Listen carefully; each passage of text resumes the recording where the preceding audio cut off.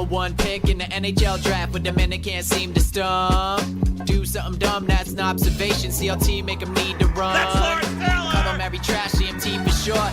Wonder if we best once you peep the score. Up at the crack of dawn, top stories of the morning. While you're yawning, grab your coffee, rise and shine with 8:80 a.m. This is Drop Time. We provide highlights from your favorite teams. Got Dave and Rick making plenty of picks. It's Rule 76. Dart. Jackson, dart. Jackson, dart. Jackson,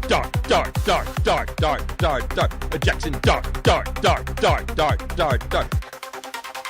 Oh, yeah. Jackson, oh, yeah. A very good Friday morning to you and yours. This is the greatest feeling in the world. And, Rick, this is why you watch. I know you wouldn't know because your team hasn't won a game, but this is why you watch. So this you is want what it feels energy? like. Yep. You want energy? I'll open my butt cheeks and give you energy today. Is what I'm going to do. Yeah. Oh, my God. I don't know if that's the kind of energy that any of us want, but hey, this is your day today. Congratulations. What a night for you. What a night for me. Here's my favorite part of the whole thing is. Yeah. Like, I expected this. I didn't expect the butt cheek part, but I expected this. My favorite part of our entire, like, pre-show meeting get-together was, and people will appreciate this, like, the innocence in your voice where you were like, guys, is it okay now if I really believe that Jackson Dart is going to be great? Yeah. Because I don't know. Nervous. I mean, is that wrong? Because I asked Ray. I was like, Ray, I respect you as a football fan. Can I be excited now? I mean, Rick, come on. That was unbelievable. Tell me he didn't look. He's doing this with Lil Jordan Humphrey. Yeah. Jalen Hyatt. Theo Johnson. I mean, he looks terrific, no? Well, I mean, he's actually trying to get Jalen Hyatt involved in the actual game. He actually did get Jalen Hyatt involved in the actual game. Yeah, I think it's fair to get yourself excited. I think we should recognize and give the kids some ounce of patience where there'll be games like New Orleans. That's right. Where he makes some mistakes. They just drop the ball. This is not easy. The transition from college football, I don't care how many starts you had at Ole Miss, is a big jump. So, I mean, I will tell you this, too. The amount of energy and confidence that he brings to the table, man. I mean, that's the kind of energy that's contagious. Like, that's what you want to see from your quarterback, from the leader of your team.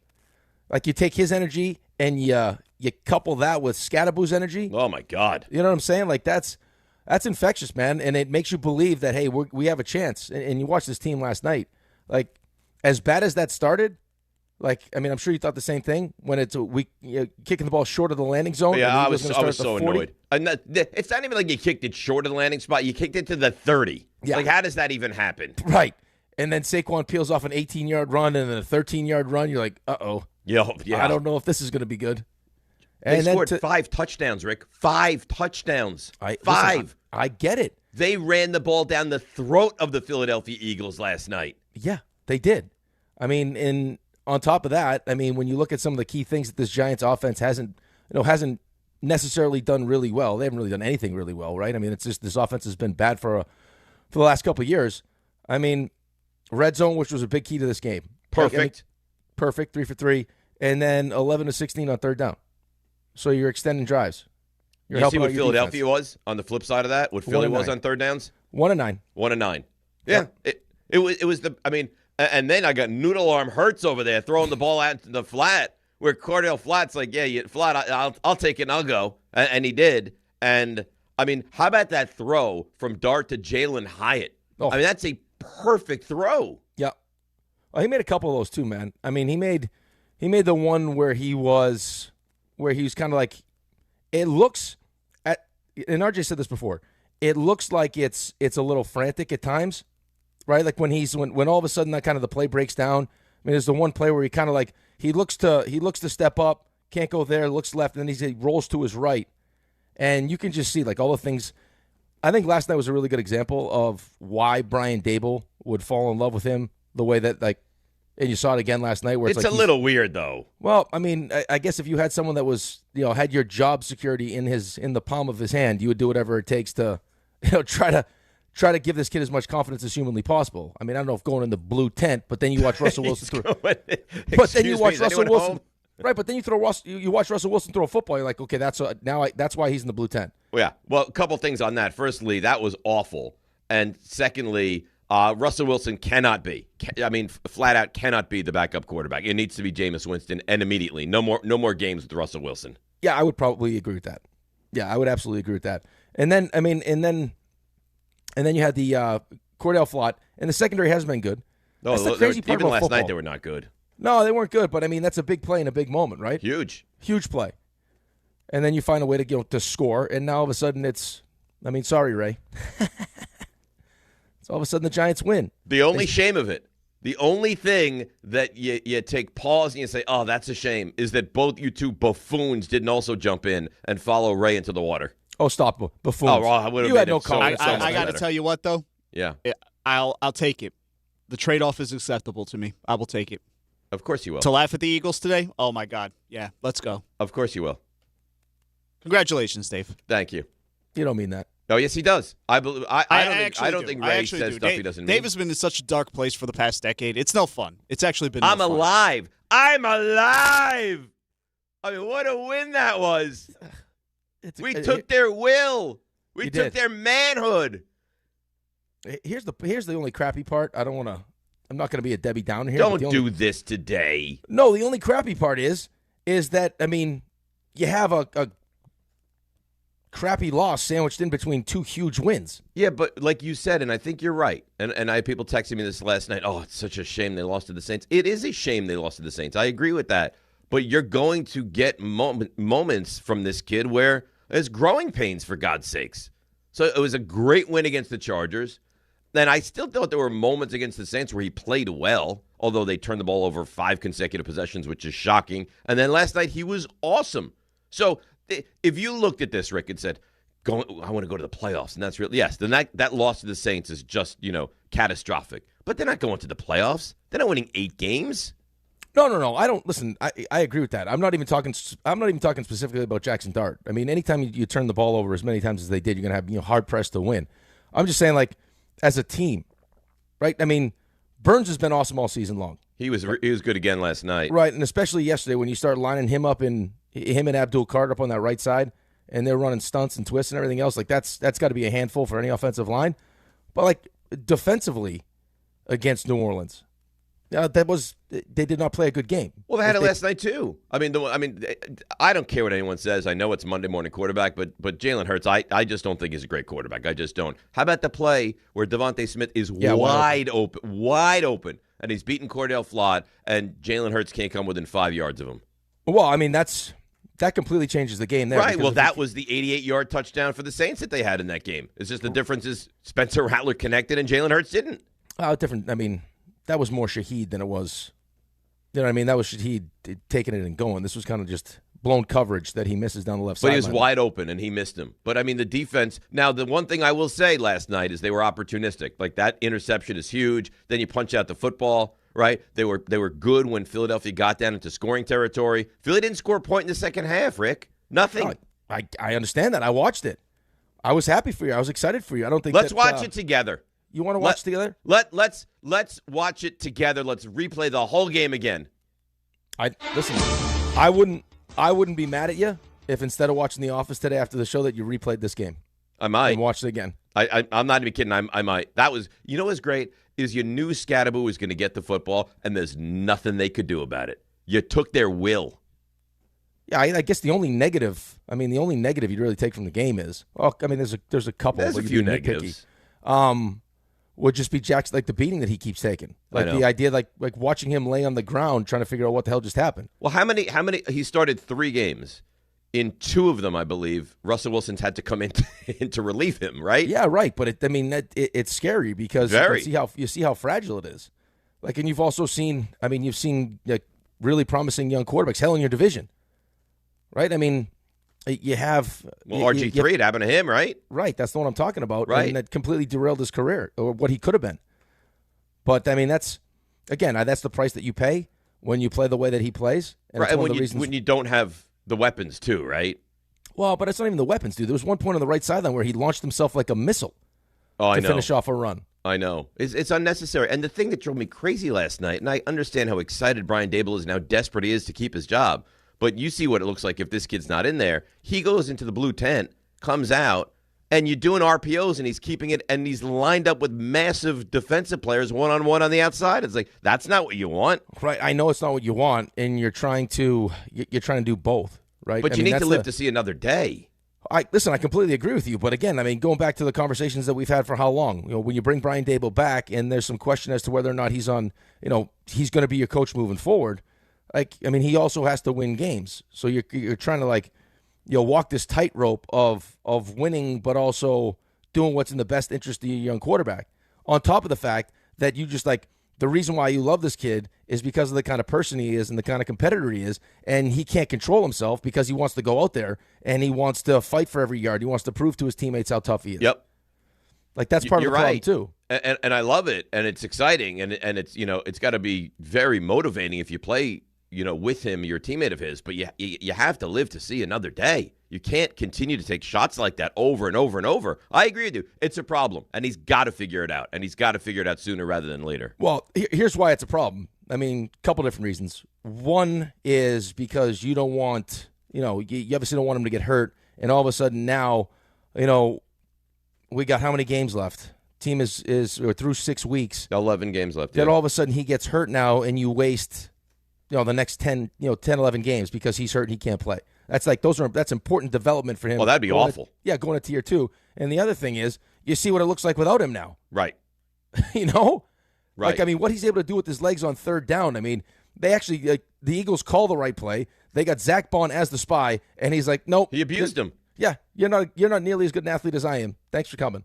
Yeah, he abused him. And you know what? For all of I think Louis Riddick was of this mindset. I know that Mike Tenenbaum was. He should have been starting from day one. He should have. He should have. Yeah, probably. But, I mean, again, when you bring in Russell Wilson and tell him he's going to be the starting quarterback, I don't think there's anything wrong with giving him a couple weeks. Because you said. But in retrospect, it's not a question. He's clearly better than Russell Wilson. Right, but I also, I do think there's something to be said about having, that was the plan the entire offseason, which is why Jordan's he couldn't believe that they got over the plan in 3 weeks. You saw the entire offseason you sold to your team, we're going with Russell Wilson. So all we did was get ready with this, the offense surrounding, the offense that's going to be, in place for Russell Wilson. So it also affects the other guys. But I think there's something to be gained from a young kid that gets a chance to watch a veteran guy prepare for actual games. You know what I mean? Because it's not like Russell Wilson's playing. He doesn't have he's not playing a bunch of preseason games. Right. I agree with that. I just think it's pretty obvious that, and we talk about this all the time. Some kids, right? Because that's what he is. Some kids are ready quicker than others. He's clearly ready. Nothing overwhelms him. And the thing that's so wildly exciting is he's doing this without, Scatterwood looks to be very good. He's doing this without weapons offensively. He makes Lil Jordan Humphrey, hey, he looks pretty good. Theo Johnson, hey, you know what? He looks pretty good. Now he's got to catch that football. That was a good throw down the seam last night. That was a great throw. It was a beautiful throw. He's got to catch that. And that's a first down. It's a first down, and you're almost. If you had a regular kicker, now you're almost in field goal range. Well, but just think about what potentially could have happened there, though. You got a 3-point lead. It's the first possession. That's a first down. He drops it, and now the following possession from the Eagles, that's when Devontae Smith is wide open. Mm-hmm. So that could have been hey, conversion drive keeps going to it's not, we punt, and all of a sudden they score a touchdown, and it's 24. And now you're losing again. Yeah, right. So that's a big. that's a big sequence there. But huge. I'll tell you what I like about him. Theo Johnson's your tight end. Right. I will tell you what I like about him the most, and all the things that you just talked about are super important things. You can tell he's got, and probably because he threw with him a lot. Not so little Jordan Humphrey because he's humongous. They clearly have. He's huge. He's humongous, but it's hey, I know I've thrown to this guy enough. I know how big he is that if I underthrow this ball, he'll go up and high point it. So there's that trust factor built up between them.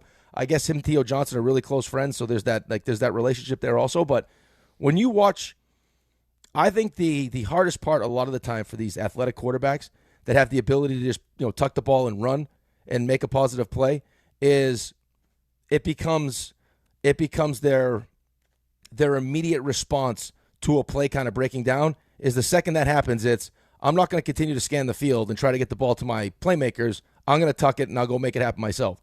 There are a couple different occasions where, the one I was talking about, where he kind of rolls to his right, that yeah, I can do it, but at the same time, my priority here is I got to get the ball out of my hand, and then once I go through, 1, 2, 3, and there's nothing available, I'll go do it.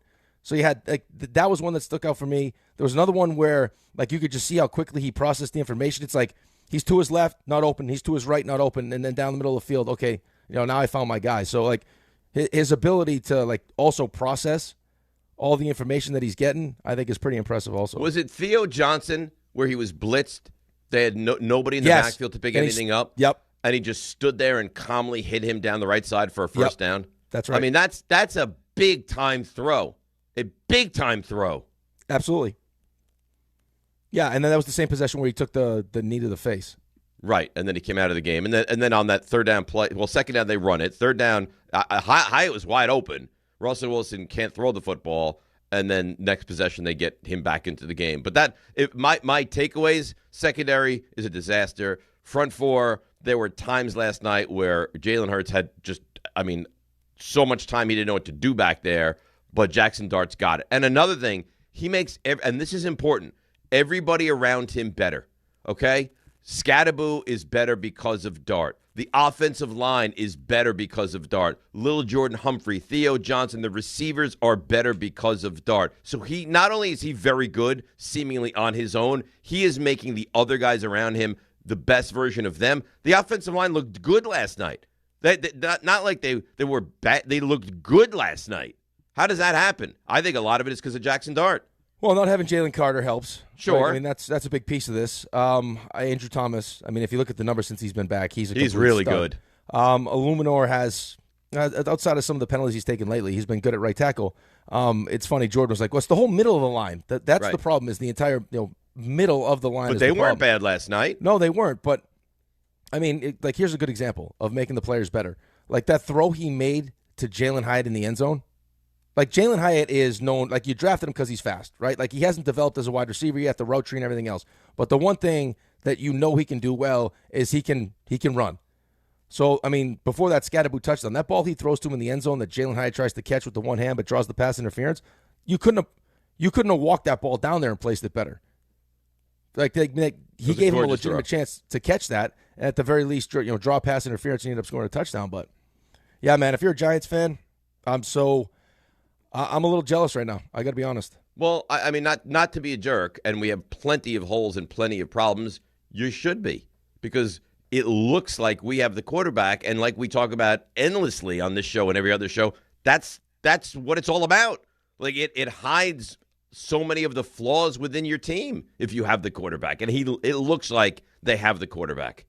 Well, I think the other thing it does, and my favorite sport, hockey, kind of what you saw from Shesterkin last night. Like when Shesterkin's at his best, what he's capable of doing is, it gives your team this level of confidence when you have a quarterback like that. It's like Jaden Daniels did it for Washington last year. Yep. It's just and it helps both sides of the ball, obviously, because I mean it's how frustrating would it be to be on that defense, just watching your offense just sputter all the time, or hey, that's another 3-and-out, we're back on the field.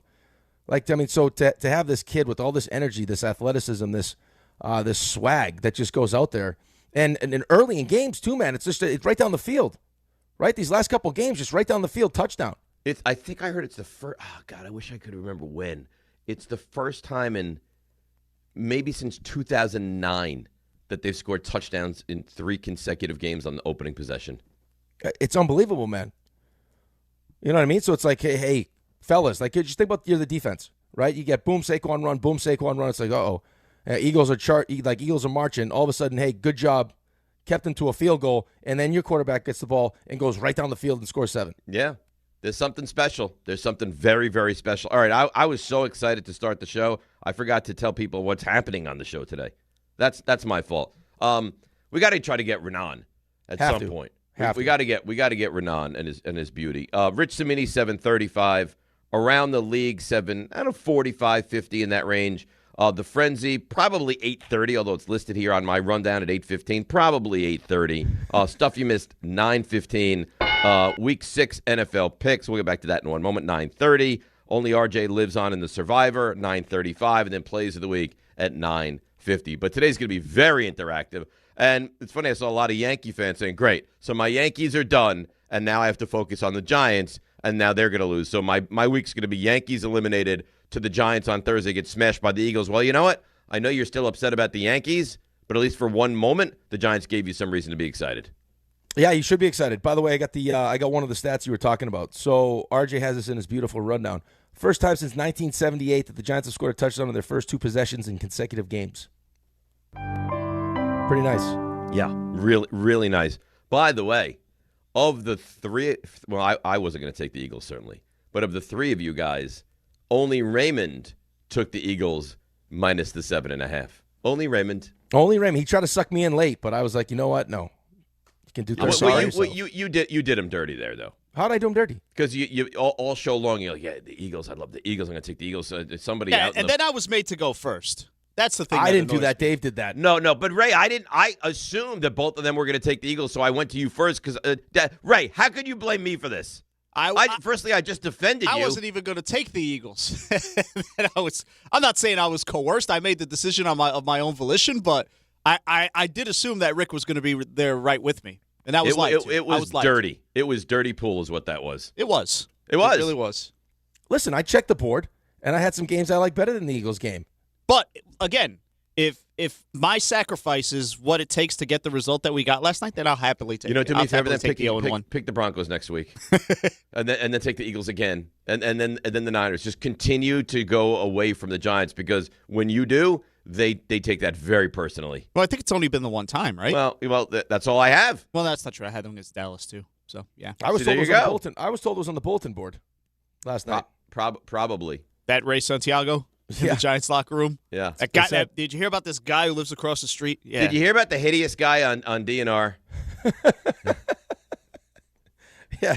He loves the Eagles in this one. He took the Eagles minus the 7.5. That was a rallying cry. Scattaboo, I believe, when he started hearing that Ray was taking the Eagles, began to just do backflips endlessly.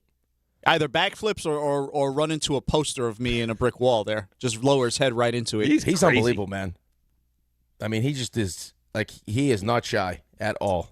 So when you were looking at the spreads and you were focusing on, like, what games you liked better and what games you didn't like better, did anything jump to mind for you? Did anything jump to mind? It's funny that you asked me that, Dave. Uh-huh. Because there are a couple games. It wasn't the Eagles game, however. But if there are spreads that you like, here's a good place. Here's what you should do. Got to go to FanDuel, and I'll tell you why. Because they're going to fire up your Saturdays. FanDuel's got a boost that you're not going to want to miss. It's called Boosting with the Boys. It's giving everyone a college football profit boost every single week. Here's how it works. Each week, they're giving everyone a profit boost to use on college football. No opt-in gymnastics, no invite-only nonsense. Everyone gets the boost. We're talking real games, real teams, real Saturdays. With an extra payout on the line, it's easy, it's fun, and it's only on FanDuel. Go to FanDuel.com/Rick to download the app. Check out the Boostin' with the Boys offer and get in on the action. You got to be 21 and older and physically present in New York. Opt-in required. Bonus issued as non-withdrawable profit boost tokens. Restrictions do apply, including any token expiration and max wager amount. See terms at sportsbook.fanduel.com. For help with a gambling problem, you can call 1-877-8-HOPE-NY or text HOPE-NY at 467369. Oh, that's beautiful. But I'm thinking I'm going to believe everything is beautiful today. Like I'm thinking the today's sun's going to be out. You. The birds are going to chirp. The grass is going to be green. Like everything is going to be great today. Yeah. I mean, I'm not sure if it's green enough to like do the butt cheek stuff that you talked about, but I think it's going to be a good day for you. Oh, it's going to be a great day for me. Yeah. It's going to be a glorious, glorious day. So, phone lines, guys, are open. And there's so many times where it's the Giants stink. They can't do this, fire that, move on from this guy, secondaries this, wide receivers, what were they doing? Not today. Today there's some optimism. Today there's some positivity. So, 800-919-3776. Let's share in the celebration together. Let the wild rumpus begin. DNR with you, ESPN New York. Right now, police are stepping up patrols to make sure drivers and pedestrians obey our crosswalk laws. Why? Because every year in New York, people are injured or killed just crossing the street. So remember, pedestrians, obey traffic signals and use crosswalks. And drivers, yield to pedestrians in crosswalks. If you don't, we will educate you on the law. And you may get a ticket, because tickets get attention, and that saves lives. A message from the Governor's Traffic Safety Committee. There's nothing the voice in our head obsesses over like our health. But with over 100 lab tests and insights, Function can help answer the questions like, why am I so tired all the time? How can I get better sleep? My friend was telling me about magnesium gummies she takes. How do I even know if my heart is work stress affected? It's time to up my cardio. If my mom has something, how would I find out? It's time to get some blood work done. A Function membership gives you a comprehensive health check with results tracked over time. Find out what you're made of at functionhealth.com. At Uline, the prevailing opinion is, if you don't live it, you don't believe it. The people at Uline believe in hard work, and they live it by being there 24/7 to answer your call, having 41,000 items in stock, and offering same-day shipping from 12 locations across North America. Business owners, sellers, buyers, shippers, and packers believe it. Uline is the hard-working, dependable source for your shipping and industrial supplies. Visit uline.com. Just printed from the Erie Canal Press, the most coveted ticket, New York Lottery's $1 million raffle, hath arrived. 15 fortunate souls shall come into the fortune of a millionaire. Translation, the $1 million raffle is here, and 15 winners are going to become millionaires. The New York Lottery commemorates 200 years of the Erie Canal with your best odds of winning $1 million. Limited tickets available. Ask your local retailer today. Please play responsibly. Must be 18 plus. Gambling problem? Call 1-877-8-HOPE-NY or text HOPE-NY. Some people just know you can save money on car insurance by checking Allstate first. Like you know to check Kirk Herbstreit's pregame analysis first, before talking to your brother-in-law. In this game, the key thing to watch will be the offensive line versus their front seven. If they can get pressure without blitzing, this could be a long night. Okay, Kirk. I know stuff. Ooh, checking first is smart. So check Allstate first and see what you could save. You're in good hands with Allstate. Potential savings vary, including based on how you buy, subject to terms, conditions, and availability. Allstate North American Insurance Company and affiliates, Northbrook, Illinois. Coach Saban here. On the field or on your walls, coverage matters. That's why I go with Behr Marquee Interior Paint and Primer from the Home Depot. Exceptional hide, advanced stain blocking, and over 1,000 colors to choose from. Behr Marquee delivers one-coat coverage that stands up to real life. One-coat coverage, no overtime. Behr Marquee, only at the Home Depot. How doers get more done. Valid only when tinted to colors from the Behr Marquee Interior One-Coat Hide Collection.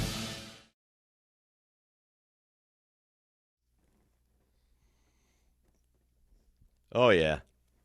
I mean, Ray could play, like, anything today. I'd be so excited. He could play, like, death music, death metal. There's a lot of stuff that happened last night, too. That's your first win in 9 division games, which that's big. Yep. First time they won a Thursday night game since 2015. That's right. Jackson Dart, only the second Giants rookie quarterback to beat the Eagles. Last time that happened was in 1950. Which is nice. That's unbelievable. So how about this? Going into the game last night, in the last 34 games against the Eagles, including playoffs. Yep. How many do you think the Giants have won? Last 34, including the postseason. Last 34, including the postseason, the Giants have. They won. Last 34 we're going to? 34. So we're going like I think it's 16 years plus 2 playoff games, I believe. Well, last time they played in the playoffs, they got smacked. And the time before that, they got smacked too. That was the year that Plexico Burr shot himself in the leg, and McNabb brought the Eagles into Giant Stadium, and they won. Do you ever find yourself thinking like what could have been with that season sometimes? Sometimes. Like you think about that all a lot? the time. The Giants are the best team in football. The Giants were 11-1. If he doesn't shoot himself in the leg, that Giants team was better than the team that won the Super Bowl the year before. Right, I remember that. I just don't I remember my first thought when that happened was like, why? Like, what was the thought process when you made that decision?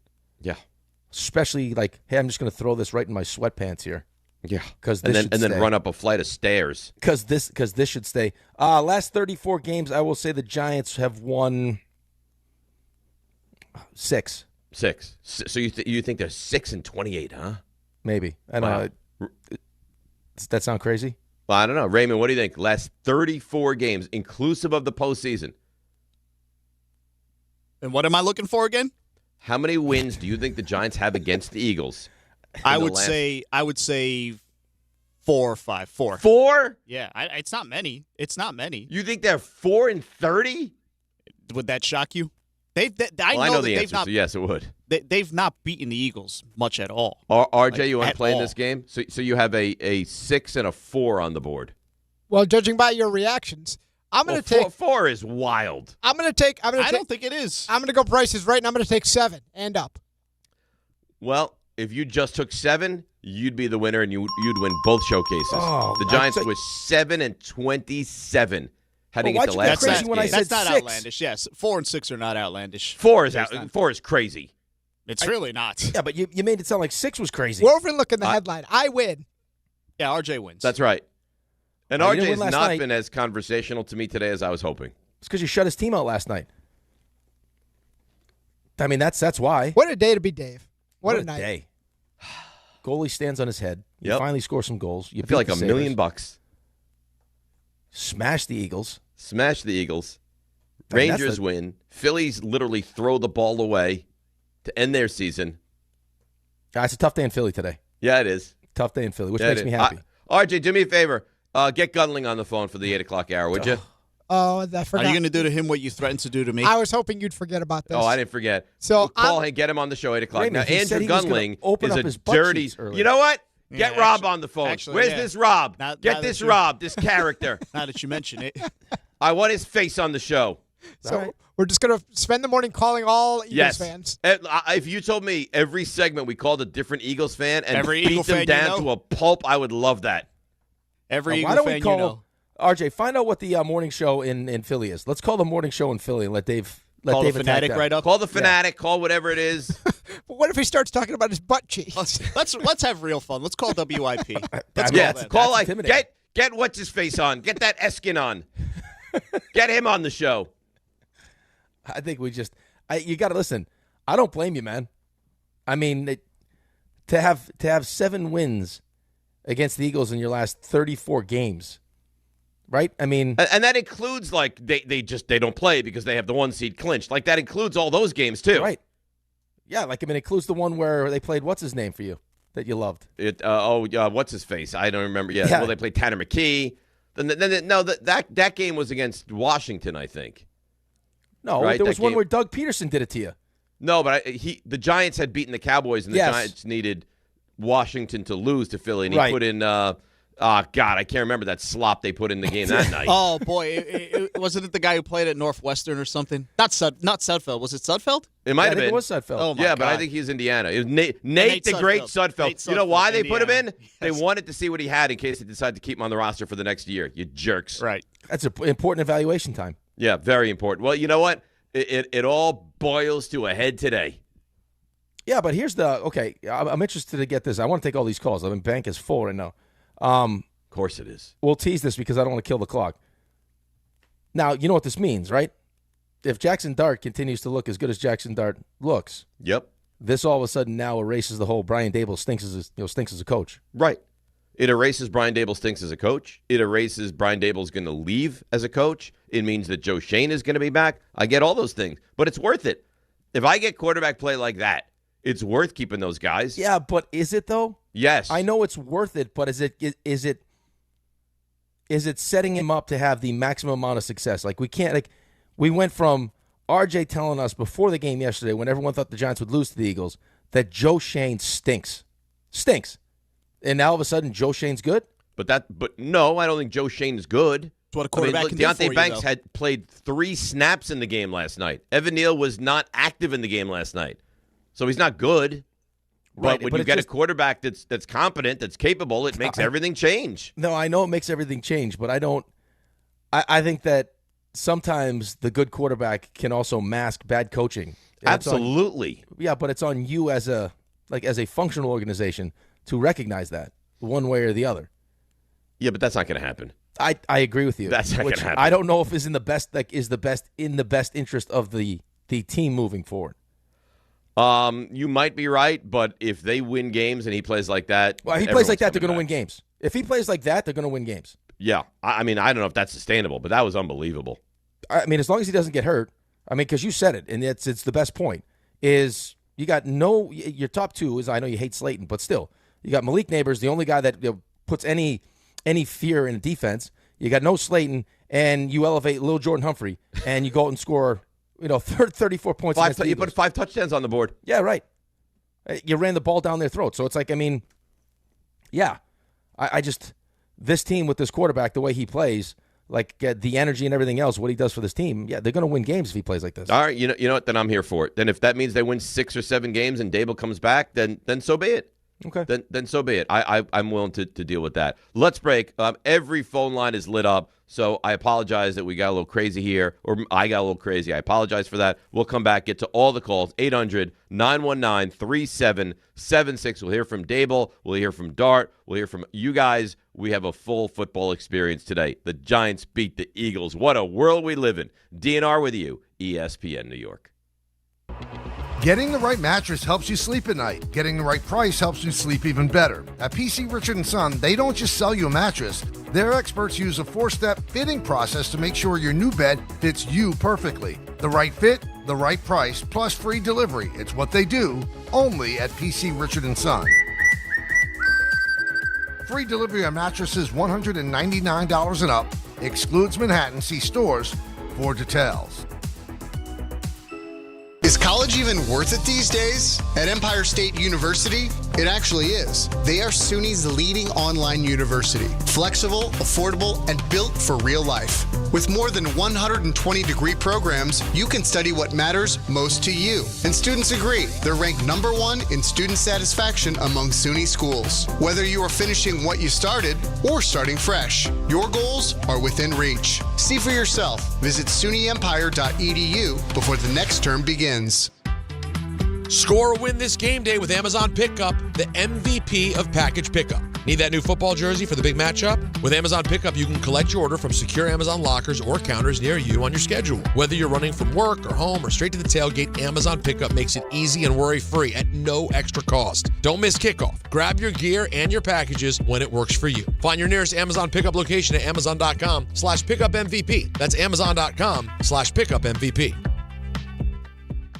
Diana Florence knows how to keep our communities safe. In 25 years as Manhattan Assistant DA, Diana successfully prosecuted street crime, corruption, and fraud, using smart solutions to increase safety in our neighborhoods. Now, a radical agenda has put us all at risk. On November 4th, vote for the independent Democrat that will protect us, not criminals. Elect Diana Florence, Manhattan District Attorney. Paid for by the Coalition to Restore New York, not expressly authorized or requested by any candidate or by any candidate's political committee or any of its agents. At City Harvest, we believe no New Yorker has to go hungry. With your help, we're on the road 365 days a year, rescuing over 77 million pounds of nutritious food and delivering it free to millions of New Yorkers, transforming surplus food into sustenance, sustainability, and smiles, rallying thousands of New Yorkers to power a network of nourishment across our city. One day, one meal, and one New Yorker at a time. That's how we feed good. Donate at cityharvest.org. From kickoff to cash out, ESPN Bet has the tools you need to score more on game days. Bet smarter with stats at your fingertips. Get personalized parlays built just for you. And with your fantasy team synced right in the app, you can back your squad. Right now, new customers get $100 in bonus bets when you bet $10. Sign up with promo code USL to get started. Must be 21 plus. Gambling problem? Call 1-800-GAMBLER. Terms and conditions apply. See app for details. Offer not available in New York.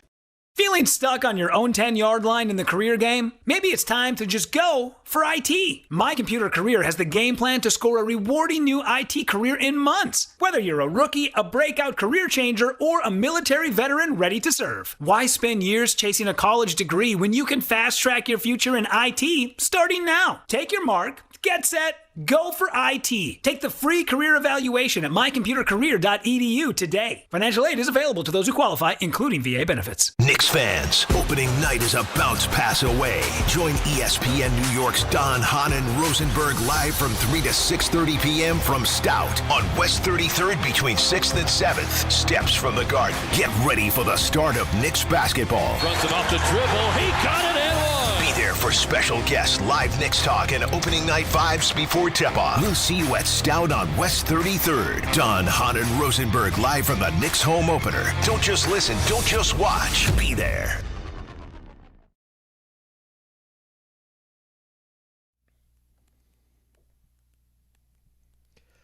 All right, DNR with you. ESPN New York. I want to remind everyone playing ESPN New York Survivor to make your pick before Sunday's 1 o'clock games to stay in the running for the $5,000 grand prize. I'm out. You're out. Yep. Ray's out. Only RJ on this show remains. How about this? After 5 weeks, we've lost 79% of the players. I think John. I think last night's Eagles loss killed John too. Yeah, and you know what? Hang on. Follow along on the ESPN New York app, powered by SplashSports.com. I told them. We're sitting. I don't know if you heard yesterday because you were up and around when the break hits during that hour. He came in. He's like, I'm taking the Eagles. I said, that's a mistake. Why? I said, because that's a mistake. I don't like taking road teams, and I don't like taking division battles, and I don't love that game. Well, I've mapped that out. He's like, I've mapped out the whole rest of the season, and this is the best game for me this week. I said, Packers the Bengals. Right, but see, it's kind of what I did last week when I got knocked out, but it took, you heard Tim Hasselbeck yesterday. Maybe the worst loss he's ever seen to be out, but I did the same thing. Instead of taking Detroit, I was like, here, let me look at Detroit's schedule. If there's a better time to take Detroit or another time to take Detroit, I'll go Arizona. You gotta live to win that week before you worry about 4, 5, 6 weeks in the future, though. I know, but I will say, though, it sounded like, because I was back for that he put a tremendous amount of thought into that decision, though. Like, I would imagine that, like, at his home where he wears the Oculus, there's probably this actual layout. Homeland charts on the wall of who to take and why to take them. All the schedules, and he's pointed to, okay, week, he was giving us, week 9, week 14, he had this one. Like, so he was dialed. Well, now he can help me. I'm going to take the Packers this week in my one remaining Survivor pool. So, here's what's happened. This is very unfortunate, by the way. Raymond sees all the giddiness. Raymond sees all the excitement. Raymond sees the Giants fans have flocked to the phone lines this morning. And what does Raymond do? He hangs up on every single call. Raymond, so if people know, we had full bank. Full bank. Agenda was, second we get back from break, call. And what Raymond does is he does his best Darius Slayton impression, and he drops them all. He breaks the phones. Yes. And now, as I'm watching the call screen, calls are being screened, put up on the board, and then the board resets itself. Right, and it just happened again. So what's happening right now? It's unbelievable to see. It's like the butt fumble of call screeners. So every line is lit up, and then the guys will screen one or two, and then they vanish, and then that happens continuously. Yes. So I could just hear people saying, "You said you were going to get to the calls." I'd like to. Yeah. It seems at the moment we cannot. But what we can do is hear from Brian Dable and hear from Jackson Dart. You tell me, who do you want to hear from first, the coach or the quarterback? I'd like to hear from the quarterback first. All right, you want to hear from the quarterback. Jackson Dart was asked after the game, was this a statement victory? Yeah, it absolutely is, because you have to have a lot of respect for that team. They just come off of winning the Super Bowl. They're the top team in the league. Quite honestly, nobody really expected us to put up a performance like this. As a locker room, as teammates, we felt confident. We tried to play hard for each other. We're not trying to make statements. We're just trying to play for each other and win games. So, we wanted to find an identity, and I felt like we did a good job of putting that a little bit together tonight. Yeah, I don't know how you could hear him and not be excited by what he says. Well, even after the first game that they won, right? I was watching the post game, and he got the game ball, and just his message to the team. You see a lot of times. I don't care what the age group is, or what locker room you're in. When a guy gets put on the spot, right? Player of the game or game ball, and then he has to stand in front of the group and speak or relay a message. Some guys are good at it, and some guys you can tell are intimidated by the moment. And he's clearly, as a rookie, not intimidated at all by the moment. He wants to accept that challenge. He wants to be the leader of this team. And that's how he carries himself, which is pretty, not pretty, which is really impressive. You know what I mean? Just playing, to have that level of self-confidence and then be able to lead. This isn't college, man. This is grown men. Right. And these grown men recognize that my lively, you're dictating. How many times have you had, Orlovsky said it? Every quarterback that we've talked to says, and it's not, it's probably not the best thing in the whole world to have one guy have as much power as the quarterback does, but the quarterback holds the franchise and the jobs of all the people in charge in the palm of his hand. If he's good, you're going to have, if he's good and you win games, you're going to have your job for a long time. If he stinks and it doesn't work out, you're going to get fired. Really, this was the last thing Brian Dable could do, right? That's it. They were 0-3. Things were falling apart. Fans wanted a pound of flesh, And he went to his last chip, and it was, all right, I'm down to my last $25 chip. Let me put it there in the circle and play a hand, and he's winning hands. And now he's compiling because he will keep his job if this continues, and if it does not, he will be out of a job. I firmly believe that. Yeah, I mean, same with Joe Shane. Right. Right? I mean, before last night, all we were talking about for the last couple of days is just, I mean, how bad both were. Like, Brian Daboll, and you could go through the list of different things, like the idea of having the 31st ranked offense last year. You bring everyone back except the quarterback. Like, it's just, hey, guys, it's the quarterback. It's the quarterback. And I'll tell you what, I think that conversation changes now because he's got his guy with the skill set that he wants. And in the last 3 games, you've beat an undefeated Chargers team. Right. And you just, on a short week, Thursday night, where you never win in primetime, you just beat the Eagles. You didn't even beat the Eagles. You humiliated the Eagles. Right. You ran the ball for 172 yards against them. Like, I mean, so it really is amazing, though, how quickly in this league the conversation can change when you got a quarterback that can actually go out and do all the things that you want. It is pretty amazing that you went from Sunday losing to the Saints and turning the football over 5 consecutive possessions, right? Yeah. And then 4 days later, you're home against the Eagles, nationally televised game. They have a team meeting. They are embarrassed. This is not going to happen again. Saquon has 6 carries. We sit here and he's going to get 20-plus carries, and A.J. Brown's going to get 1 million, and they're going to destroy the Giants. And you go out there 4 days later, and you humiliate the Eagles? Like, you can't make this stuff up. This is why sports is the best. It's why it's the best. Yeah, I mean, it really is. Did a really good job against Saquon, right? I mean, last time I think he played Saquon, he went for what? Almost 200, $176 or something like that? Like, he diced you up last time you played against him. And he got off to a great start. Could he have had, like, the Eagles single-game rushing or career something? There was some record he could have broken, and he was like, no. Don't put me back into the game. I don't want to go back in there and do it again. Yeah, I'm good. I've done everything I've set out to do today. Yeah, and here's the thing. Like in Philadelphia, I can only imagine what those conversations are. Oh man, are it must like be today. A treat. I mean, those must be really, really fun times. It's nice though when you can cause Philly pain. I will say. Oh that. yeah. Well, and could you imagine Philly today? They got that pitchers throwing the ball home for some reason on a comebacker, and then they're like, all right, well, we didn't think we'd beat the Dodgers anyway, but at least we'll beat the Giants and we'll get back on track, and they get hammered by the Giants. Yeah. So, how's Rob doing today? What are you doing today? Huh? What are you doing? How are you doing today, or what are you doing today? No. I said, well, how's Rob doing today? Rob sent me the green puking emoji last night. Yeah. So he's not doing well. Yeah, good. I'm glad. I think you probably just ruined the fact he's going to be in the Columbus Day Parade on Monday. I think you probably ruined enjoy that, Rob. I think you probably ruined that for him. Good. Would you like to come to? We got a couple games this weekend. Would you like to come out to the games and just taunt him? I would, but Ben's going to be home this weekend, so I'm going to hang out with him a lot. I think we're your neck of the woods too. We're in Brewster. You're at Brewster Ice Arena? Yeah. Oh, when are your games? You can taunt him if you want. Well, don't say, because then you're going to. I had people showing up for Ben's game years ago, so tell me off. I had the same thing. I did that same thing happened to me. Yeah, let's not do that. Let's hear more from Jackson Dart on the pressure. Does he feel pressure to turn this team around right now? I love it. I understand that, like, the most important thing for everybody is winning. As competitors, that's how we feel too. And I feel like the city is starving for that. We are starving for that. We hate losing. It's the worst feeling in the world. So, we just try to do our best to, regardless of what, outside noise is we try to keep, everything internal between us. And, I have all the confidence in the world of every single player in this team. And we just got to try to do our best to rally and stay consistent. I don't know how you could hear him and watch him and not fall in love with him. I think it's pretty easy to see why through the process that, this was Brian Daboll's guy. Right? I mean, you got the physical tools. Yep. Right? And then you recognize how important the leadership part of this is. Like, you need to make those guys in that locker room believe that you can help them win.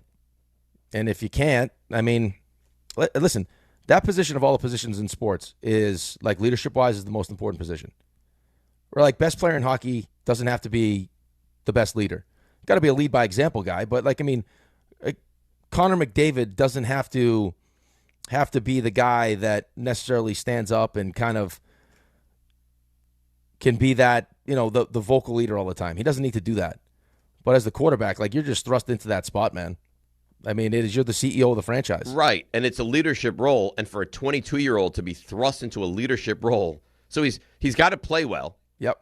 And he's got to take on a leadership role so that guys buy into what he's doing. Right, but I think that's partly why you see him play the way that he plays, with that reckless abandon. Like, I got to show, like, awesome, but you won't think that when eventually it goes south. Right, I think that the hope would be that this is kind of like, hey, early on, I want to show my guys, how much I want to win, and then as you kind of prove yourself, you can take your foot off the gas with that a little bit and be a little bit smarter. Right, like, I don't need you launching yourself into cornerbacks with your head. It's terrifying. So it really is. It's terrifying. But right now it feels pretty unbelievable to watch him play. But yeah, I mean, you see the downgrade from when he's a quarterback to the next guy up. So he's got to stay healthy. Yeah, he has to stay healthy. It's just, I mean, takes a lot of hits. A lot. I know. But the way he plays football, he's going to take a lot of hits regardless. So he at least has to show some semblance of smarts and not take the extra hits, the meaningless hits, I guess I'd say. See, I think and he said this before. He's like, if I have the ball on third down and I'm trying to extend this drive, I'm not sliding before the first down. My intention is to pick up the first down. So, like, if that's the mindset, yeah, you're going to take some big shots.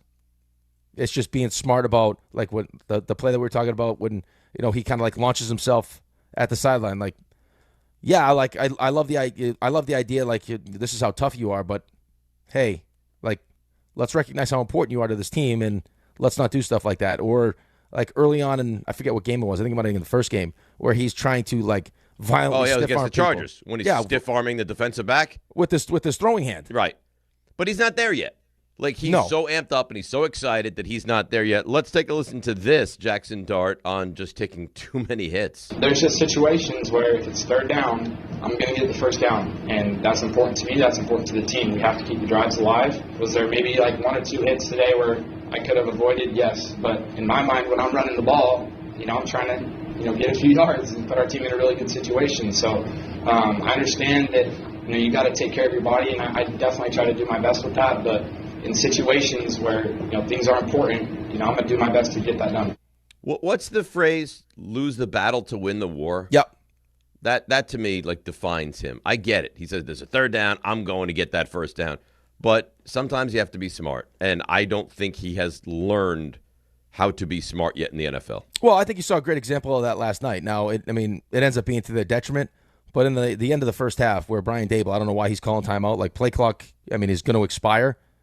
Eagles have no timeouts. There's 15 seconds left, and he, for some reason, calls timeout. But, on the Eagles side of it, Jalen, who's already won a Super Bowl, kind of established himself. Now, I know you guys don't necessarily love Jalen Hurts, but, has earned the respect of his teammates because he won them a Super Bowl. Well, he's a winner. Right, but he slides a yard short right at the end of the half, and you can't spike the ball because it's fourth down now, so they don't get a playoff. You know what I mean? Like, in Jackson Dart's mind, you bet your ass he's picking up that first down. Right. Well, I just think you have to be very, very careful with that, because if you continue to do that, you're not going to see the next 11 games. Oh, but you said it. He's already been dealing with the hamstring, which happened in week 1. Mm-hmm. Right? So, there's only so much. You don't want to get yourself in like an Anthony Richardson situation. And I'm not saying like talent-wise they're similar. I'm just saying right, but when you're hurt every single week. Like every single week, the backup quarterback's got to come in for a couple plays because you're in the tent. You're no good to us hurt. No, of course you're not. But here's the thing. It doesn't feel like he sees that. Like, he's like, no. Like, you got hurt. You have to go into the tent again. Like, all right, what are you going to do? He's like, no. Big third down. I'm going to put my head down and run through a guy. That's not smart. And this is going to continue to happen. It might happen anyway. Just the way he plays football, the amount of punishment they allow him to take, the way they set up their offense, he's going to take hits. But if he's going to take hits, and then on top of that, he's going to be aggressive on second and third and extra yardage, he's not going to make it through the season. Yeah, see, again, you're talking about trying to walk that line where you don't want to. It's what you love so much about him, so you don't want to take that away from him, and you don't want to put him in a spot where it's like he knows he can pick up that third down, but in the back of his mind, he's heard so many times. It's like with when Daniel Jones, the whole thing with Daniel Jones was, don't throw a pick, don't throw a pick, don't throw a pick. So now his first thought when he's making a throw is don't throw a pick. So rather than throw it, now he holds on to it. So you're going to change the way the kid plays, which you don't want to do, but you need to fine tune it. I think would be my phrase. Which we're 3 games into it, so hopefully he'll figure that part of it out. I hope so. I got a good email I wanted to read to you. Well, that's the only thing we're going to be able to do anyway. It's because the phone's broken. Right. The day of all days. I guess. Give out your cell phone. Have people call you on your cell phone and put it up to the microphone. You want me to give my number out? Give your number out. He'll do it, too. No, I won't do that. Yeah, you will. Barry B., you'll appreciate this. Barry B., Russell Wilson coming in for Dart for 2 plays is very similar to when John hopped on the mic and started listing game times that night. Yep, very similar. The last 2 times you've seen Russell Wilson has been really bad. It's been awful. Like what was the other game when he came Chiefs. in? It looked like he was like an old man, like shuffling around before he got tackled. Yeah, you saw. Right? Did you see him? Yeah, you saw him against the Chiefs, and he was brutal. And then you saw him yesterday, and he was equally brutal. I think we may have to reassess who the backup is at this point. That's what I said to start the show. Yeah. It has to be Winston. I think it might have to be. It's going to have to be. You can't. Tip-off's at 9 o'clock tonight. tonight. What was that? That was John when he took. Tip-off's at 9 o'clock tonight. God. When he said he could do your job better than you. That's right. He thinks he can do everybody's job better. But you know what? I don't care. I'm in such a great mood. It does not matter to me. I don't care. And if we get the phone lines up and running, which would be glorious, we're going to get to all your phone calls, and that's a promise. I'd give out the number, but is there even a reason to do it now? Not right now. What, to tease people? So I can sit here and watch all the lines go green and then it resets itself every time? It's awful to see. But you know it's not awful to see. And you know what it's not awful to do? Putting a little scratch on some of these games. Like if you had the Giants plus the 7.5 last night, I mean, you're walking around like the cock of the walk this morning. You know but that? what happens if you have the Eagles minus the 7.5 last night? Well, then you're an idiot because the Giants won the game outright. That's not great. Yeah. Well, that's why they call it gambling, my friend. Here's what I want to do, though, David. I want to get you ready for Sunday because NFL Sunday's almost here, and you've got your crew, your couch, your snacks, your slate, and FanDuel's coming in with some extra. This isn't just another NFL Sunday. It's your chance to place that perfect parlay or hit your go-to player prop, and now we're making it even better because this week FanDuel's bringing the bonus. That's right. Right now, all customers get a 50% profit boost on any NFL bet. However you play your game, FanDuel's got your back with something extra in your account because that's what Sunday should feel like. Visit FanDuel.com/Rick to download the app and get in on the action before kickoff. Must be 21 and older and physically present in New York. Opt-in required. Bonus issued as non-withdrawable profit boost tokens. Restrictions do apply, including any token expiration and max wager amount. See terms at sportsbook.fanduel.com. For help with a gambling problem, call 1-877-8-HOPE-NY or text HOPE-NY at 467-369. That was really well done. That was a very nice read. Very nice read. All right, so what do we have coming up this morning? We're going to go around the league at 7:45:50. That right after Rich Cimini right at 7:35. We're hoping to do a phone frenzy. We'll do a frenzy in some capacity, 8:15 or 8:30, probably 8:30. Stuff you missed, 9:15. Week 6 picks. Raymond, you'll only have 2 because you took the Eagles like a dummy last night. So we'll do our picks at 9:30. 9:35, RJ's going to tell you his survivor. And then, of course, we do plays of the week. It's a jam-packed show. A lot of Giants. We'll look around the league. We'll get into the Jets as well Sunday morning over in England. It's DNR with you right here on ESPN New York. All right, let's see what's happening with my buddy, my pal, maybe my best friend. Here she is. It's Debbie Duhame.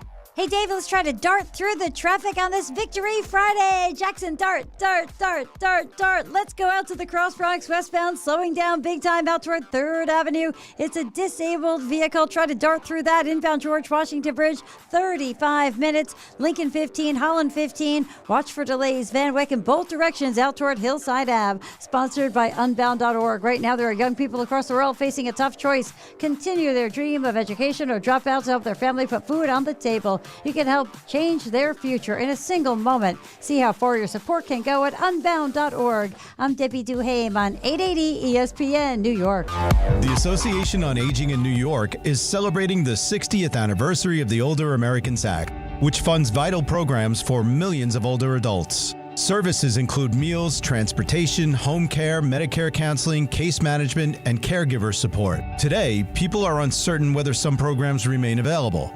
We can help. To learn more about these essential programs and how to keep them, visit our website at agingny.org. Sponsored by the Association on Aging in New York.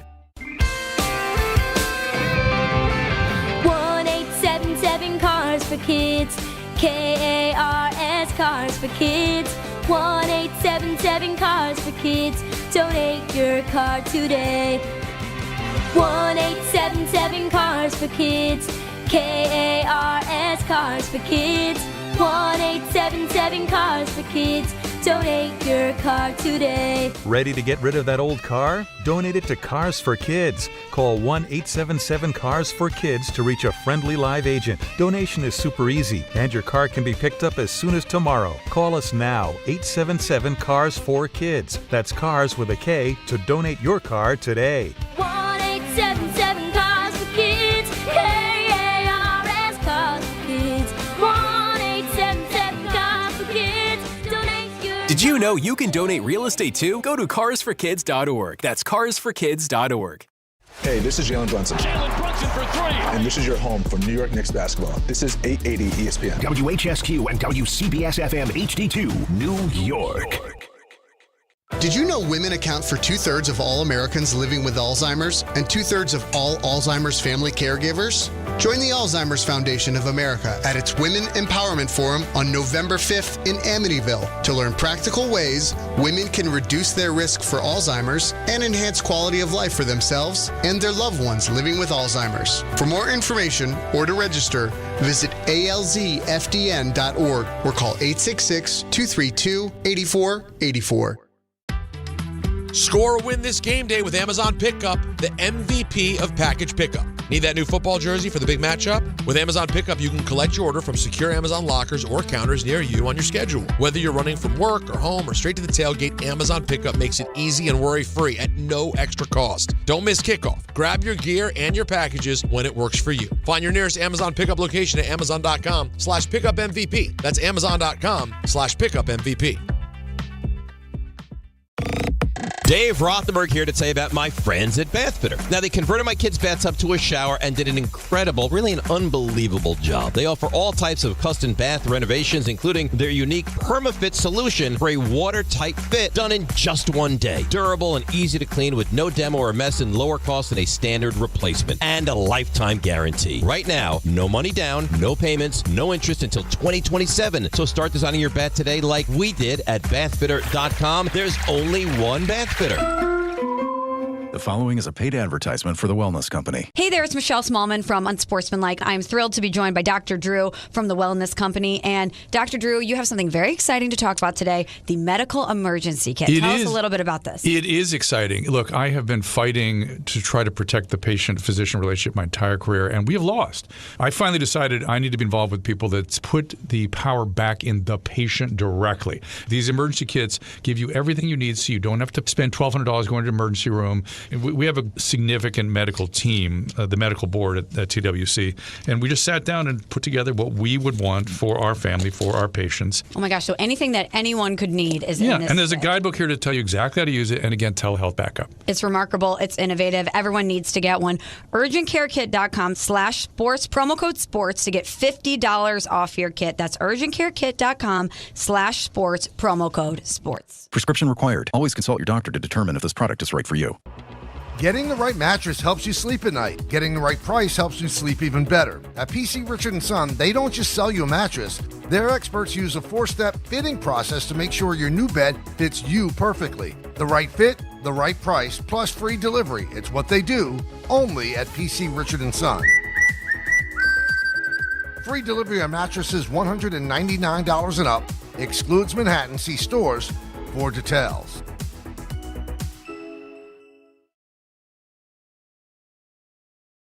Dart. Jackson, dart.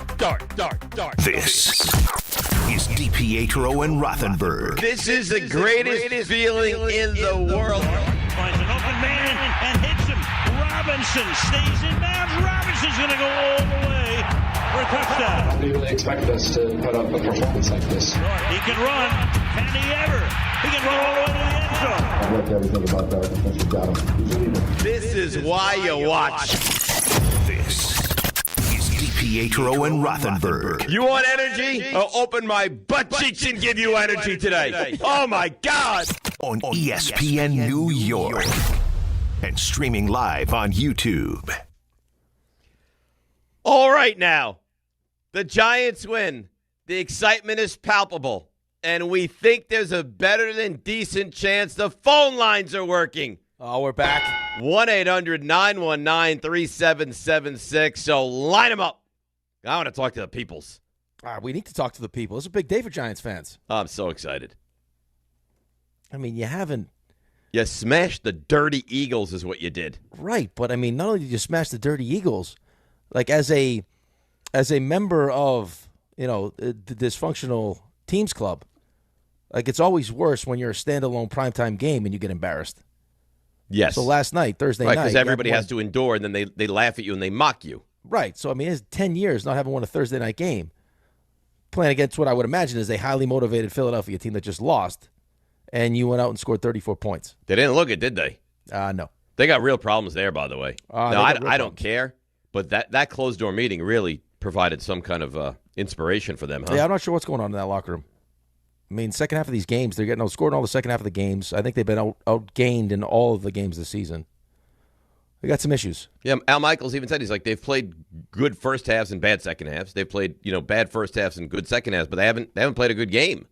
No, and yet they're still 4-2. So you say that, and they are. And we don't need to spend a ton of time on the Eagles because nobody really cares that much right here. They want to talk about the Giants, which I get, but they shouldn't have beaten the Rams, right? Like they should not have won that game. I didn't think they were very good against the Cowboys. There was another game I thought they got fortunate to win. I don't know. It feels like that's not a great football team right now. No, I don't think they would tell you that they're a great football team right now. I mean, if as a defending champ, you're already having closed door team meetings for hours. I mean, I think you probably got some stuff going on. Yep. But I hate to play that game because I mean, just you give teams like that the benefit of the doubt. How many times did we say during the course of last season in one-score games that the Chiefs were barely squeaking by, and they ended up in the Super Bowl? Yeah, it's a fair point. It's a fair point. But, correct me if I'm wrong. Doesn't it look different right now or no? Well, it feels different. I mean, not only does it look different, it feels different. Like, I mean, there's clearly something going on. Like, if you thought everything was fine, you're not having closed-door player meetings. And I got to tell you, beating the Eagles and humiliating Nick Sirianni, I don't think there's a lot of things finer on this earth than those kind of things. I think there are a lot of people that share that sentiment. Yeah, I mean, that was glorious. By the way, the excitement for the phones working, I don't know that's actually accurate. Yeah, I've been keeping track with the call Yeah, it doesn't look like they're really working. Yeah, this so is RJ great. RJ was so excited. He goes, phones are working! And it appears that's not the case. So that's okay. Listen, I can sit here. I'm happy to have you here today as my co-pilot, but I could sit here and I could spend 4 hours with no phone calls today. Hey, listen, you want me to tap out? No, I do not. Don't do that. I could tap right out. Because we got to get into the Jets later. Oh, great. We got Rich Cimini. We'll need you for picks. No, I need you. I want you. I'm just saying, like, I could. Can we get Renan? Is that possible? Yeah, I think RJ's reached out to Jordan to try to get him on the show. I want to see his face all up in the camera again today. Choo-choo. Jordan and I, we texted back and forth last night. What was he saying? I sent him the bullseye, right? The dart.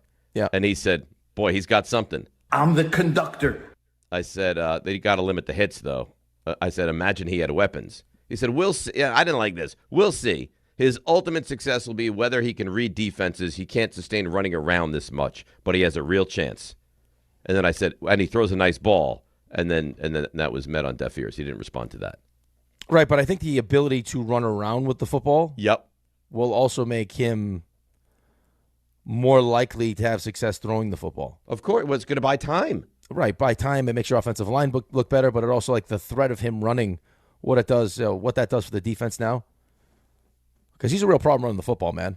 I mean, it's like, that one play, like, where they actually called the right defense, they got, Bond spying him, and he's like, no. Like, see ya.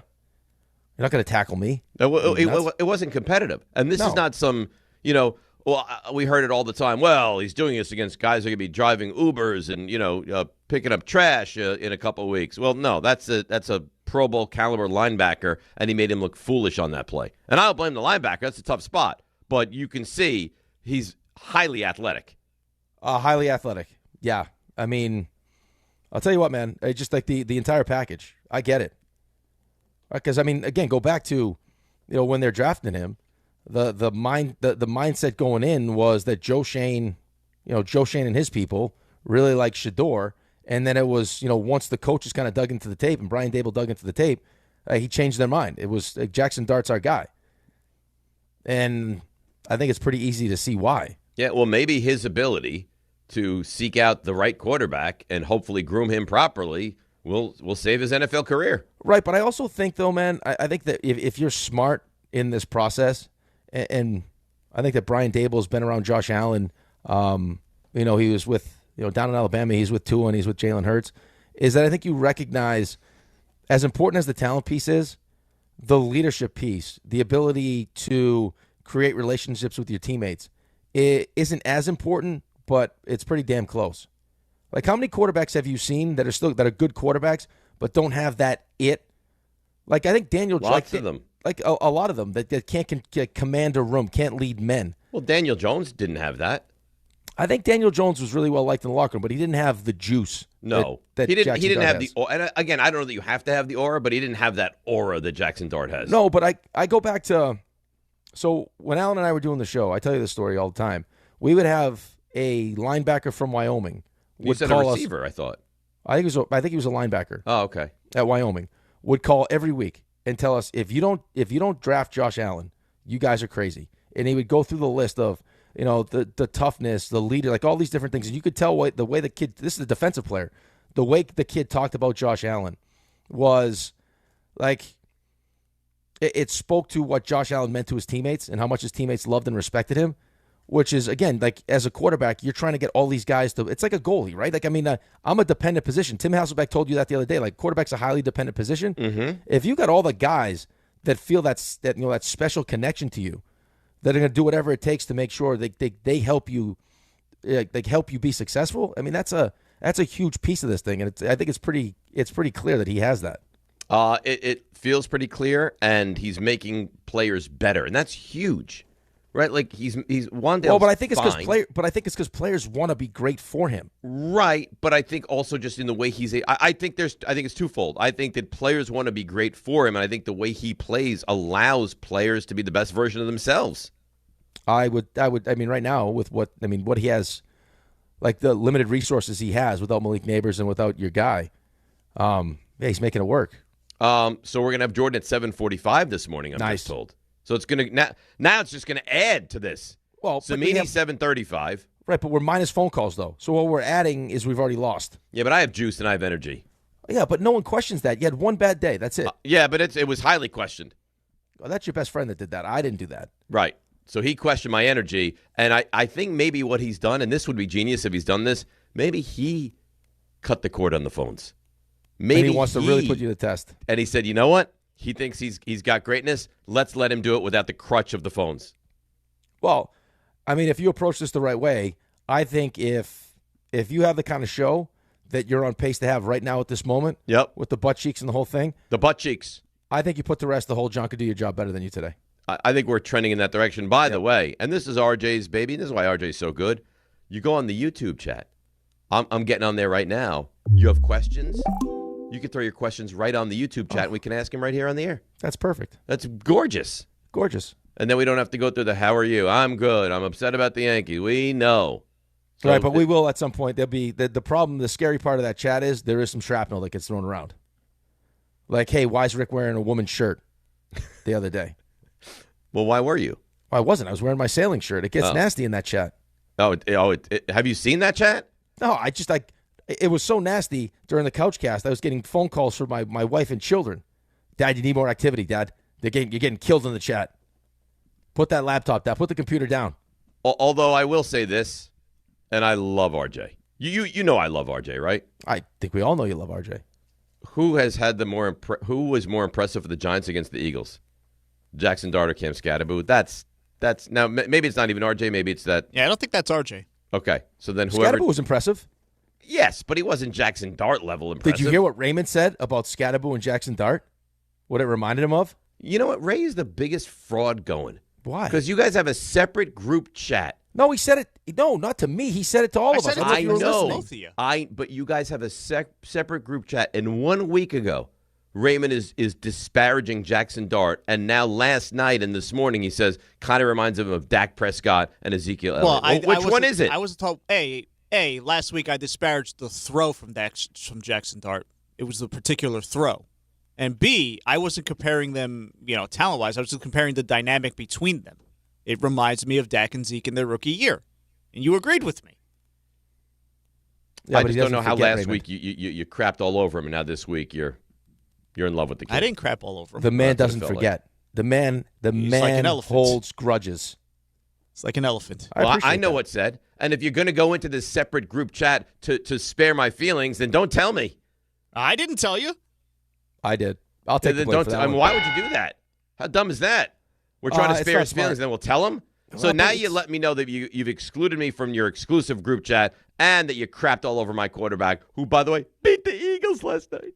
Right, but here's my conundrum, if you will, is that I also recognize that you don't have any feelings. That's not true. You don't have feelings. Stop. I do. No, you don't. How about Bobus in the group chat? Dave is so handsome today.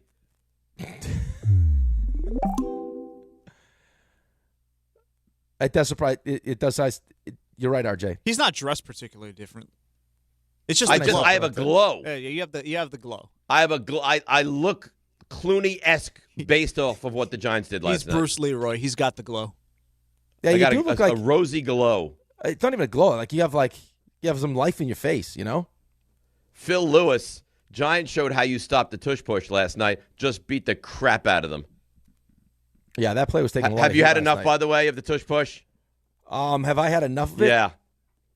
I mean, listen, I can go either way with it. I just think listen, if it's a legal play and you run it as well as the Eagles run it, then you should run it. It's a huge advantage. They should run it. It's in the spirit of the game. Well, You're the supposed to problem- run the tush push 4 consecutive plays. Well, I mean, if it eventually works, then yeah. But I think They're the not problem doing anything wrong. Nothing. Well, no, they are though. That's well, what they cheat at it and they never call it. That's what pisses people off now. Is that you saw Dable losing his mind? They're false starting, but no one they're not calling it. But how? So if they're not able to see it, then how is it even a legal play? Because it hasn't. Because they got an impassioned speech by the owner and Ridiculous. Jason Kelsey got 2 owners to vote to keep it. You know what? Put me in the room next year.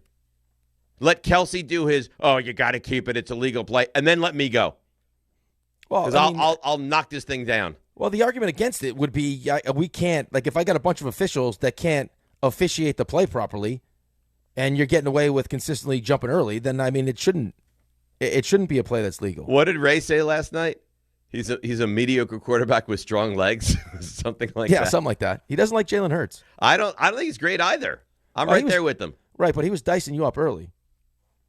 Well, the Giants' defense is not very good. Well, yeah, I mean, you're pretty much guaranteed to get some kind of pass interference penalty if you throw the ball down the field. He's very limited as a passer. Great runner, great on the tush push. Great athlete, great on the tush push. If you take the first read away and you can keep him contained in the pocket, he's not hurting you. He's not. Exhibit A is the interception. Because I keep and looking you take away the running game, and all of a sudden they don't have that now this year. Saquon is not on pace for 1,000 yards this season. I keep looking at the interception because the Giants ran a 0 blitz on it, and if he just takes a second and looks to the middle of the field, A.J. Brown's wide open. Wide open. He missed it. And I think Gary that's probably J. where the frustration comes in from those guys. I would understand why they would. Gary J. sends an email. Beating the Eagles in Sirianni on a Thursday night is like making love to the bully's wife right in front of them. Yeah, I would say that's a pretty good. We made love to your women last night is what we did. Yeah, we right. came. It's the only difference is you weren't in Philly. Usually, when in road games, we would say that. We want to come into your city. We want to beat your team, drink your booze, and take your women.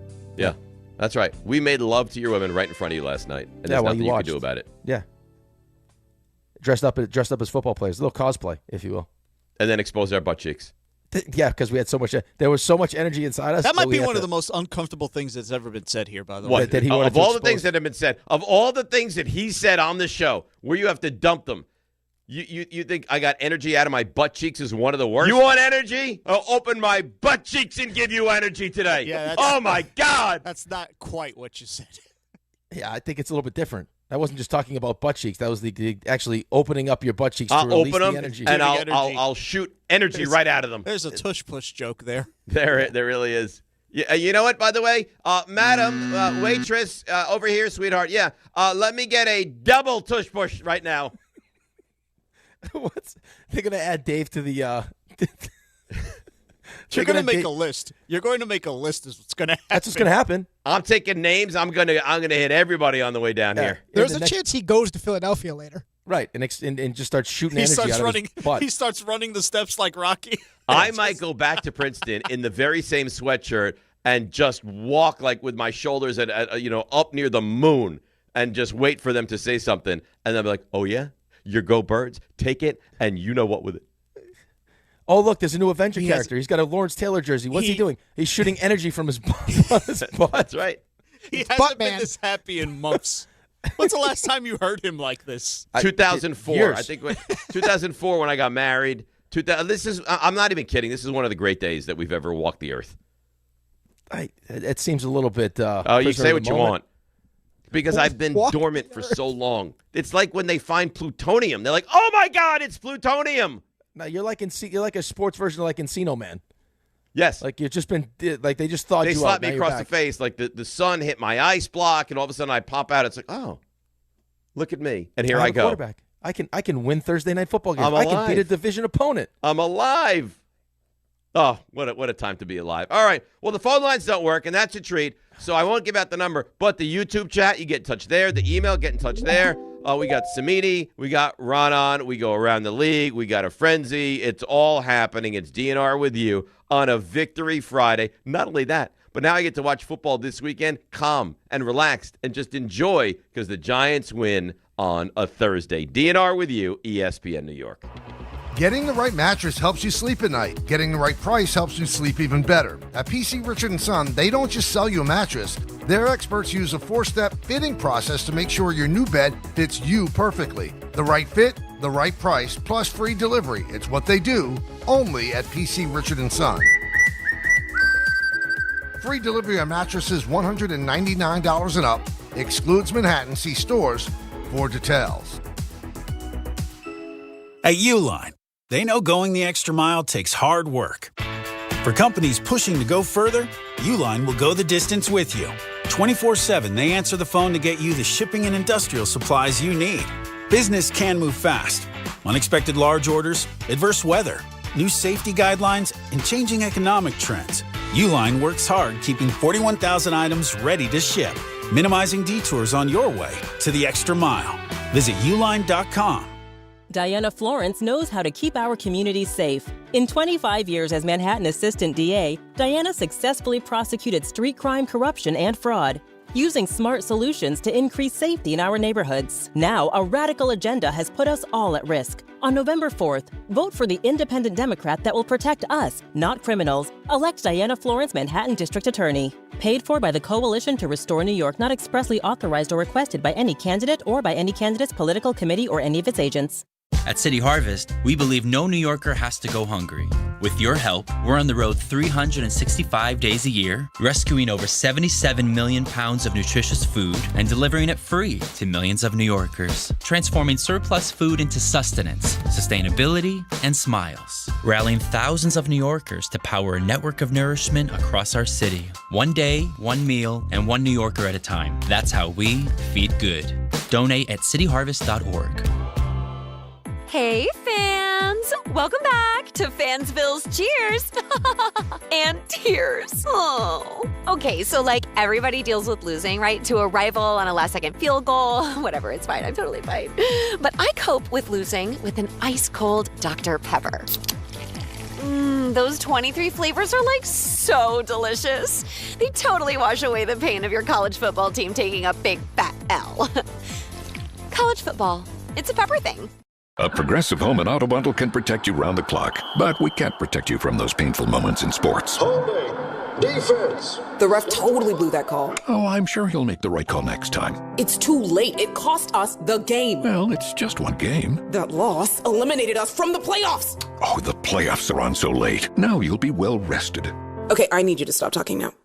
Well, at least your home and auto are protected with a bundle from Progressive.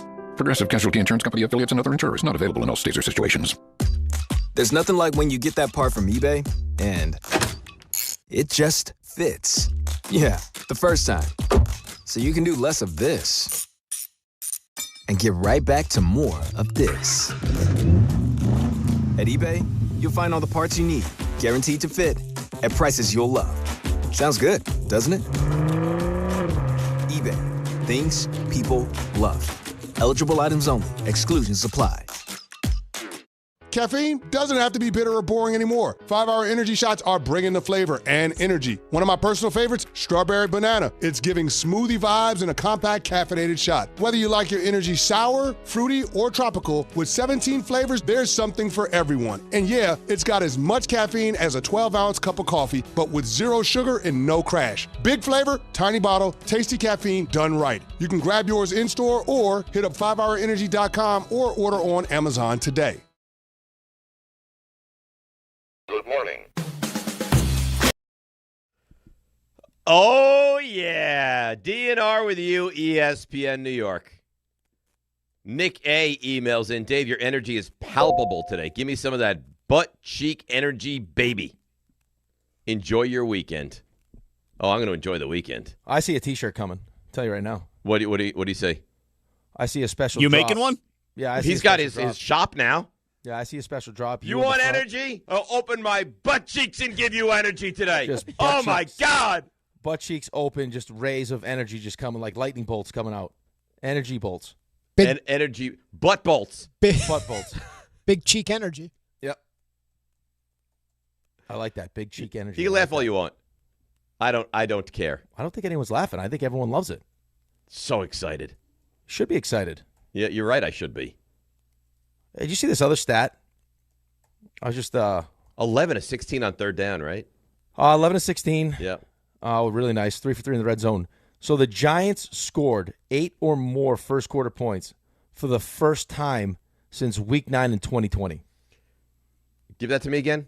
So they scored 8 or more points in the first quarter for the first time since Week 9 of 2020. It's like an 80-game drought of not scoring 8 or more points in the first quarter. So it's been 5 years since they've put up 8+ in the first quarter. In the first quarter. Yep. That's. I mean, those stats they're embarrassing. They are embarrassing. Absolutely correct. I mean, and that's why, like, it's not like you beat a team that's your equal or you're close to. I mean, you beat a team last night that has owned you. And the stats, the Giants haven't won a Thursday night game since 2015. Like, all these stats make it like, when the Yankees win, for Yankee fans, it's special. But when you've been awful and you win, I think it's more special. Like, when the Jets win, it's going to mean more than when the Chiefs win, just because it's been so long. It's been so long since the Giants have been a competent, relevant football team. Well, I mean, it hasn't been that long. I mean, come on. They had you won a year. playoff game. 1 year. Yeah, but don't. I mean, it's disrespectful to my pain to put me in the same category. I'm not putting you in the same category. I mean, what you've had to endure is far worse than what I've had to endure. All right. Well, I appreciate you saying that. But 2023 they won 6 games. 2024 they won 3 games.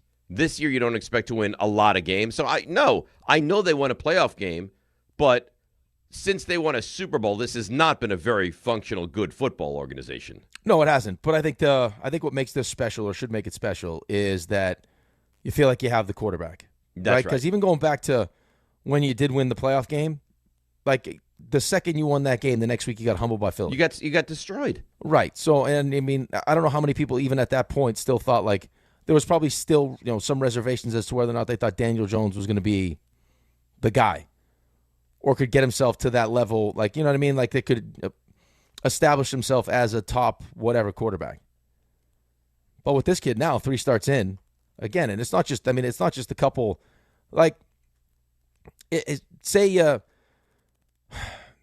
don't know the teams. Take a breath. You're fine. Well, no, because, like, say it was in New Orleans, who hadn't won a game. Like, Spencer Rattler hadn't won a game yet, and you beat him. And then you sprinkle in another team that's not very good, like Tennessee or whoever it is. You beat them. Right. Those are 2 much different wins than beating an undefeated Chargers team and then on a Thursday night beating the Eagles. The Super Bowl champion Eagles, yes. Right. I mean, there's levels there's levels to this, right? Yes. And the Giants, I mean, if you said the best teams in football, Chargers and Eagles, if they're not on tier 1, they're tier 2. Like, those are very good football teams. Well, I mean, the game you beat the Chargers, I mean, at that point, they were the class of the AFC at that point. Correct. Till you guys beat them. Correct. You know what the real shame of it is? You, in retrospect, you wish to God that Jackson Dart had played against the Chiefs. Yeah. Because what could he? Because remember how bad Russell Wilson was in that game? Yeah, I do. But, I mean, you also remember how good he was against the Cowboys. He was great. Well, that because there was conversation after week 1, are you going to make the change? And then week 2, he was awesome. so at least quieted that down for a minute. Watching him come in relief and watching him against the Chiefs, how is he that good against the Cowboys? I know the Cowboys defense stinks, but still. Well, I mean, he was that good because, I mean, he took advantage of the thing he does really well, which is you said wide receivers running back, running by Dallas's corners, and he was just launching the ball down the field. He's not nearly the same athlete as he is, and he can't use the middle of the field. So, no. I mean, the real crazy part is that you thought going into the season that bringing everyone back and adding Russell Wilson would make the offense look great. Right. And that makes Joe Schoen look comical, but what helps, and again, this is always the case, what changes the entire narrative is when you have the quarterback. So you got the guy, he looks good, he's got energy, he throws the ball well, he's dynamic. All of the other ailments that you have are masked quite a bit because of how good Jackson Dart has looked. Right, which I don't know in the long term is to your benefit. Oh, it may not be. You understand what I'm saying? I right? totally understand. It may not be. Like, you give a guy that doesn't deserve to keep his job more time. Like, so you'll give Joe Schoen another draft and another year of free agency. I think you just get deeper into this hole. Like, if you think Joe Schoen stinks, and for the last how many weeks we've been talking about how Joe Schoen has stunk, and you got this draft has no players left, and this, like, we were just Wednesday we were talking about the Adebo and the Holland signing, right? So now because Jackson Dart's playing well, you're going to bring those guys back. But that's and what it now does. Yourself... It masks everything. But here's the thing: I can root for the Giants to lose games in Week 15, 16.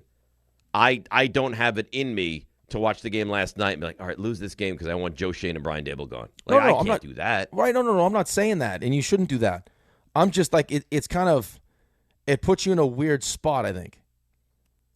Because now all of a sudden you'll let Jackson Dart's success change your opinion of what you think of Joe Schoen and Brian Dable when, like, there were a lot of people that already made up their mind that Joe Schoen and Brian Dable stink. You're right. You're 100% right. But again, I think it's easier to get where you want to get to if he's good, and it allows for Brian Dable to make mistakes. It allows for Joe Schoen to miss on picks. Right, I understand that, but I also how much is C.J. Stroud just being great in his first year? Right, I mean, so now all of a sudden, DeMeco Ryans is a great coach. Now, DeMeco Ryans' defense is really good, and he's a defensive guy, so that I think will kind of hammer home that DeMeco Ryans is a good coach. But then what you look at what the GM's done to their offensive line, like has C.J. Stroud allowed a GM who's not very good at his job to keep his job, and then eventually, as good as the quarterback is, you'll realize that the GM did stink. We've just masked it for the last couple of years. It's possible, but you know what? Today, I don't really care. No, I don't. You shouldn't care. I mean, all you should care about today is that you beat the Eagles. You won on Thursday night. You finally won a division game. Yep, the entire country get to be exposed to Jackson Dart. Yeah, there's so much good. There really is. All right, speaking of good, how about this now? Samini, Renan, around the league. That's on the way next. Samini, Renan, around the league. DNR with you, ESPN New York.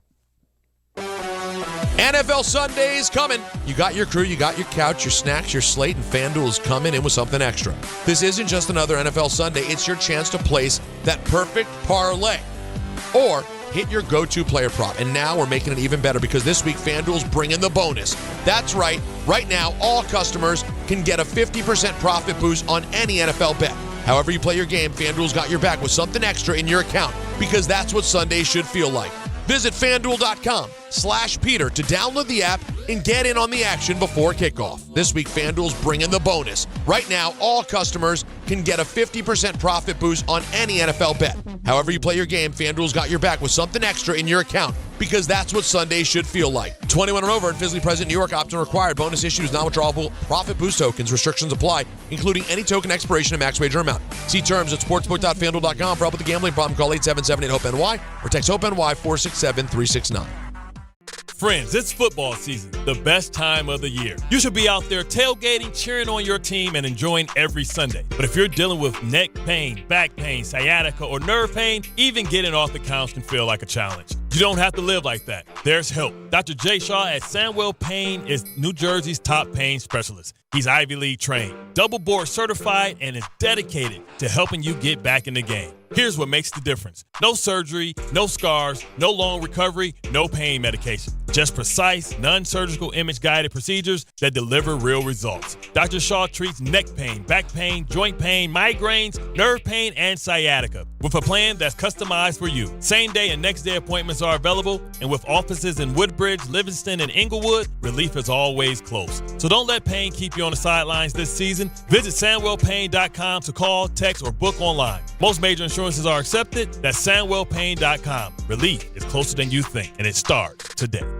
This college football season, show your school spirit every time you pay. Introducing college-branded Venmo debit cards. Rep your team on and off the field with custom designs that let everyone know who you're rooting for. Whether you're tailgating, grabbing stacks for the watch party, or celebrating a win, you can unlock 15% cash back at ESPN, 1 free year of Perplexity Pro, and more. This college football season, score more with the Venmo debit card. Get yours now in the Venmo app. Learn more at venmo.com/collegecard. Max cashback varies. Terms apply. The Venmo MasterCard is issued by the Bancorp Bank N.A.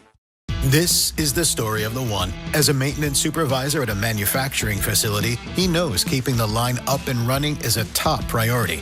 That's why he chooses Grainger. Because when a drive belt gets damaged, Grainger makes it easy to find the exact specs for the replacement product he needs. And next day delivery helps ensure he'll have everything in place and running like clockwork. Call 1-800-GRAINGER, click Grainger.com, or just stop by.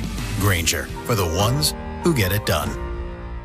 From the regular season to the Super Bowl, ESPN New York is your destination for football. We've got crazy fans. If the Giants somehow beat the Cowboys, I'm going to take a dump on your head. You can feel good because you're a damn football team. Expert analysis. Marcus Spears joins us now, ESPN NFL analyst Damian Woody. Mel Kiper Jr. The Hall of Famer Steve Young. He's kind of our resident general manager, Louis Riddick. We got Mike Tannenbaum right now. And all your fantasy and wagering needs. This is ESPN New York. We are football. You're beautiful. You're beautiful. Oh, it's true.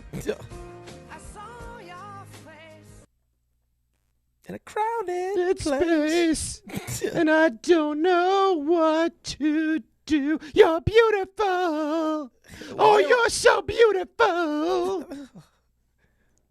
Why are all the promos like about you and your? I mean, that last promo was if the Giants beat the Cowboys, I'll take a dump on your head. That's right. Today it was rays of energy out of your butt cheeks. That's right. Yeah. You're saying there's some sort of I have an issue with my bottom. I'm seeing some disturbing trends here. Mm-hmm. I think fixation. Maybe I have it's like an oral fixation. Maybe I have an anal fixation. Oh my. Ray, I'll probably need you to clip that for next week's Open. Thanks. Yeah. See, it's a privilege that you're allowed to do the Open with drops like this. There are some things that when you say them, you probably wish you had them back. That's going to be one of those. Not things. really. Not even a little bit. You know who could use a shower today, right now? The Eagles. The dirty, stinky Philadelphia Eagles. So this goes out to you. I want to tell you guys about my friends at Bath Fitter. Okay? Now, they converted Alex's bath to a shower. Unbelievable job. Like, Jalen Hurts could pop into this, clean off, and be in a whole new him. They offer all types of custom bath renovations, including their unique PermaFit solution for a watertight fit. One day, that's it. They show up. There's no mess. It's easy, no demo, and they're done. It's lower cost than one of those standard full bathroom redesigns. No money down, no payments until April of 27. Giants will be a playoff team when you have to start paying this thing off. Wow. So start designing your bath today like we did at bathfitter.com because there's only one bath fitter. I feel like he's heard too much already. And I love this man. And that's our friend, Rich Cimini on the Jets. Good morning, Rich. How are you? Good morning, gentlemen. Congratulations, Dave. I could hear the jubilation in your voice. You have no idea how excited I am this morning. You should be. It was a hell of a performance. What? Being serious now, not even like joking around. You've covered this game for a long time. What do you think so far? I know it's only 3 games. What's your take on Jackson Dart early on in his career? I mean, just the energy, the ability to go off platform. Now, he's probably missing some reads. He's not perfect. At times it looks like he's playing a little schoolyard, but man, he just you could just see he's lifting the entire team. I mean, that's what a quarterback does for you. He provides hope and the players capitalize on it, and you see what they're doing right now. I mean, that was probably. When's the last time you felt this good about a giant win? Probably the Vikings game in 2022. All the way back to the playoffs. So yeah, it was really impressive. Rich, when am I going to feel like this as a Jets fan? Let's segue. Yeah, that's a good question, Rick. The Jets don't have that right now. Whatever the Giants had last night, the Jets are looking for, and they just, they're the team that just can't get out of their own way. And certainly the Giants have played like that a lot this year too. But they're just looking for that spark. Their defense has been horrible. I mean, Justin Fields. I mean, I think he's probably getting too much criticism, but on the other hand, he hasn't provided that spark they're looking for. So it's just a team that is leaking oil in so many different areas right now. But why is it so bad? I understand they're not a great team. I don't think anybody had these expectations they were going to win a ton of games. But why is it so bad? Like, why has the defense regressed? Why offensively, are they committing so many penalties? Like, I guess I'm beating around the bush here. Why is it so bad? Why is it so bad right now? Yeah, I think it's so bad because you've seen regression. You haven't seen any improvement. Now, they did lose to 3 first-place teams, with Tampa, Buffalo, and Pittsburgh. So it's like, all right. But the last 2 weeks, Dallas and Miami, it's like Miami's a bad team. Dallas is mediocre. And the Jets were just out of those games in the first half. I mean, it's just hard to fathom. I mean, defensively is the biggest shock. Even Quinn Williams said it yesterday in London. He goes, "We're the reason we're 0-5," and he's right on the money about that. The personnel is not what it was a couple of years ago, but I still expected this to be like a top 10, top 12 defense. I don't think Steve Wilkes is doing a very good job. I don't think they have an identity on defense. There's just a lot of missed assignments. You see guys running free in the secondary. To me, that goes to coaching. Something's not getting through there. Their safeties aren't playing well. They're getting no pass rush, by the way. They had 4 sacks against Pittsburgh in the opener, which was encouraging. Since then, only 3 sacks. Jermaine Johnson's going to come back this Sunday, so that'll help a little bit. Quinn Williams gets double-teamed a lot. They're facing a lot of max protection, and they don't adjust to what they're facing. Like on that 43-yard touchdown to Pickens last week, the Cowboys sent out 2 guys. That was a 2-man route. The Jets dropped 7 into coverage, and yet they still gave up a 43-yard touchdown with a blown coverage, by the way. So it's just a lot of mental mistakes. And I forgot about the missed tackles, right? They had 14 missed tackles last week. That's just unacceptable. And so it's a calamity of errors right now on defense. Yeah, what's amazing, Rich, too, is, and you mentioned it, just like all the different things that we talked about before the season and things that would get better. I mean, you mentioned the missed tackles, you have the pre-snap penalties and everything else. Here's my question about the defense, because RJ had Steve Wilkes as a Niners fan, and he said that the problem with Steve Wilkes was, the way that Robert Saleh set up his defense didn't necessarily fit what Steve Wilkes wanted to do, and I feel like we're living that same movie right now. Is this that we just have players that aren't very good, like safeties aren't very good, or is it the players that we have just don't fit what Steve Wilkes wants to do, and for whatever reason we're not making adjustments? Well, yeah, I agree with all those things. I mean, the safeties are not playing well. Adams and Cisco are not playing well at all. They haven't had Johnson and Quincy Williams, 2 of their better players have been out. So I get that, but there's still enough there to be good. Jamie Sherwood hasn't played up to what they expected. Even Aaron Glenn saying yesterday, or rather on Wednesday, sometimes when a guy gets a big contract, sometimes when he's named captain, he starts pressing a little bit, trying to do too much. I think that's the case with Jamie Sherwood. And so, the personnel is not great. At one point yesterday, last week against Dallas, I tweeted out like the guys who were on the field on defense, and I think 5 or 6 guys were either mid-round rookie draft picks or just like bottom of the barrel free agents they picked up. So the depth, especially on the defensive line, is not very good. And that goes to Darren Moody. I mean, in the offseason, there were opportunities to get another edge player. And it's hard to think. A few years ago, the Jets had an embarrassment of riches on the defensive line, right? With Saleh, they were going 8 deep, bringing Bryce Huff off the bench and guys like that. John Franklin Myers, who they will see on Sunday. Really good depth. And this year, their defensive line is just thin and ineffective. So, Rich, Sunday morning, country to see, 9:30, playing over in Europe. You made the Jets made the Cowboys pass rush, which is awful, look competent. The Broncos front four is really good. Like, how are they competent offensively, being that they haven't looked competent offensively for the last few weeks, and now you step up in class of what you go up against? Yeah, I mean, the Broncos had 21 sacks. Nick Bonito is tearing up the league. He's got 7 sacks by himself. They're a really good pass rushing team. They're very well coached. They bring a lot of pressure, a lot of 5-man rushes. They play the most man coverage in the league. And so if you're the Jets, I mean, Olu Fashanu has not played up to expectations. I think he might be at the bottom of the league in left tackles in terms of pressures allowed. The rookie Membu, who I thought played really well for the first 4 games, he had a hiccup last week. He had 4 penalties. And so, yeah, this is going to be a really big test for the Jets' pass protection.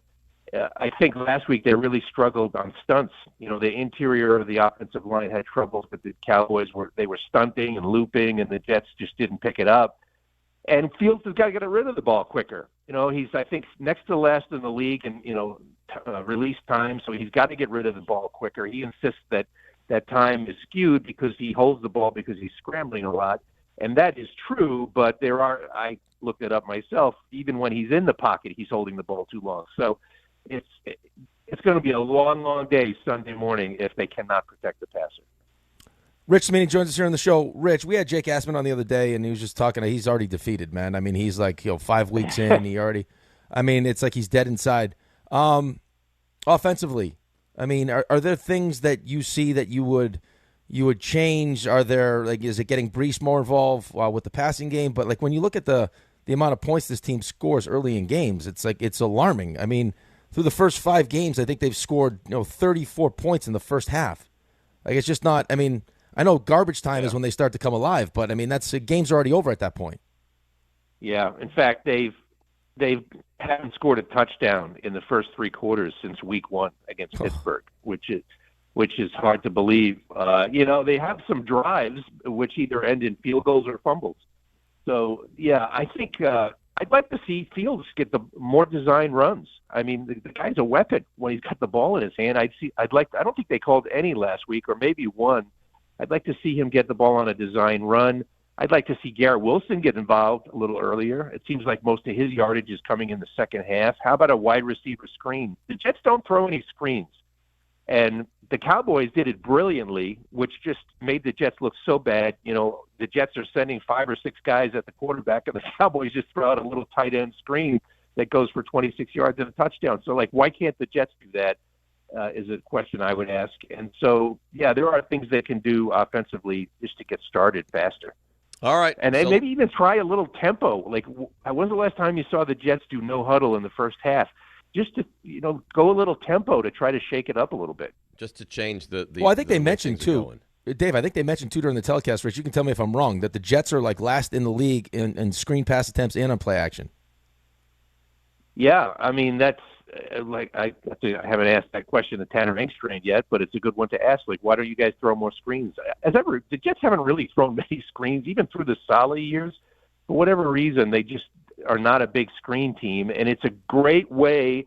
It would be perfect to do against Denver. A pass rushing team that is going to send 5 guys, and their backs are turned to the quarterback because they're playing a lot of man coverage. I mean, that's a perfect time to throw a screen to a Brees Hall. We'll see if they do it. All right, so over in England, Sunday morning, 9:30, Denver Broncos, tough team, good football team. Giants get them next week. What do you think? You give the Jets much of a chance in this one? I just looked this up before I came on. So in the last 35 years, no team has ever lost to a winless team after beating a 4-0 team the previous week.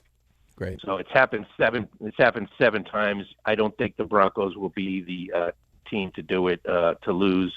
I could see this one getting ugly early. I really think the Broncos are a really good team. Surtain on Garrett Wilson is a match, so that's, maybe you lose your wide receiver there because Surtain is such a good corner. The Jets they just have too many problems. I picked them the last 2 weeks, so I feel like now it's like, show me some. I need some evidence before I pick them again. And there was no evidence last week to suggest. Now, they talked about getting away to London, how they created a training camp-like atmosphere, team bonding, helping chemistry. They're out in the nice Victorian manor out in the suburbs in London.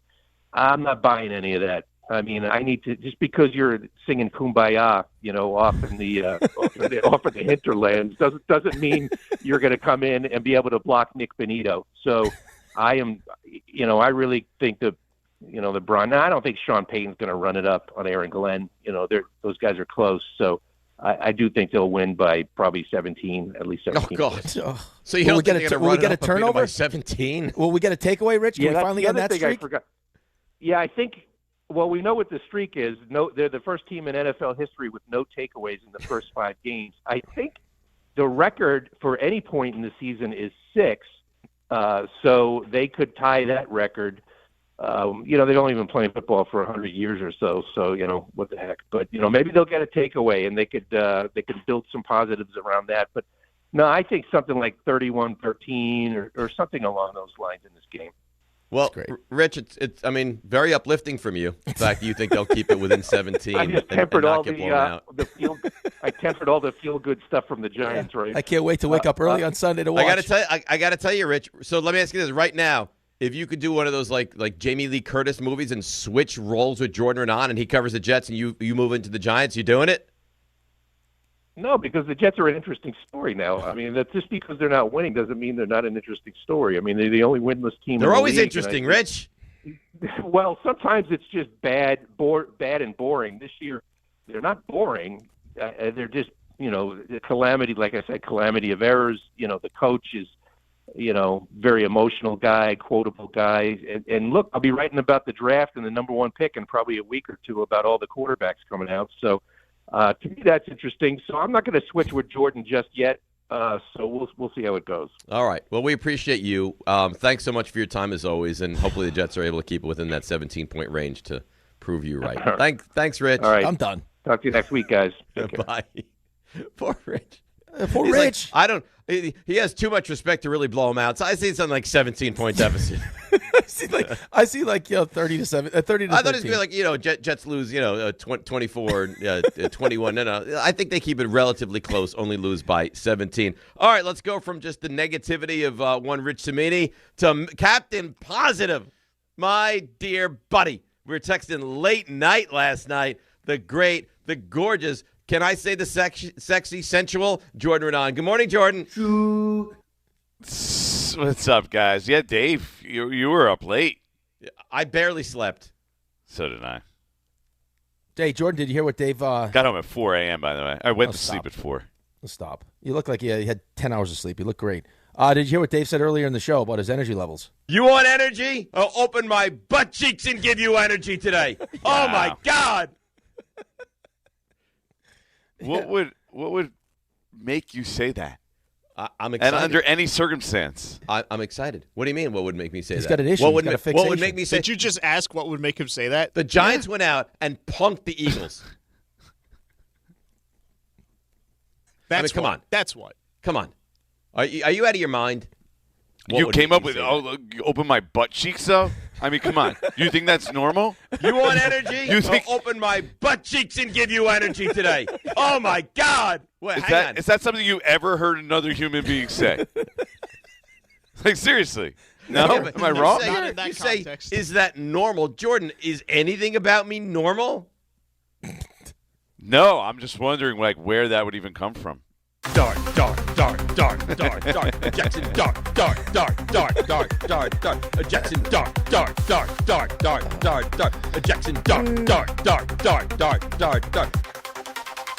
It almost sounds like you're saying ejection there, you know that? No, I'm so excited. He almost had one of those last night, too.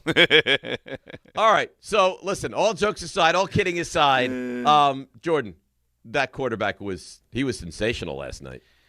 Yeah, that was some performance. And you know what? Maybe we should have seen a little bit of the clues. They've been pretty good in his first 2 starts, except those turnovers kind of clouded everything last week. Maybe we should have kind of seen a little bit of this coming. Maybe. But I mean, that was great. But they had no Malik Neighbors, and you had no. I know he hates him. No Darius Slayton. They got little Jordan Humphrey running around. Like you see that? Yeah, but they were playing Keely Ringo, who's one of the worst players I've seen. Stop, and Adoree Jackson. Please, stop it. Stop it. I don't care. I don't care that what's his face got hurt. I don't care that the defensive tackles hurt. I don't care. I agree. You know what? I got my He injuries was too. unbelievable. Don't give me this crap. You know what was most impressive? I mean, they knew that he could move, and they just couldn't get him. I mean, it's almost like he's even more athletic than we realized. Like his elusiveness in the pocket and ability to just avoid rushers, especially, I mean, look at those first 2 drives. They had he must have had 4 or 5 times where he could have been sacked, and the Eagles didn't even get close to getting him down. And so, his ability to make plays, his touch passes on some of these plays was very impressive. That was a great game from Jackson Dart. And just, he even said it, it's a statement for them. And I know we could sit here and the naysayers could say they're 2-4, but this is a team that they haven't even at any point of these last, except for 2022, any point really of these last 10 years haven't been able to do this against these teams in the division, the better teams in the division. And even though maybe this Eagles team is kind of sickly, they still haven't been able to do it when these teams had problems. Like Dallas has been down a couple of years. Cooper Rush would beat them.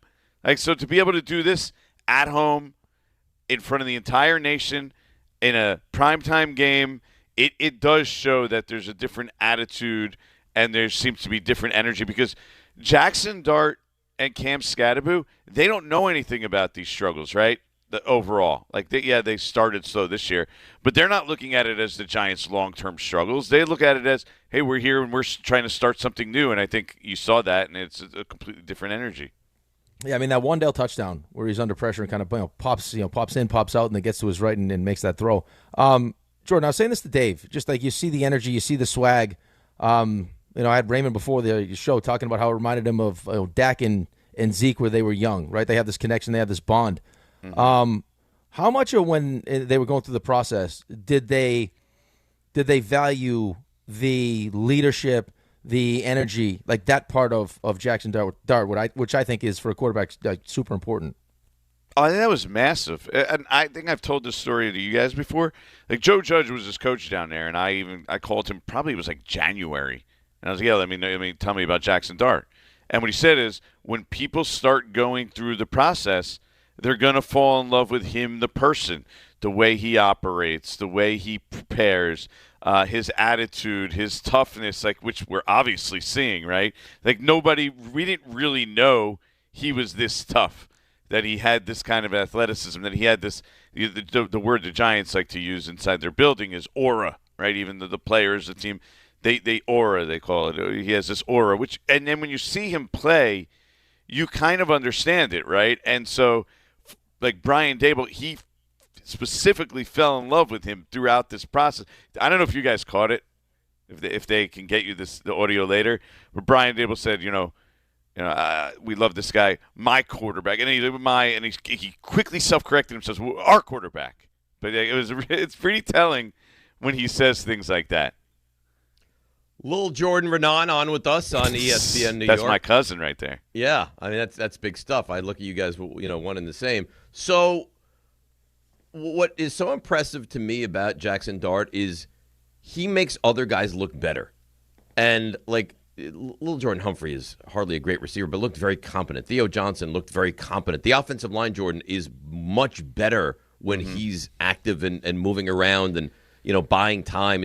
He kind of puts a Band-Aid on all these things, and we're only 3 weeks in. I mean, what do you look at as the upside for this good? How good can it get, do you think? Oh, I think he can get very good. The one thing we're going to have to see is him to be a better, pocket passer and reading defenses and being able to get rid of the ball in that regard and not always have to use his legs and not take some of these big hits. Because now we're looking at Dave.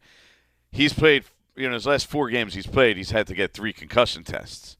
Like that, you gotta curb it a little bit, right? We talked about this. It's a massive problem. He can't continue to go take the hits that he takes. No, I mean some of them are just you don't need to take them, right? They're just unnecessary. Like there was one on the sideline. Like You don't need to take some of those hits. And I know he says, well, 3rd and 4th down. Not all of them are 3rd and 4th down. He just wants it. But I know that's how he plays. But, yeah, look, that athleticism obviously is there. He's going to be able to make plays with his legs. He throws the ball very well. It's just a matter of getting to the point where he knows what he's seeing. And Tom Coughlin said this the other day. Rookie quarterbacks, you're going to have good and you're bad. And I think we're going to still see that with him this year. But there's clearly more good than bad. And I think the baseline is probably – I was thinking about this last night. His baseline or his – I should say his – the lowest he can go, he's already floor. Better than what Justin Fields can be probably, right? Oh. Why? I mean, you think that's fair? He That's not fair to me. Justin Fields. That's not fair to me. No, I'm saying the worst you can get, he's already at the point where his floor is already higher than where Justin Fields is probably right now. He throws the ball better, way better than Justin Fields. But that's why I said his floor is already above Justin Fields because he has that athleticism, but plus he already throws the ball at least more accurately. We still have to see if he can learn how to, read defenses and make throws and do that part of it. But his accuracy is significantly better than Justin Fields. So that's the floor, and you can, at the very minimum, at least win a lot of games like that. And then, obviously, the ceiling is, who knows. 3 quarterbacks in the history, or at least Super Bowl era, history of the Super Bowl era, 50-plus rushing yards in their first 3 starts. Lamar, Jalen Hurts, and now Jackson Dart. It really is amazing. By the way, let me just interject quickly, Rick. You're listening to DiPietro and Rothenberg on WHSQ, WCBS FM HD2 in New York. Go ahead. Yeah, well, and Jordan, he did have a couple of those throws. I mean, that one he made to Jalen Hyatt in the end zone that ends up in a pass interference, that was perfectly placed. I mean, the one Theo Johnson down the seam should have caught was a perfect throw. We've seen Russell Wilson the last couple games. Are we at the point now where we kind of maybe pivot to Jameis Winston being the backup?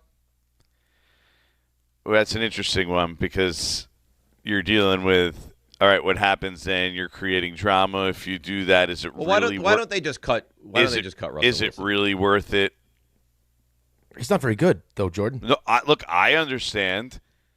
They made the decision to sign him. They should have known that beforehand. We all knew this wasn't going to work out ultimately, right? We all knew he was not ultimately going to succeed, and Jackson Dart would end up being the starter. And Brian Daboll had to apologize for yelling at the team doctor, for God's sakes. That's how badly he didn't want him on the field. He wanted to call he wanted to call a timeout if he could, if he knew that Jackson Dart was eventually going to get cleared, just so he didn't have to keep Russell Wilson another play. Well, it was a good throw he had there, though. I went back and I was like, wait, it had to be tipped or something, right? Something? No? Wait, what? Made an what was awful that? Throw. Cam Scatterbo. He runs like a maniac. I'm not saying he is Derrick Henry or Earl Campbell because he's like half the size of those guys, but I mean he runs like he's John Riggins, Jordan. It's unbelievable.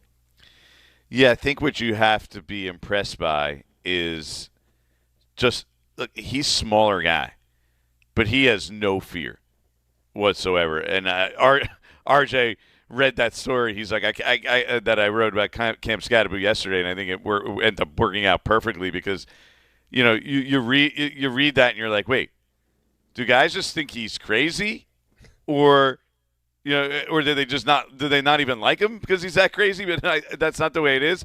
I think that's just the attitude that he has, right? He's just all out. I think what did Gunnar Olszewski call him? He's like. He called him an idiot, but like an idiot in a good way. Yeah, like the Red Sox teams, like Johnny Damon, endearing idiot. Yeah, basically, and I think that's pretty accurate. Like he just has that personality. He yells it all the time. He's yelling and screaming. And that's just his natural energy that he brings on the football field and in the locker room, and even in meetings every day. And you know what? For a team that's basically lacked everything, let's say, like the last 6 years, like that's a refreshing change. And so you see it on the field. I mean, he's running through the other team's middle linebacker. I mean, I wasn't sure it was going to be able to play, in the NFL because when you look at his size, he's on the smaller side, but it plays. He's 100%. So, Jordan, now people are excited, and you should be excited, right? I mean, you're talking about two of these wins against an undefeated Chargers team at the time, which was the class of the AFC, and now highly motivated Thursday night coming off a Los Eagles team. I mean, he didn't just beat them, right? That's a convincing win last night.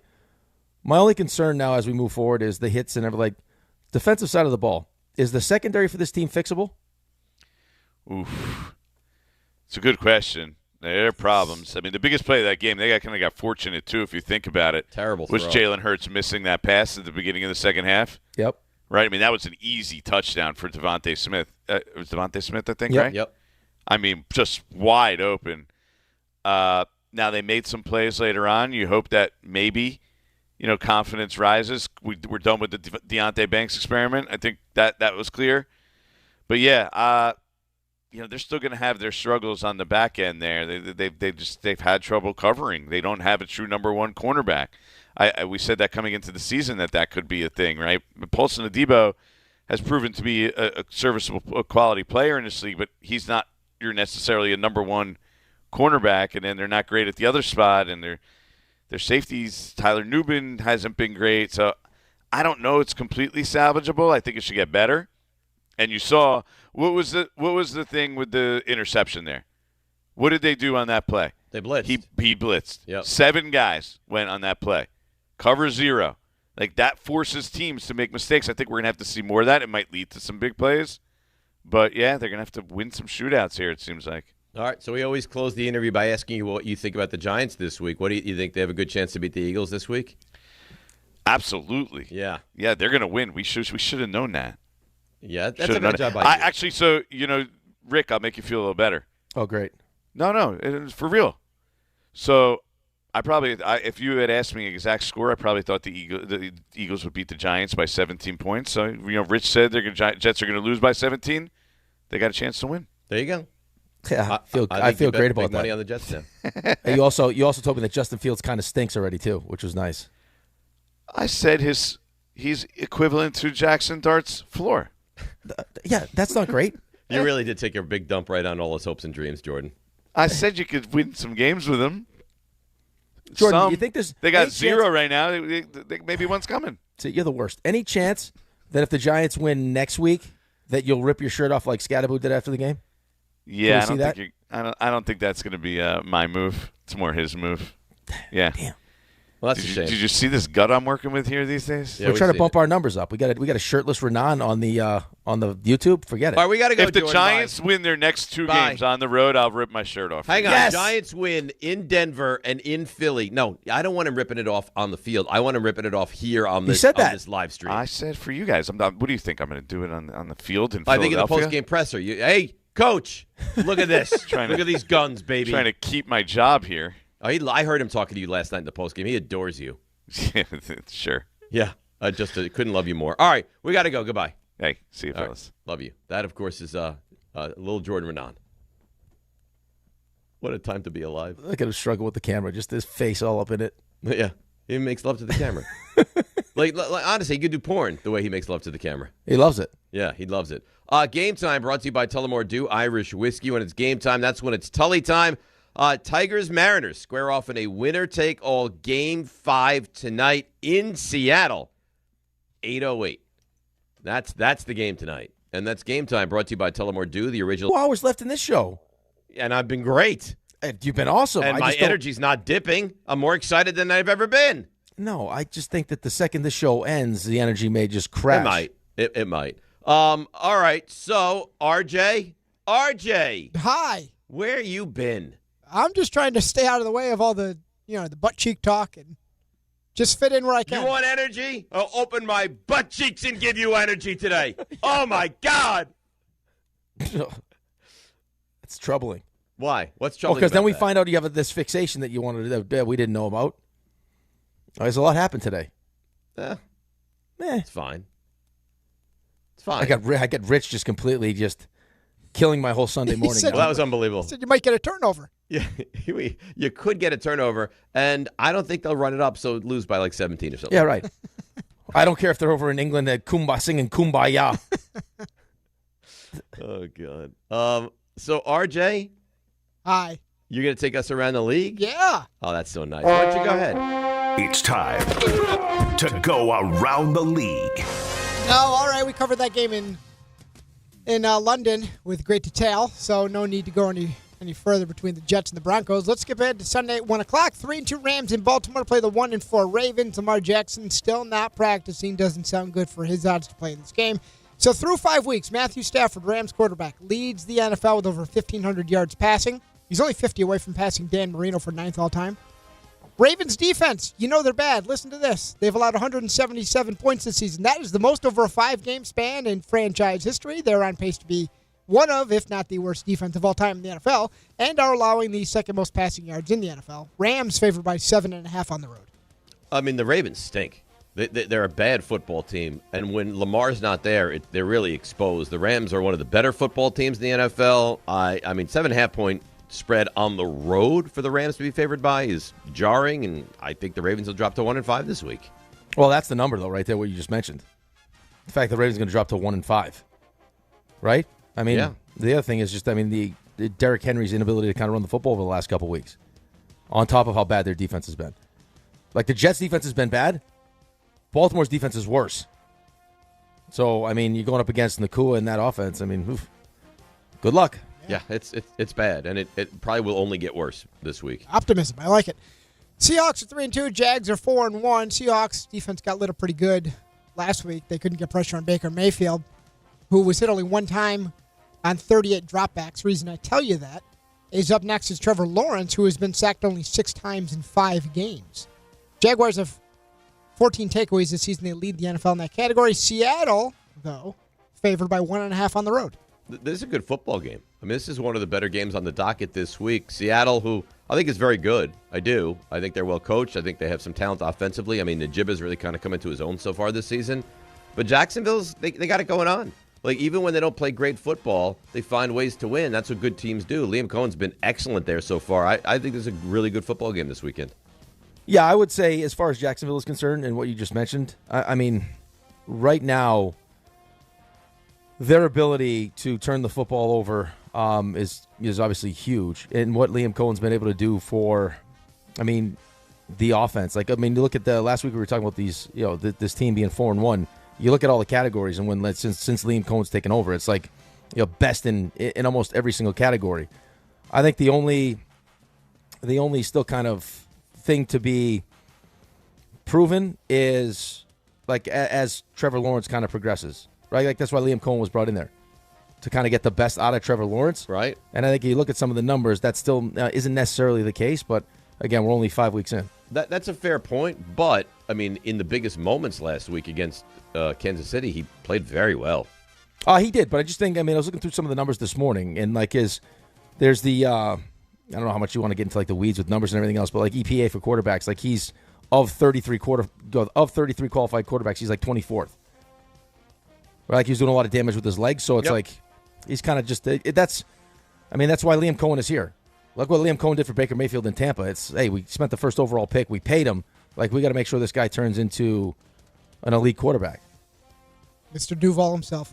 Cardinals are 2-3. This will be an interesting matchup between them and the Colts. So the Colts are number 2 in points per game at 32. The Cardinals are allowing only 19 points per game.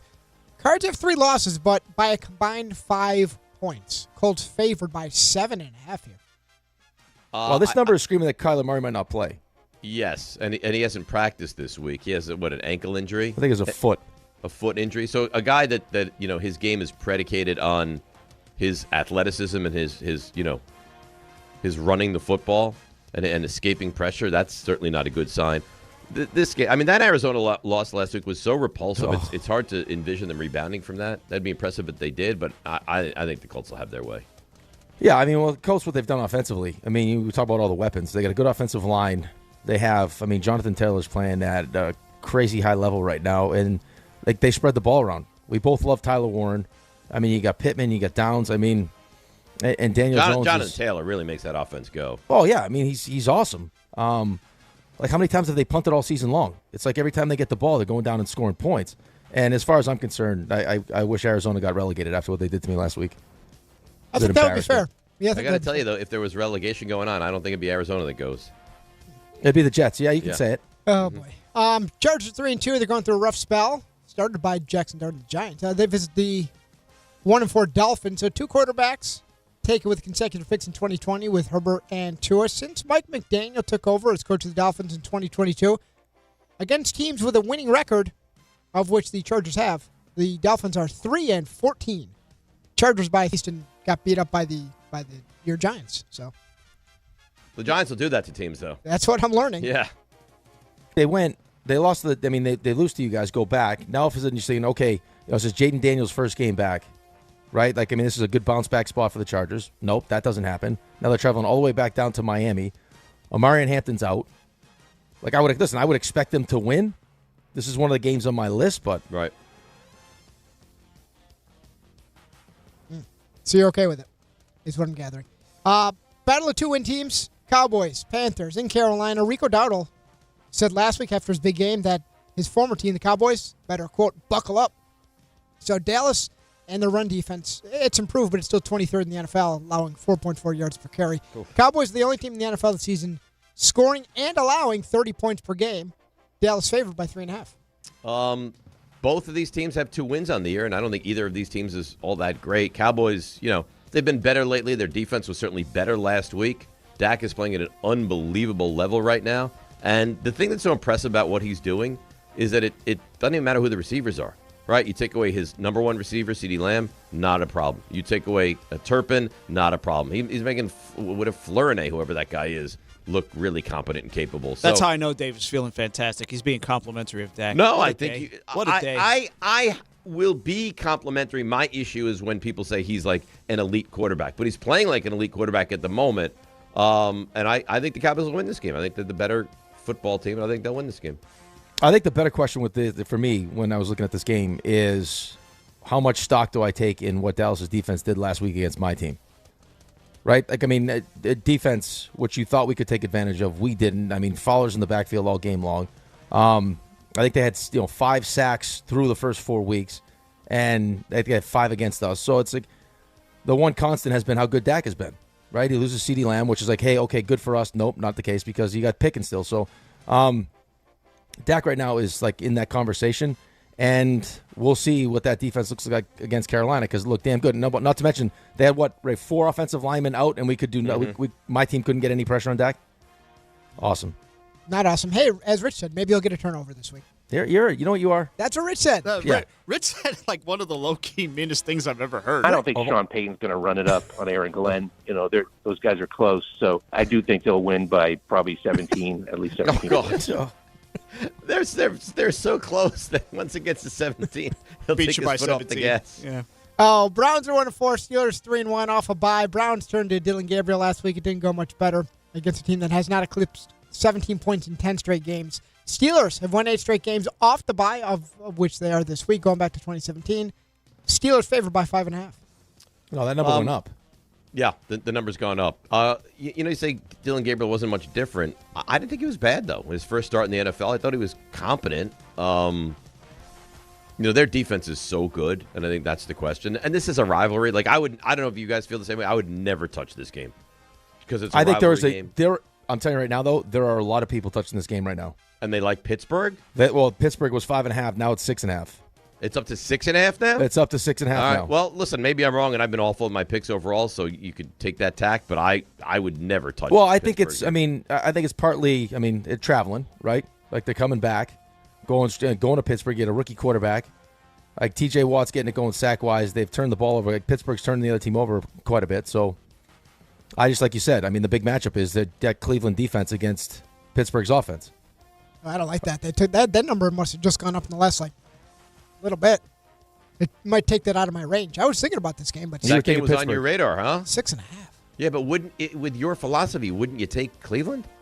No, you're misunderstanding RJ's philosophy. I don't think you really know what RJ's philosophy is. I'm not even trying to know what it is. I thought when it doesn't make sense so much that you go the other way. Like he would take, but if that was the case, he'd take Seattle. Like Seattle's on the road in Jacksonville, laying 1.5 against the 4-1 Jacksonville team. I think he might take Seattle, but that's his strategy. His other strategy is Joe Burrow, but Joe Burrow's gone, so now it puts him in a real blender. So now he's got to rely on that. If it doesn't make sense, then take the game. Yeah, they took out one of my crutches. They took one out. RJ, can I ask you a question? Oh, no, we'll get to the game. Never mind. I'll wait. Sorry. By the way, Raymond is 0-1 so far on the week. There's a lot that just We happened. know. Who'd you We take, know. Ray? I took the Birds. Right. And look what happened to me. You know, it's like an oral fixation. Maybe I have an anal fixation. Oh, goodness. and look what's happened. Oh, that's one of those ones you're going to want back. Yeah, No, cheek I don't energy. think so. Yeah, big cheek energy. Energy. Butt bolts. Butt bolts. Patriots are 3-2. They take on the Saints down in New Orleans, who 1-4 off their first win of the year last year. Chris Olave, he is second in the NFL in targets. Might not have guessed that with 54. He's behind Puka, who has 63. Pats, off their win against the Bills, favored by 3.5 on the road. New England coming off a great win. Now, they're a young team with a new coach, so you'd assume there wouldn't be a letdown. But, I don't know, this is another one of these. The spread is kind of odd for me in this one as well. New England they're playing good football. If they don't turn it over, they should probably be at least, what are they? They're 3-2. They could be 4-1 if they didn't turn the football over against Pittsburgh. So I know New Orleans got the win last week, but I think that, I think New England will. Right, but how much of that win, I mean, do they win or do the Giants beat themselves? Well, that's what I'm saying. Right. Like the Giants are up 14-3. I mean, if New England gets up 14-3, do they let it get away or no? It depends on if they can hold on to the football. I mean, they've had the same kind of issues. You know what the amazing thing is, though? It feels like it doesn't matter how many times Ramondre Stevenson fumbles the ball, he will never lose carries. It's amazing. You know what's amazing is that all these teams turnovers and create turnovers, and my team has 0 turnovers, 0 takeaways. I hope they get one. Rich thinks there's a chance they do get one. The only way they get one, probably because he said they just this training camp mentality, is if Denver treats it like it's a training camp game. Maybe That's the only way. Maybe Aaron Glenn suits up for you. Before we transition to the 4 o'clock games, what was your question? Oh no, I was gonna wait. I'm gonna wait now to the 4 o'clock games because I was gonna ask you a question about your team. But I Oh, figured okay. we get to it. All right, we'll get there. 4 o'clock window. Niners and Bucks. Here we are. At 4-1. Niners have had each of their games decided by 5 points or fewer. They have found a way to win those tight games. Sounds like no Brock Purdy. Ricky Pearsall has a better chance than Purdy, but still doesn't sound overly optimistic. Niners have won 4 straight against the Bucks going back to 2019, but those Bucks at home favored by 3.5. Those Bucks are really tough. I mean, Baker Mayfield is playing at a very, very high level. Sounds like no Bucky Irving, no Mike Evans, but Mayfield is able to withstand not having his key guys. I'm sorry to say this, RJ. I think Tampa's probably, because the Niners are so banged up, Tampa's probably the better football team right now. Mac Jones banged up too. So. Yeah, that's the question I was going to ask you. How banged up is Mac Jones we talking about here? I think he's going to play, but it doesn't sound terrific. Is it an Adrian Martinez situation? He's taking some reps as the backup, so yeah. Oh dear. I might have to put Tampa on my list right now. Battle of one-win teams. Raiders, Titans. Cam Ward, big fourth quarter last week at 193 yards just in the fourth. Rookie on the other side, Ashton Genty leads our rookies in rushing yards with 349. Raiders by 3.5 is your line here. It opened at 5.5. Yeah. And now it's down to 3.5. I mean, are we really going to get fooled? I know the Raiders are not great, but are they competent? Like, you don't think they beat the Titans by more than 4 points? Dabbling. Yeah. I think that's Just definitely on the big butt cheek list right here. Oh, yeah. That's right. Bengals visit the Packers, who are off their bye. Welcome to Cincinnati, Joe Flacco. So we got into town Tuesday night, cramming the playbook. He's going to start against the Packers for the second time in 4 weeks. Last time, he outbeat them with the Browns. Green Bay, though, favored by 14.5. A small 14.5 point spread in this one. Yeah, I don't see a way Cincinnati possibly wins this game. Green Bay's coming off a bye. Green Bay had a tie last time out, which was brutal. Now they've had extended time off, so I think they'll have their way with Cincinnati. Yeah, Green Bay's off a loss to Cleveland and a tie against the Cowboys. And now they had the bye. Right, so where they they gave were up 2-0, 40. and now look what they've done. Here's my question, though. We all agree that Cincinnati's offensive line stinks. Yep. Joe Flacco doesn't move well, does he? Nope. I don't believe he does. I'll tell you right now, this Packers, it's on my list. Oh, really? But Packers that's a big game. number. That's so. I imagine this is probably going to be RJ's. If he has the Packers available, he's going to probably take the Packers and Survivor this week. I would guess. I would think. It's right there. Right It's right there in there. contention. Sunday Night Football's a good one. Lions are 4-1. They visit the 2-3 Chiefs, who are off that Jags loss. Chiefs are 0-3 in one-score games. They feed off those games. They were 11-0 last year in those games, RJ. Yep. Oh, that's a nice stat right there. Including the playoffs, Jared Goff, the only quarterback who Patrick Mahomes has started multiple games against and not beaten. Chiefs, this is interesting, favored by 1.5. No, Chiefs favored by 2.5. The number has gone up.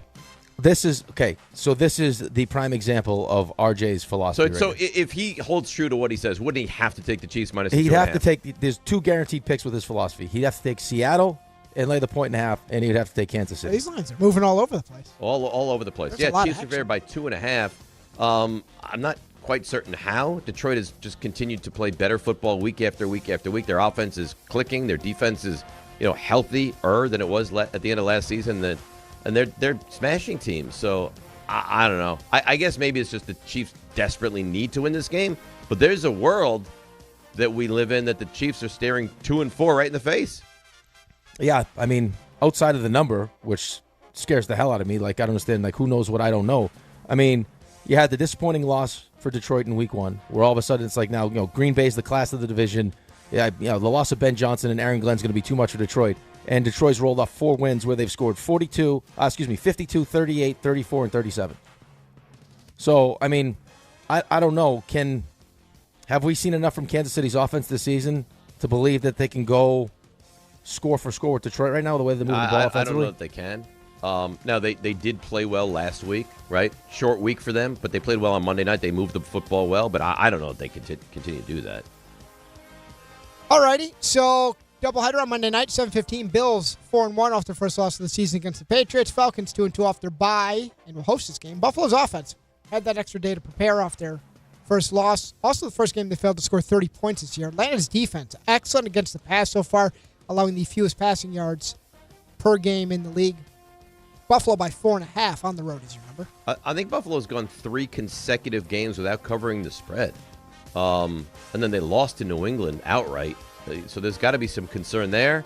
Atlanta off a bye. I don't know. I don't have a great feel for this one. I think both teams will probably score points, but I would never pick this one. I do not have a great I think the concerning part, if this was a game that you wanted to take, say Buffalo bounces back, right, is just Buffalo's run defense is not very good.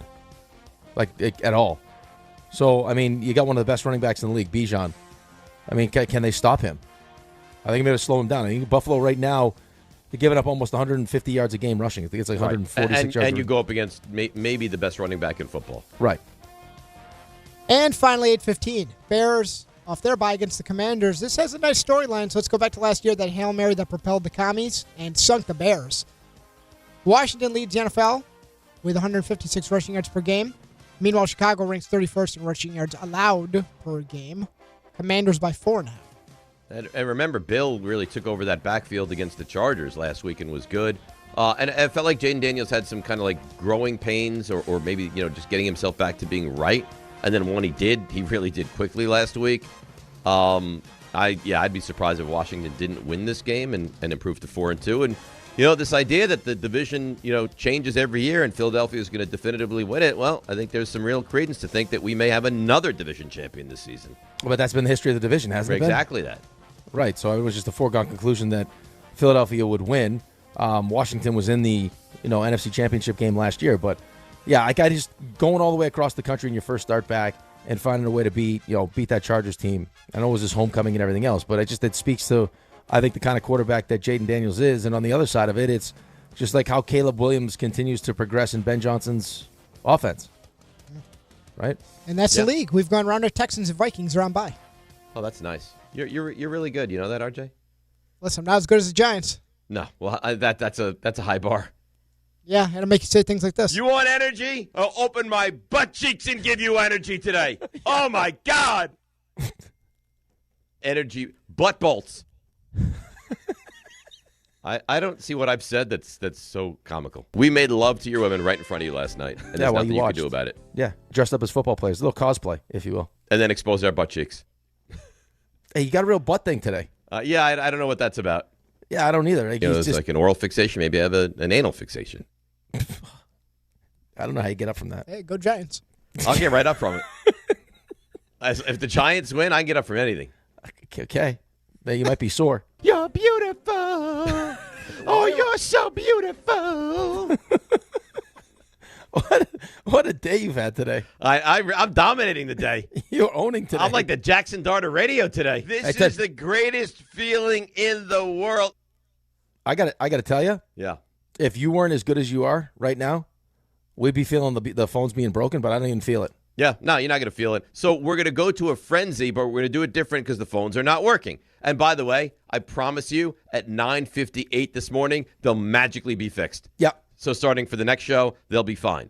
But what we're going to do now is we're going to do a frenzy off of YouTube and off of Twitter.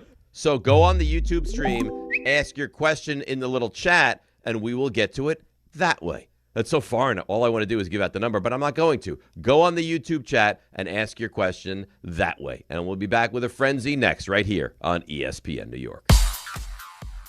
All right, let's see what's happening on the roads this morning. Here she is. Let's sing her name. It's Debbie Duham.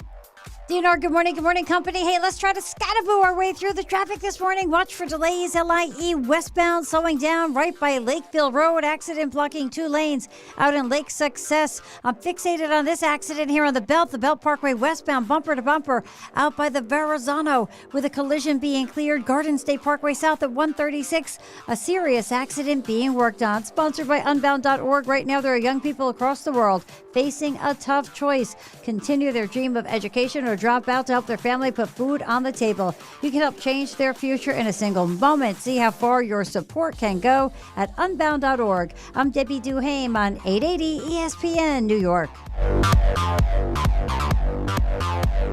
Cashback is not available on gas in New Jersey and Wisconsin.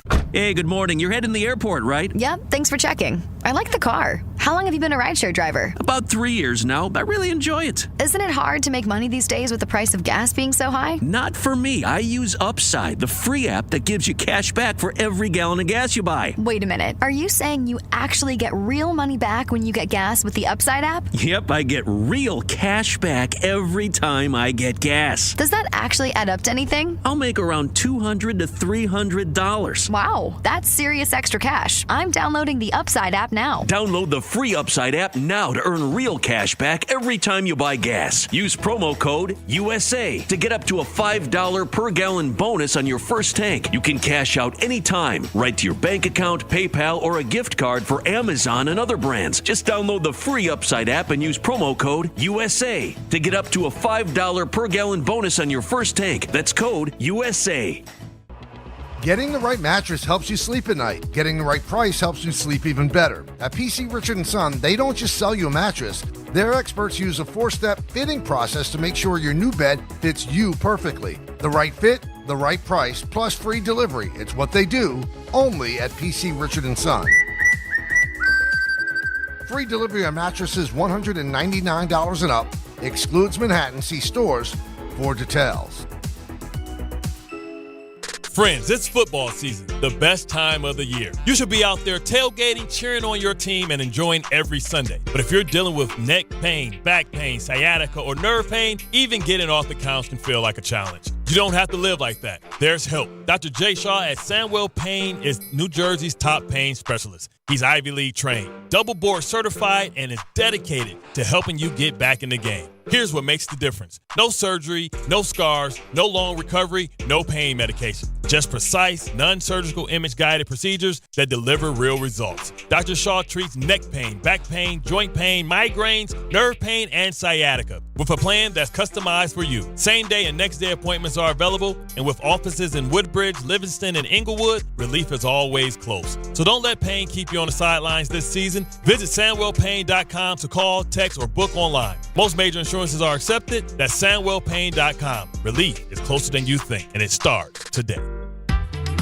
Score a win this game day with Amazon Pickup, the MVP of package pickup. Need that new football jersey for the big matchup? With Amazon Pickup, you can collect your order from secure Amazon lockers or counters near you on your schedule. Whether you're running from work or home or straight to the tailgate, Amazon Pickup makes it easy and worry-free at no extra cost. Don't miss kickoff. Grab your gear and your packages when it works for you. Find your nearest Amazon Pickup location at Amazon.com/pickupMVP. That's Amazon.com/pickupMVP.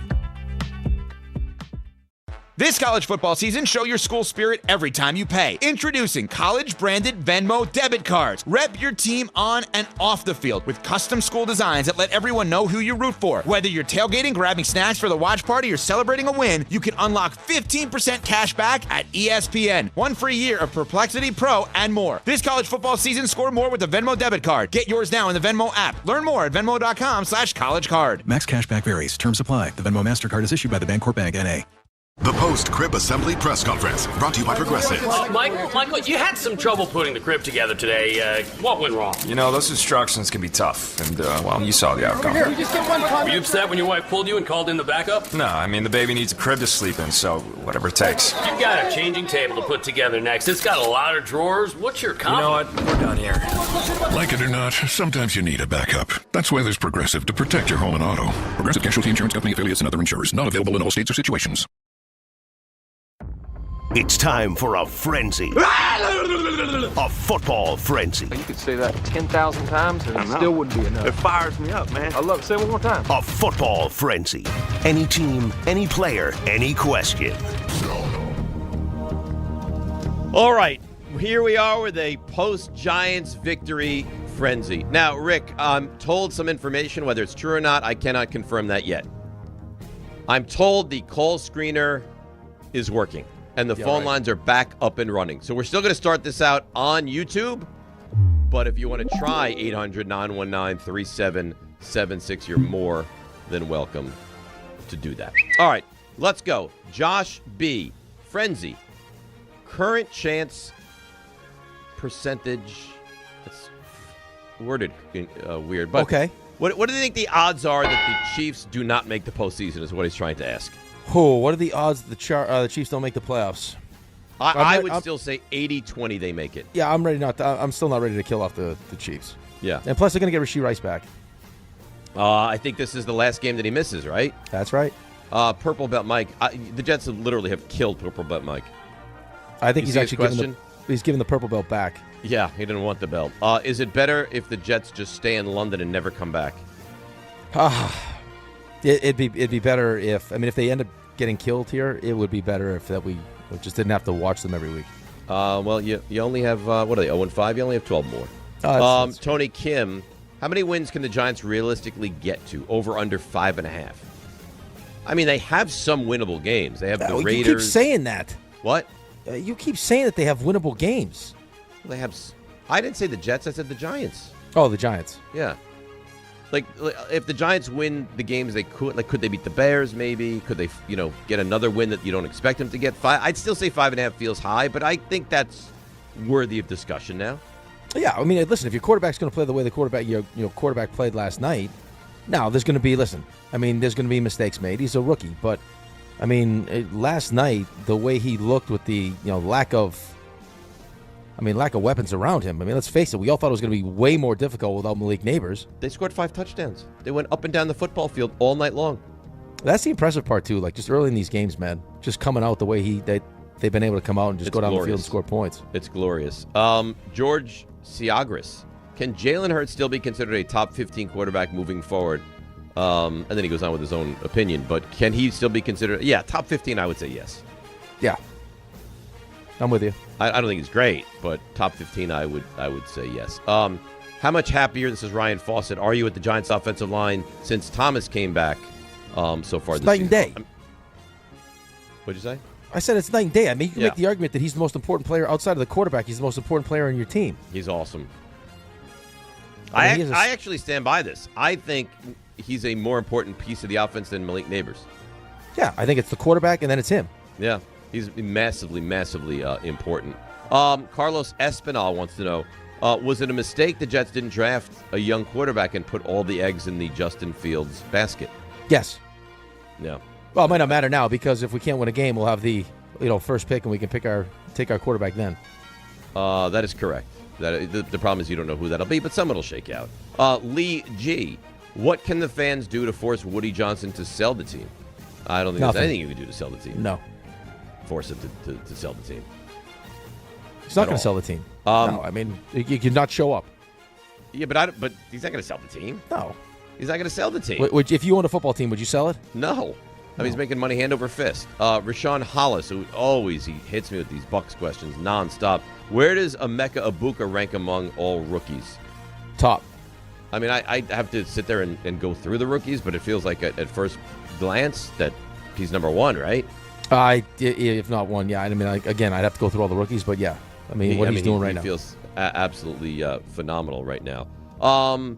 Can Baker Mayfield win MVP this season? Yes. Wow. Could you imagine that? The way he's playing? I mean, look what he's doing late in games, man. I mean, that's the definition of MVP. Down late, give him the ball, he goes down the field and He's scores. awesome. And you take away his best wide receiver. And you take away a bunch of his offensive linemen. And you take away his running back, and it doesn't matter. He finds a way. It's funny. Did you hear what he said the other day? What? Is that when he was playing poorly, it was like the reason why is because he's brash, he's cocky, he's all these different things. And now he's playing well, and now he's playing well because he's brash and cocky. Oh, but it's not even positioned as brash and cocky. It's like, look at the level of confidence. Right. Yeah. He's not wrong. He's 100% right. He's not wrong. I got some good news and bad news.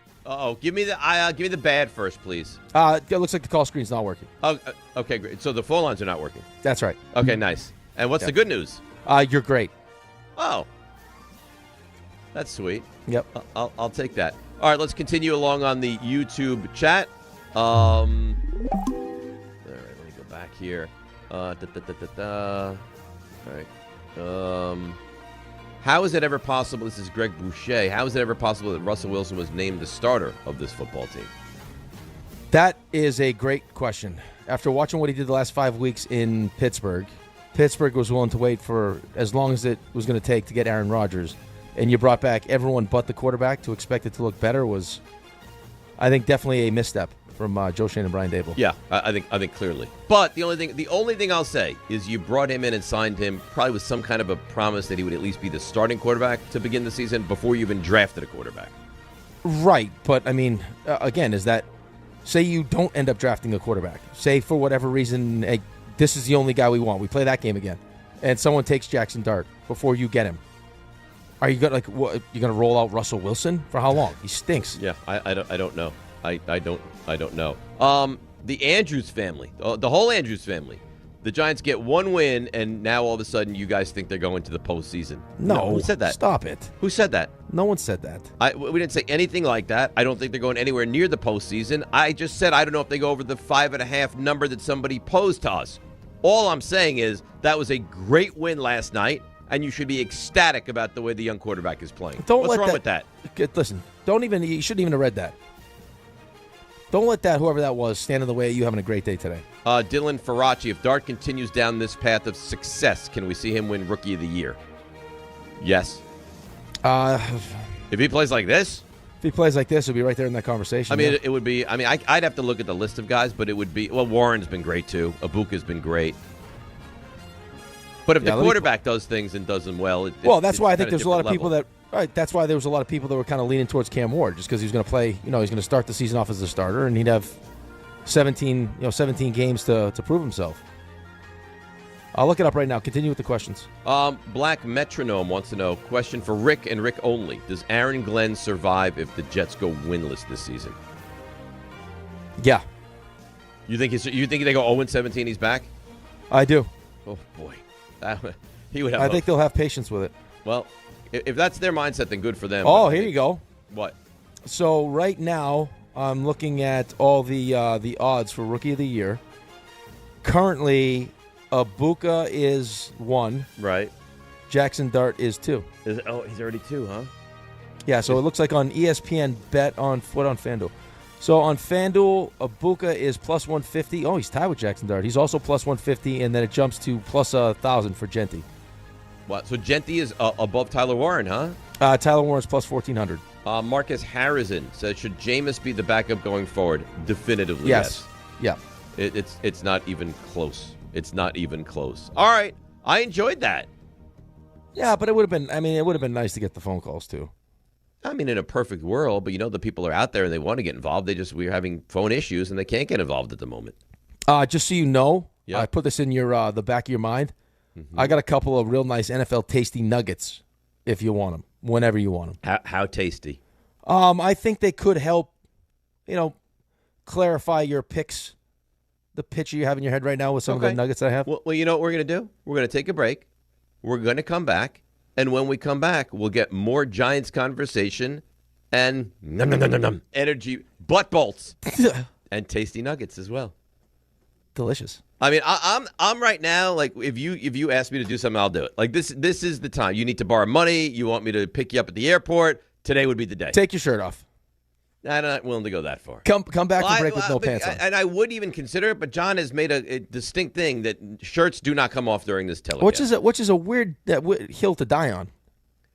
Well, especially when you consider if you what turn we've on the seen Disney from Dave. Channel at 7:00, you could see a guy take his shirt off. So why can we not do it on YouTube? Right, it makes no sense. But that's what he said. If John lifts that, today would be the day that you would get it. You've seen Dave pantsless. But that we also saw way too much. You want me to take it out?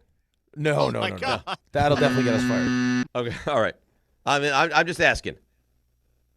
Yeah, let's. I think Okay. we'll save that for like when the I'll Giants leave it housed. When the Giants win the Super Bowl again, if they win the Super Bowl, we'll pull it out. Out. I should have called off from work that day. All right. Big cheek energy. Let's take a break. We'll come back and we'll talk about the Giants smashing the dirty Eagles. DNR with you and Nuggets as well. ESPN New York. There's nothing the voice in our head obsesses over like our health. But with over 100 lab tests and insights, Function can help answer the questions like, why am I so tired all the time? How can I get better sleep?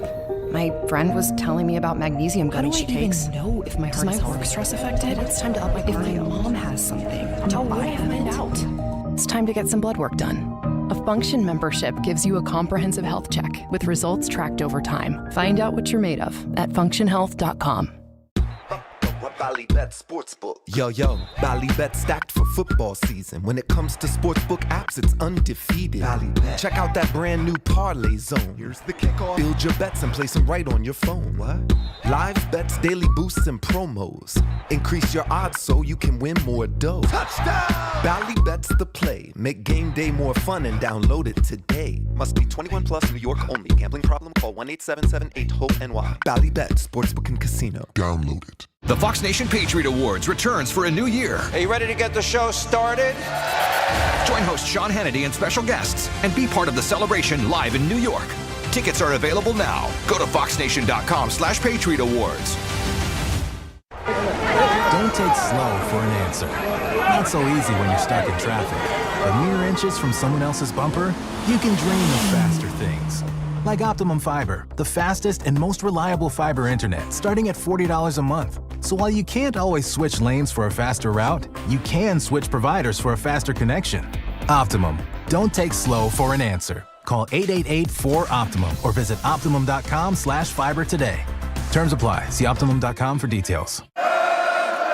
Serving contractors, builders, and homeowners in the tri-state area since 1987, Brooklyn Window & Door is New York City's largest stocking dealer of quality Andersen window and doors. The professionals at Brooklyn Window & Door will help solve any of your window replacement needs or applications. Visit Brooklyn Window & Door's award-winning showroom to see the complete Andersen product line, including the 400, 100, A&E series. Andersen, built, backed, and serviced like no other window. Visit Brooklyn Window & Door at 185 30th Street in Brooklyn or call 718-WINDOWS. The holiday season is here, and businesses are hiring for all kinds of seasonal roles. From haunted corn maze staff to real bearded Santas, skilled, experienced workers are in high demand and hard to find. Whether you're hiring for one of these roles or any other role, the best way to find the perfect match for your role is on ZipRecruiter. ZipRecruiter's matching technology works fast to find top talent. No wonder it's the #1 rated hiring site based on G2. Try it free at ZipRecruiter.com/USL. That's ZipRecruiter.com/USL.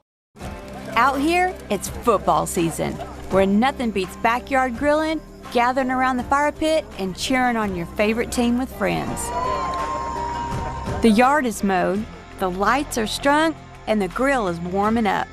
Whether you need to fill up your propane, get a new grill, or even a generator, out here, it's game day. And we're ready for it. Tractor Supply, for life out here. The city that never sleeps and never stops talking sports. ESPN New York is always on. Now you can live and breathe everything New York sports wherever you are. On your radio dial, on the ESPN New York app, and streaming live on YouTube. However you watch or listen, ESPN New York is always on for you. Hear us, stream us, watch us. This is ESPN New York.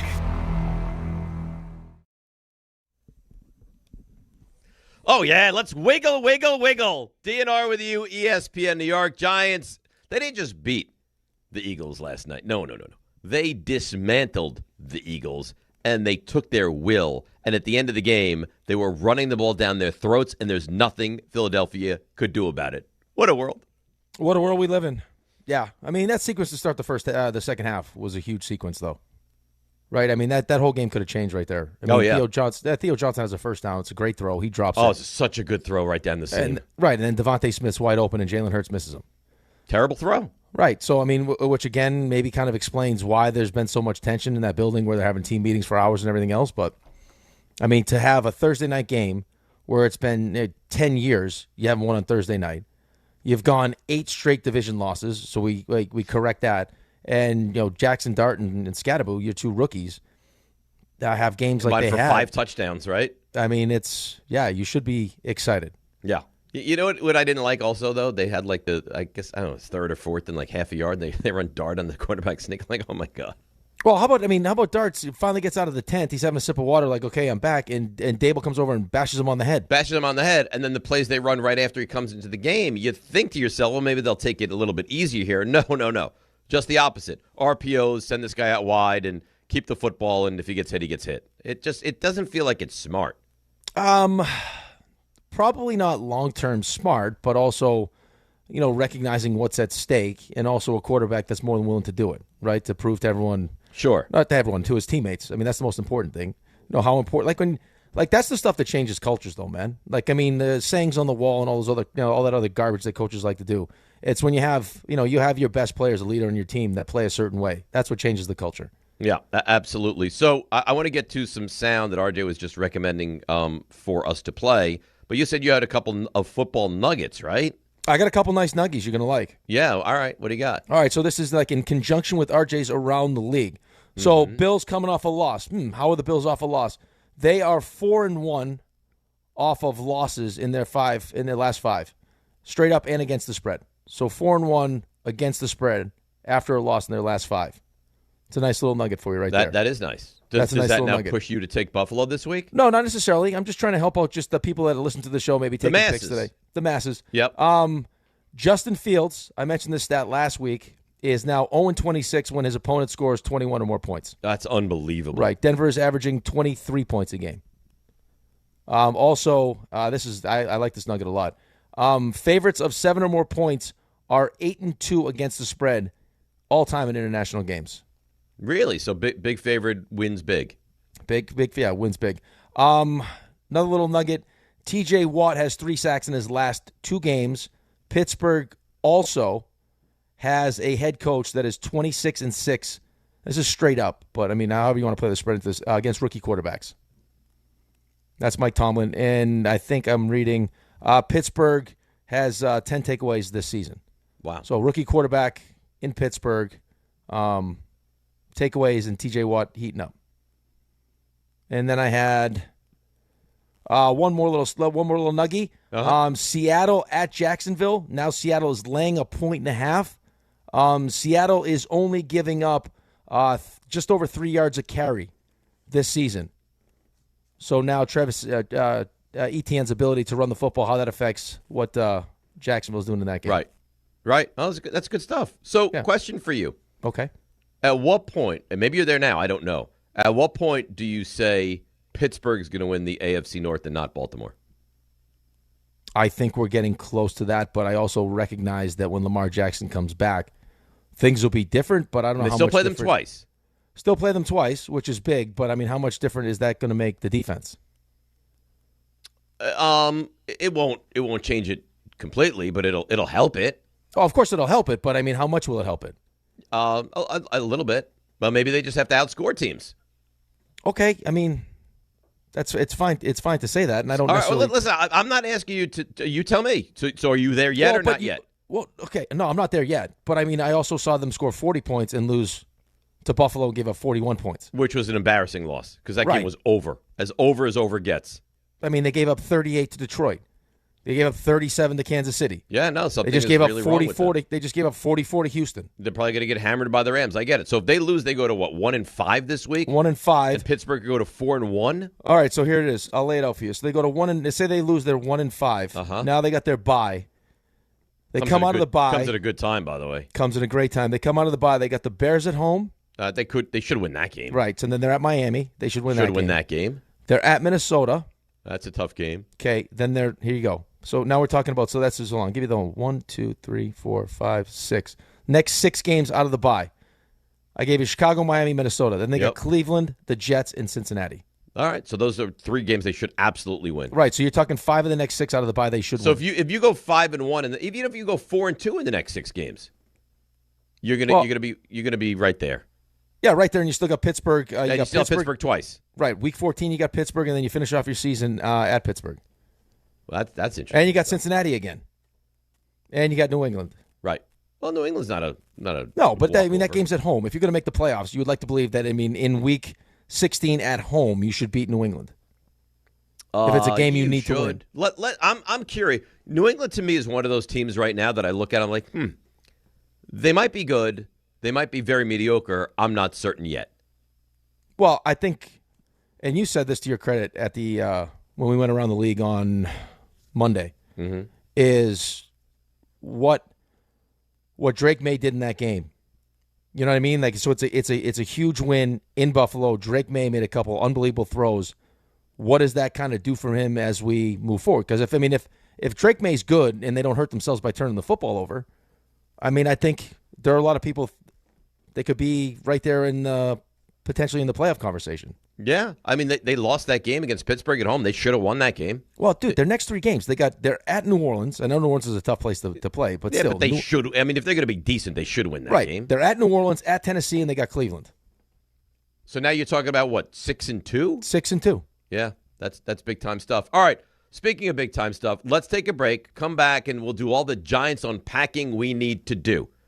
I almost gave the number, but I'm not going to do that. On YouTube, get involved in that chat. On Twitter, at Rothenberg ESPN. You can throw your questions that way as well. We have Stuff You Missed, 9:15, Picks 9:30, Survivor 9:35, and then, of course, Plays O the Week. It's DNR with you, ESPN New York. 1-877 Cars for Kids. KARS Cars for Kids. 1-877 Cars for Kids. Donate your car today. 1-877 Cars for Kids. Donate your car today. Ready to get rid of that old car? Donate it to Cars for Kids. Call 1-877-CARS-FOR-KIDS to reach a friendly live agent. Donation's super easy, and your car can be picked up as soon as tomorrow. Call us now, 1-877-CARS-FOR-KIDS. That's Cars with a K to donate your car today. 1-877 Cars for Kids. KARS Cars for Kids. 1-877 Cars for Kids. Donate your car today. Did you know you can donate real estate too? Go to carsforkids.org. That's carsforkids.org. Score a win this game day with Amazon Pickup, the MVP of package pickup. Need that new football jersey for the big matchup? With Amazon Pickup, you can collect your order from secure Amazon lockers or counters near you on your schedule. Whether you're running from work or home or straight to the tailgate, Amazon Pickup makes it easy and worry-free at no extra cost. Don't miss kickoff. Grab your gear and your packages when it works for you. Find your nearest Amazon Pickup location at amazon.com/pickupmvp. That's amazon.com/pickupmvp. Make cancer screening a part of your annual healthcare routine. New York Presbyterian offers a full range of cancer screenings, including lung, cervical, prostate, colorectal, breast, and more. Regular cancer screenings could save your life by detecting cancer at its earliest, most treatable stages. Screenings are available across New York City and Westchester. Learn more at nyp.org/cancer screening. Stay amazing. New York Presbyterian. At Uline, they know firsthand the road to success is an uphill climb. Uline started in the family basement, and through hard work is now North America's most trusted shipping and industrial supplier. They get what it means to have the support of reliable, hardworking partners. So they keep 41,000 items ready to ship. Whether your company is still in a basement office or expanding cross-country, Uline will be there on your road to success. Visit uline.com. Getting the right mattress helps you sleep at night. Getting the right price helps you sleep even better. At PC Richard & Son, they don't just sell you a mattress. Their experts use a 4-step fitting process to make sure your new bed fits you perfectly. The right fit, the right price, plus free delivery. It's what they do, only at PC Richard & Son. Free delivery on mattresses $199 and up. Excludes Manhattan. See stores for details. 880 ESPN, WHSQ, and WCBS-FM HD2, New York. A Good Karma Brands radio station. The Association on Aging in New York is celebrating the 60th anniversary of the Older Americans Act, which funds vital programs for millions of older adults. Services include meals, transportation, home care, Medicare counseling, case management, and caregiver support. Today, people are uncertain whether some programs remain available. We can help. To learn more about these essential programs and how to keep them, visit our website at agingny.org. Sponsored by the Association on Aging in New York. Just printed from the Erie Canal Press, the most coveted ticket, New York Lottery's $1 million raffle, hath arrived. 15 fortunate souls shall come into the fortune of a millionaire. Translation, the $1 million raffle is here, and 15 winners are going to become millionaires. The New York Lottery commemorates 200 years of the Erie Canal with your best odds of winning $1 million. Limited tickets available. Ask your local retailer today. Please play responsibly. Must be 18 plus. Gambling problem? Call 1-877-8-HOPE-NY or text HOPE-NY. Hey, it's Desmond Howard. You want to win the weekend? It all starts with the tailgate. And for me, that means Kingsford Charcoal. They've been bringing the flavor, the smoke, and the heat since 1920. No wonder they're still the gold standard of grilling. So fire it up, feed your crew, and let the smoke do the talking. Kingsford, the king of the tailgate. Get it today at the Home Depot. How doers get more done. This college football moment is brought to you by Serve Pro. College football teams have moments they recover from and made it like it never even happened. Like on September 24th, 2016, when Tulsa found themselves down 31-0 to Fresno State with 10 minutes left in the second quarter. Tulsa fought back to tie the game at 41. And then won 48-41 in double overtime. Serve Pro, like it never even happened. Diana Florence knows how to keep our communities safe. In 25 years as Manhattan Assistant DA, Diana successfully prosecuted street crime, corruption, and fraud, using smart solutions to increase safety in our neighborhoods. Now, a radical agenda has put us all at risk. On November 4th, vote for the independent Democrat that will protect us, not criminals. Elect Diana Florence, Manhattan District Attorney. Paid for by the Coalition to Restore New York, not expressly authorized or requested by any candidate or by any candidate's political committee or any of its agents. This is DiPietro and Rothenberg. I mean, what a win that was. He can run. Can he ever? He can run all the way to the end zone. We took their will. Nobody really expected us to put up a performance like this. We took their manhood. Dart finds an open man and hits him. Robinson stays in bounds. Robinson's going to go all the way for a touchdown. I'd love to think about that because we got him. He's a leader. You want energy? I'll open my butt cheeks and give you energy today.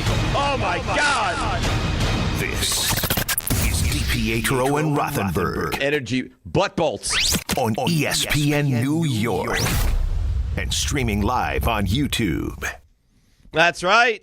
Here we go. Big 9 o'clock hour. The Giants were born to run last night, I'll tell you that. Right down the throat of that Eagles defense. Scatterboo. I wish he got 100. 98 yards. Jackson Dart had, 58 yards.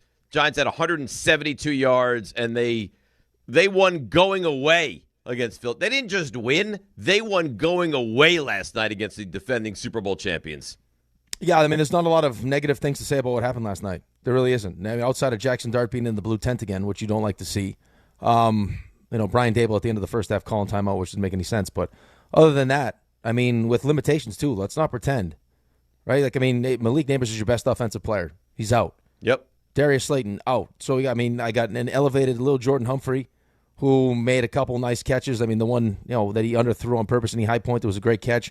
Clearly, it's been a been a point of emphasis to get the tight ends more involved. Sounds like Jackson Dart and Theo Johnson. I mean, I don't think it's just by accident that these two are like really close friends, and all of a sudden now Theo Johnson, outside of the drop to start the second half, is someone that's been a factor offensively. And then, I mean, just the amount of energy and belief that I think this team on both sides of the ball has in this young quarterback. I mean, he's 22 years old, but I mean, to watch him and those things, like, even I wasn't frustrated when he said it, but I also don't know if I completely agree with it. Like, I mean, it's obviously like a 22-year-old kid is going to have times where he struggles, and there'll be times where he looks good. Like, I mean, New Orleans, him just dropping the ball.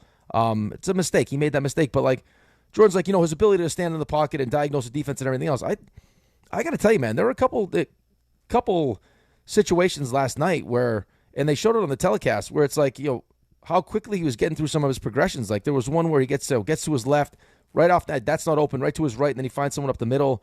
The one Dale touchdown was a really nice play, buying himself some time. We know what he can do with his legs.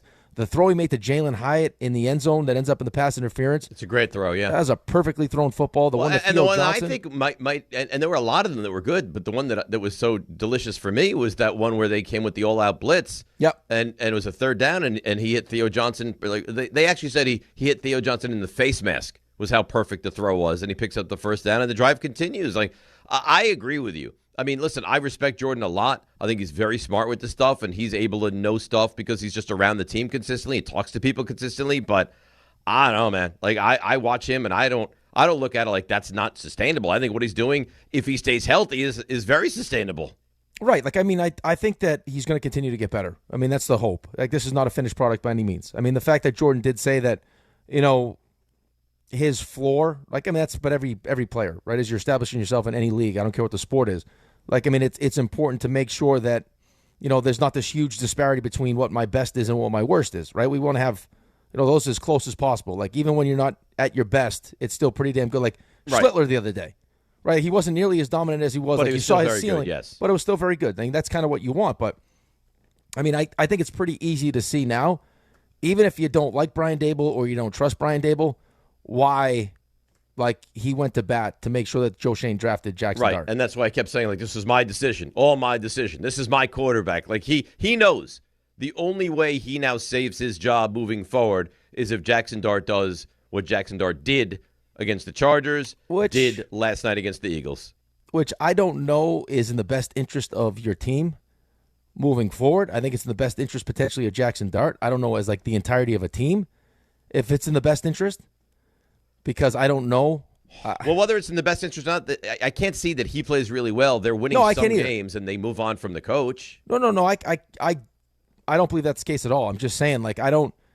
It's amazing how quickly we went from Joe Shane stinks and having that conversation with RJ and pointing to the different, Adebo signing and the Holland signing, how bad those two have been. A couple of the drafts that just don't exist anymore. Evan Neal, like all these different things. He stinks. So all of a sudden now, a huge win on Thursday night against the Philadelphia Eagles, these guys come back, and it's just like, are you putting, a really good young quarterback in the hands of guys that really aren't good at their jobs? Just because they were lucky enough to draft him. Maybe. Well, and you talk about the crapshoot. We talk about this all the time. What did he go, 26? Yeah, it's all what you prioritize, man. It's like Indy made the mistake of prioritizing physical ability. But when you watch Jackson Dart play, like, he's got the physical ability. He played a ton of college football. I mean, you hear how glowingly his coaches talk about him, right? Like, I mean, it's not even like it's a player. He becomes like their friend. That's the kind of guy he is. They love him. What's not to love? He'll go to battle for you. He's desperate to win. He's really talented. He's willing to lay everything on the line, even too much so. Like, what's not to love about the kid? Well, but I mean, so just think about that. If you're Brian Daboll, you're a grown man, or you're his coach at Ole Miss, you're Lane Kiffin. Like, I was watching McAfee last week, and Lane Kiffin was like, no, we're like, he's not just my quarterback. He was my friend. We'd go play pickleball. Like, I still talk to him all the time. Like, so you're a grown man that's coaching this kid, and you like him enough where you want to be his friend. Like, just think about that. How would that translate to a locker room? Like, because I think that's the biggest thing for kids. Like, it's not just it's the new language and it's the offense. It's like, I'm stepping in, like, I'm out of a college locker room where we're all kind of the same. right? Like, I mean, just think about when you were in college. We're all trying to get to a certain place, but we have, we're not married. We don't have kids. We're all hanging out. Like, we're equals. And you jump into an NFL locker room now where they give you the keys to this franchise, and you're trying to lead grown men that have wives and kids and bills to pay and everything else. Yeah. Like, that's a huge jump. Well, they're willing to follow him, and you see that. Quarterback lays it on the line like that. Into the blue tent he goes. And by the way, I mean, I get it. Dable loves him, wants him to succeed. It's a little weird. Let's take a listen. Here is Dable on going into the blue tent to check on Jackson Dart. If you've ever been on an NFL sideline, there's a lot of emotions. I know I was asked about gloves the other day.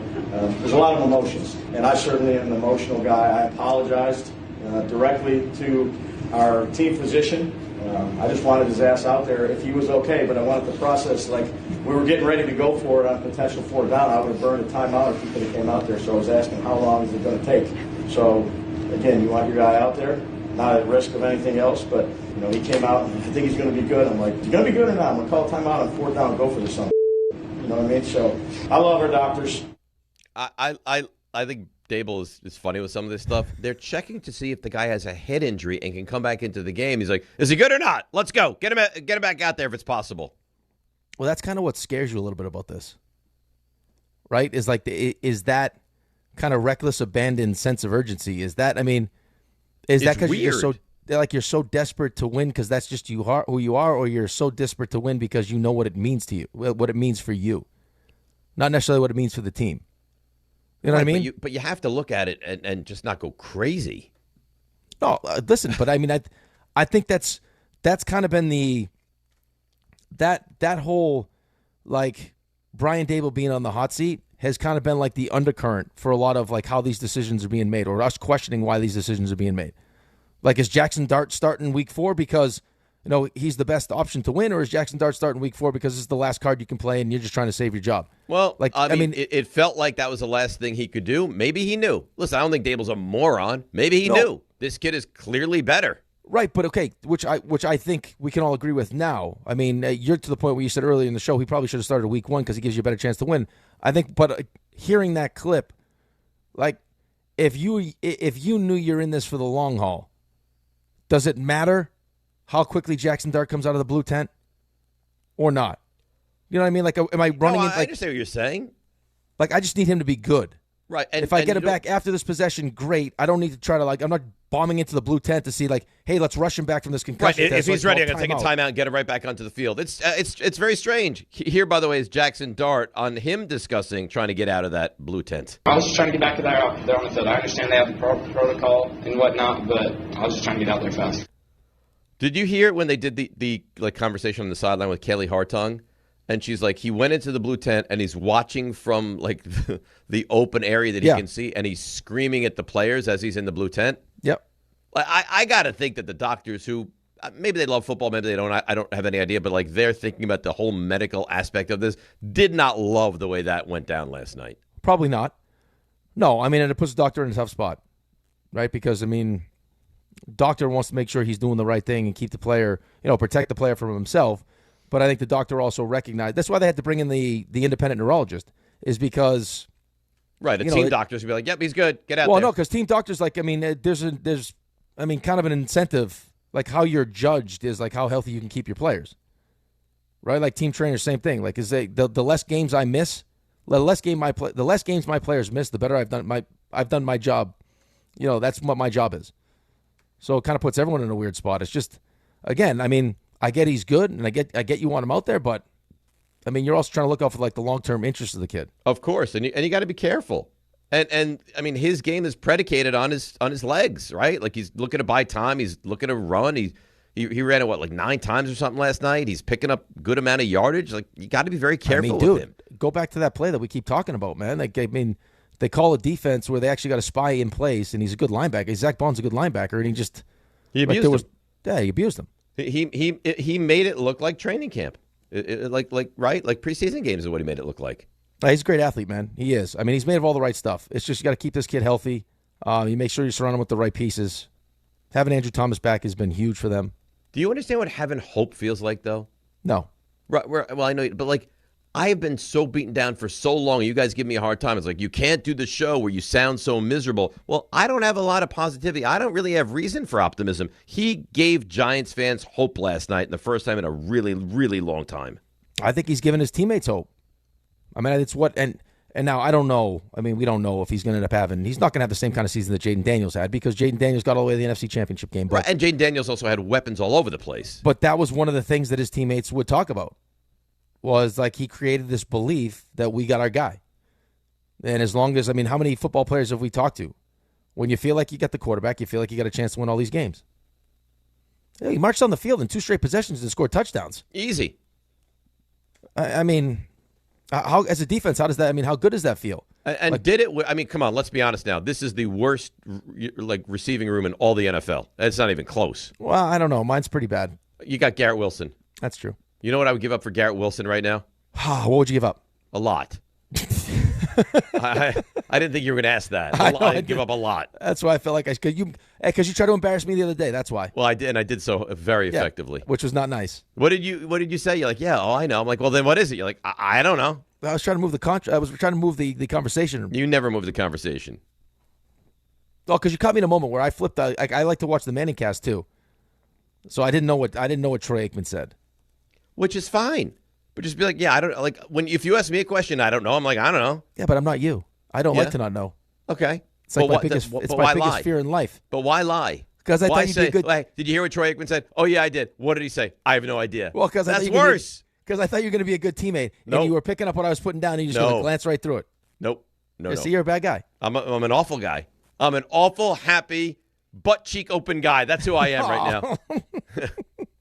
With all this big cheek energy. That's right. I got tremendous cheek energy right now. I kind of like it. Oh, what a energy. Time. Butt bolts. You didn't mention, too, in game time, we got a big WNBA finals game tonight. Well, what do we – I don't know what we have. Aces can close it out. Aces got a 3-0 lead. They can close it out tonight. Darren Waller's ex-wife still play on the Aces? No, she's on L.A. Oh, really? Yeah. So did you just say they're looking for a sweep? Yeah, they're up 3-0, yeah. Really? Yeah. Oof. What do you mean? Oh, that's not good. It's not good for Phoenix, but it's good for finals. I mean, it's not good for Phoenix. It's good for Vegas. All right, I see what you're trying to do. Can we get back to the Giants for God's sakes? I was just trying to dust in a little extra. We don't have any phone calls today, okay? I was just trying to do a little. Oh, please! I can sit here and talk Giants for the next 24 hours. I like people to know what's going on. You want me to take it out? RJ, he's unhinged today, man. Do you think I get a call from John later saying, like, remember when I told you were bad a couple Mondays ago? You made up for it in spades. You were unbelievable today. No, not even joking. My first thought was, like, this is the risk you run when when he told you didn't have enough energy. Right. That there would be a day where you actually have, like, almost too much energy. Yeah, but this is a perfect storm. You got the Giants. Again, he hasn't sounded like this in ages. Years. So, yeah, I don't know that one has anything to do with the other. I think this would, if the Giants had given him a performance like this would have happened regardless. That's true. It's unhinged. I mean, it was gorgeous. It was great. I mean, no one expected. I mean, I don't think anyone on the show expected them to win last night. Nobody in the world expected that. There's nobody that thought the Giants were going to just take them behind the woodshed and beat the crap out of the Eagles. Nobody. I don't know how you could. It wouldn't make sense that anybody would predict that. No, I mean, it was a 7.5-point spread. Right. You hadn't won a game in 10 years on Thursday Night Football. You hadn't won a division game in 8 straight division losses. I mean, number one receiver is Wan'Dale Robinson.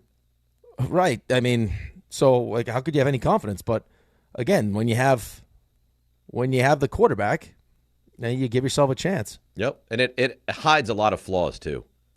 His ability to use his legs definitely makes up for some of your deficiencies. Like, you look at the Giants' offensive line now, and do you watch it and think, well, this is a bad offensive line? It's bad? No. It looks fine. Well, because the offense is functional. I mean, your offense was 11 to 16 on third down. You were 3 for 3 in the red zone. I mean, that's good stuff. And just at the defense for a minute, they were not great, and they commit so many penalties in that secondary. But what I will say is, Philly went 1 for 9 on third downs. Yep. And Philly didn't score in the second half, and the Giants' defense was opportunistic. I'll say that. The interception from Flott was huge. The fumble, they recovered that. Like, they weren't great, but they were good enough that they could help this team get a win. Right. I mean, listen, your secondary is not that good. No. It's not.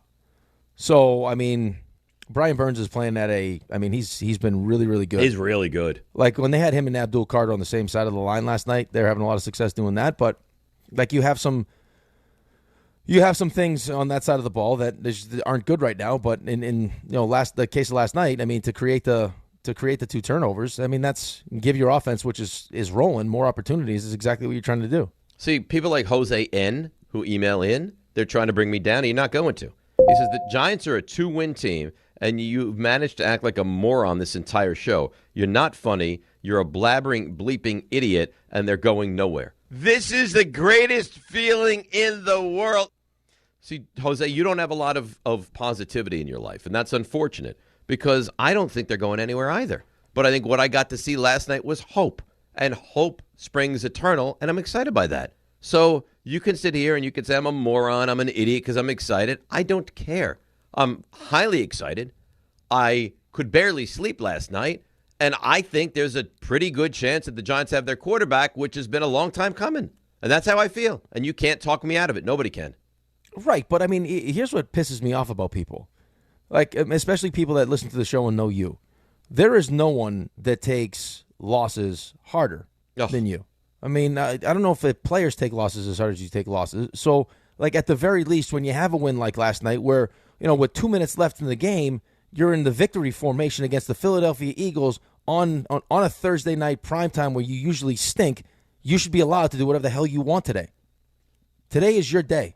Right. Like, could you imagine if we popped on the microphones and was like, how you feeling today? Well, the Giants, they only have 2 wins. No, you'd crush me, and rightfully so. So what do people want me to do? And that's not the first email or person reaching out giving that tact of like, you know what, tone it down a little bit. You're a little too excited. No. Well, then so be it. Then I'm too excited. But you're not, I don't care. Right, but here's the thing, though. You're not so amped up because you all of a sudden now think that this win is going to all of a sudden take this team and turn it into a playoff contending team. You're so excited because you beat the Eagles, who you despise and you hate, and because your quarterback, who's 22 years old, looked damn good. See, you get me. You get me. Jose N doesn't get me. No, Jose, you know what? He's just a miserable person. Yeah. Jose. Yeah, you're being nice today. Because listen, today is your day. I like when you're happy. Your energy level is through the roof. You got you got butt bolts and anal fixations and everything else. Why would I stand in your way? I'm going to take it out? You're threatening that. I mean, Porsche. Sherry's in one today. I can. Oh yeah. That. Oh, she's going to get some later. I'll tell you that. Oh, she's definitely going to get. You said Sherry's going to get some, and the microphone just went. Yeah, the microphone exploded. That won't be the only thing. You heard she's definitely that, right? getting. My God. Oh, what? Goodness. You are. RJ, he's on the line today. I can say that. It's like an oral fixation. Maybe I have an anal fixation. Is RJ screening calls? Is that what's happening right now? No, he's not screening calls. No. Why would he screen calls? To pretend like he's screening calls? The phones don't work. You say that. It appeared to me like he was screening a call. Efforts. RJ! Efforts are being made, yes. That's great. I'm telling you, I promise you, 9:58 is when the phone lines are fixed. I'm not sure. I'm telling you right now. This unhinged. I'm telling you right now. You guys can correct me if I'm wrong. Mm-hmm. In this business, there are only a select few people that would there are people that would have phones go dead the way that the phones go dead, and then we, be like, we would not survive. I'm not doing this. We're not doing the show. Yep, can't do it. And I don't even feel like we've skipped a beat today. We haven't taken any. We couldn't take any calls. It's not like we took one call. The phones are just dead. Well, but now I'm not sure they are. RJ, am I seeing what I'm seeing or no? Well, we've been able to screen before. Let's assume nothing. Let's wait a couple. That'll of minutes reset here. itself in 13 seconds. Right, yeah, that'll kill itself in just a minute. Yeah, don't worry. The phone lines will die momentarily. It's been like that all morning. Where's Greg? Yeah, Get I Greg. trust nothing here. Tell Greg to put down his cinnamon apple oatmeal and get in here. Fix something. I don't know if that's a Greg issue. No, I don't want to. Because you know what? I want it to go perfectly today, and I'm concerned that it won't work right. Where's Dylan? Oh, you're so beautiful. That's perfection right there. All right, you know what? I'll try it. And if she's not there, she knows how I feel about her. Robin in Dobbs Ferry. Robin, you're our first caller this morning, potentially on ESPN New York. I know. Oh, my God, I called. I was holding. I felt so bad for RJ, poor thing. And then I've been calling and calling. I said, let me try a few more times. I can't believe I got through. I'm so excited. I was there last night. Oh. It was amazing, guys. It was electric. And I've been listening to everything this morning that you were talking about. I'm just going to give you the perspective from being there. Watching Dart play is different. He has skills that are so instinctive. And I know you're talking about, yes, he's athletic, sure. But we know there are plenty of great athletes that are QBs in the NFL that are athletic. Watching him, Rick, I think you could talk about this. There is something about watching him. He's just doing things that just can't be taught. And watching Dart and Scadaboo and how much fun they're having because of their attitude, they're energizing the whole team. And we can talk about what's going on with Dayball and Shane and all that nonsense, but the reality is that this kid has it. We'll see what happens, but he brings energy to the rest of the team. He energized the crowd. It was amazing. And one thing I will say, as good as he was and what he brought to the team, you cannot understate. Having Andrew Thomas there really is the anchor. He was dominant last night. So, and I think I sent you an email, Dave.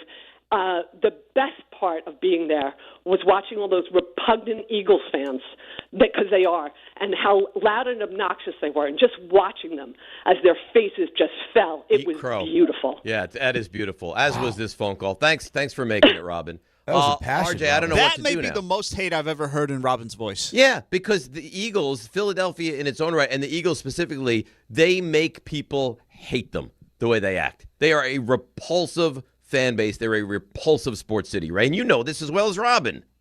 Yeah, you're not wrong. RJ? Hi. So I don't know what we do. You forced me to take Robin there. And then it's 9:25. And now we're already late for your stuff you missed. We got to make picks. We got phone lines are lighting up now. Like something's got to give. What are we doing? I think we're going to stuff you missed right this second. Let's go. All right. Now. Walk up three-pointer. He got it. See ya. Put in the box. The you missed. I mean, does anything even really matter all No. that much? Here, you want me to do it for you right now? Giants beat the crap out of the Eagles. Scadaboo goes for 3 touchdowns. Dart goes for 2. Giants dismantle Philadelphia. There is joy in Mudville, and we'll be back and we'll make our picks. How's that? Butt bolts. Why do you have to go to? Why is it Mudville? Who knows? What do you mean? Given the context of today's show, I think we should just move on. I think we should just move on. You're spending too much time in Mudville. Mighty Casey. So what? Mudville. What you might have missed. Here was Brian Dable. Giants put this out on social. Here's his locker room speech after the big win. That's a great win, man. And I'm going to tell you this. I love every one of you, man, because it ain't easy all the time.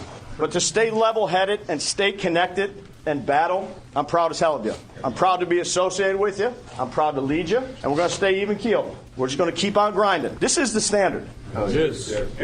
The hell of a game again, son. A lot of guys. O-line. Defense. To run it out there at the end, that's awesome. Now, that's tough. Right? That is tough. Right? That is tough. There's one tough son of a in here. His name's John Mara. 1, 2, 3. That's right. My God. Even keeled, Dave. It's too much. It's too much. It's too much. On the other side of things are going well for the Eagles. A.J. Brown was asked, so what about that meeting with you, Hurts, and Saquon? I don't recall the meeting. Oh, okay. The meeting that we're at. I don't know what you're talking about. Those guys said it did happen. Oh, you didn't talk to them. You weren't in the meeting? No, I don't recall. Or you don't want to? I don't recall. I think you broke the Eagles. He sounds like a real treat. I think you guys actually broke the Philadelphia Eagles. Hey, could you imagine if he wasn't lying, though? And what Saquon and Jalen Hurts made met it was up? like, we had a meeting. He's such a fool. He sounds like such an idiot. We had a meeting about A.J. Brown. Oh boy. Oh, what a day. Also a day for Rangers fans, which Dave is also. Igor stops 37 shots. Sabres don't score. Good for us. Lose 4-0 in the end. Igor's 22nd career shutout. In the end, I see what you did there, RJ. Yep. I'm sorry. Vinny Trocheck didn't return. That was the only downside of the game. Had an upper body injury in the second period. Evgeny Malkin and Sidney Crosby combined for 5 points. Penguins spoil Matthew Schaefer's NHL debut with a 4-3 win against the Isles. And Seth Jarvis scored twice, had the go-ahead goal. Hurricanes opened the regular season with a 6-3 win against the Devils. Baseball, Dodgers advanced. Phillies, I guess, didn't want to advance. They just threw the ball over the catcher with the game on the line. Who needs that? In 11 innings, and Dodgers advance, make me look bad. Matthew Boyd and the Cubs blank the Brewers. He was great, Yeah, huh? they send their NLDS to a decisive Game 5 that will decide who takes on the Dodgers. RJ, quick question for you. Will I take the Dodgers now? Dodgers or the field? Yeah, it's time to think about it. Listen, this is a new me. Sometimes you got to let go of things. Because this is essentially my last chance. Because I don't think any AL team's going to beat him. So this is my last shot. LeBron sidelined for 3 to 4 weeks. He has sciatica he's experiencing. Probably going to miss their opener. Meanwhile, his former coach, Eric Spoelstra, will be the next head coach of Team USA. And number 6, Oklahoma, they take on Texas this weekend. John Mateer, the quarterback with that broken hand, upgraded to probable for the weekend. And there you go. And a great college football game this weekend. Indiana and Oregon. Yeah, pay attention to the quarterbacks if you're a Jets fan this weekend. Yeah, both of them are considered two of the elite prospects in all of college football. All right, we break, we come back, our picks. RJ does his Survivor, and then, of course, Plays of the Week. It's a glorious, beautiful Friday. DNR with you, ESPN New York. I hope you have such a great weekend. I can't even verbalize it. I can't even put it into words. But here you are right now, my dear friend, the great Debbie Duhame. Hi, Dave. Hi, Rick. Have a great weekend. Dave, I'm excited about the Giants' victory last night, too. What a win against the Eagles. Way to go, Giants. Guys, let's see what's happening on the LIE westbound. You're slowing down big time out by Douglaston Parkway with an accident. Heading up to 287 eastbound out by the Hutch. It's a collision over on the LIRR Port Jeff Branch. Watch for delays because of a broken rail near Huntington. Traffic is sponsored by the Crohn's & Colitis Foundation. The Crohn's & Colitis Foundation has been at the forefront of inflammatory bowel disease research and care for over 50 years. Learn more about research, education, and support at Crohn'sColitisFoundation.org. Go Jets as well. I'm Debbie Duhame, 880 ESPN New York.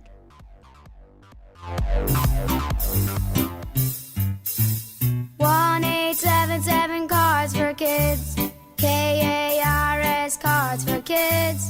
1-877 Cards for Kids. Donate your card today. 1-877 Cars for Kids.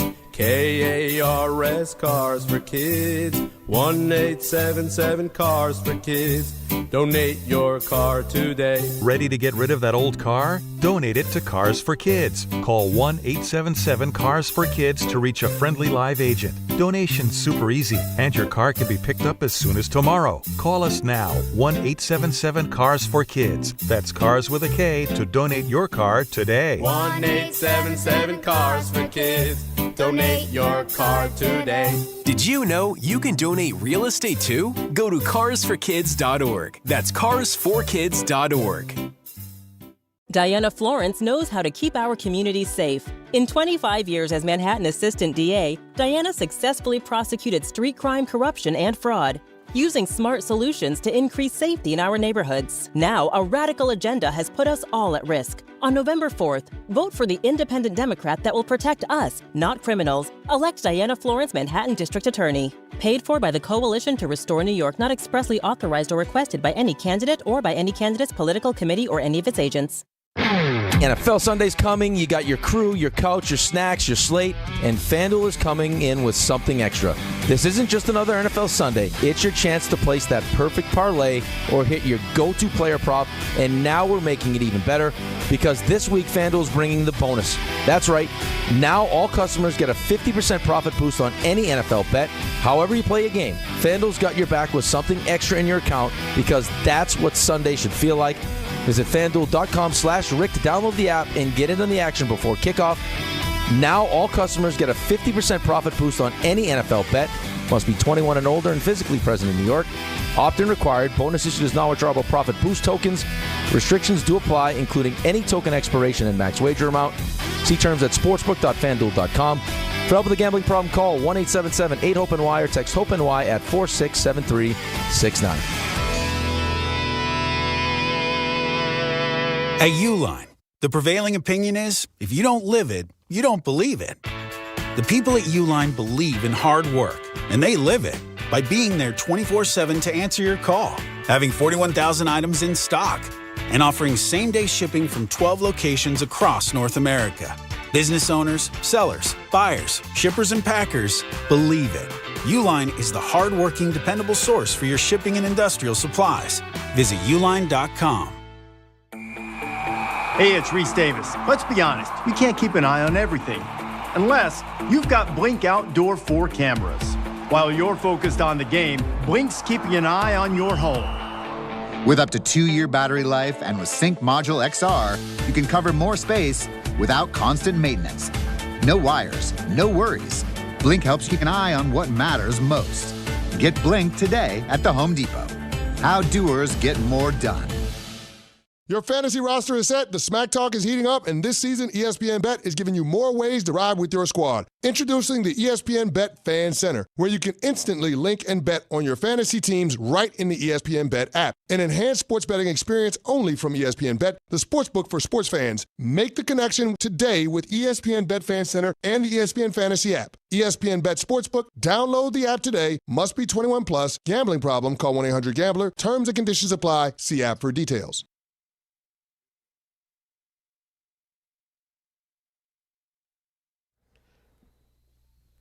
Oh, yeah, DNR with you, ESPN New York. My only question today, because I knew I was going to have a great deal of fun, my only question today was whether my voice would hold up, because it was given out a little bit last night because of the screaming and the yelling, but it's been glorious today so far.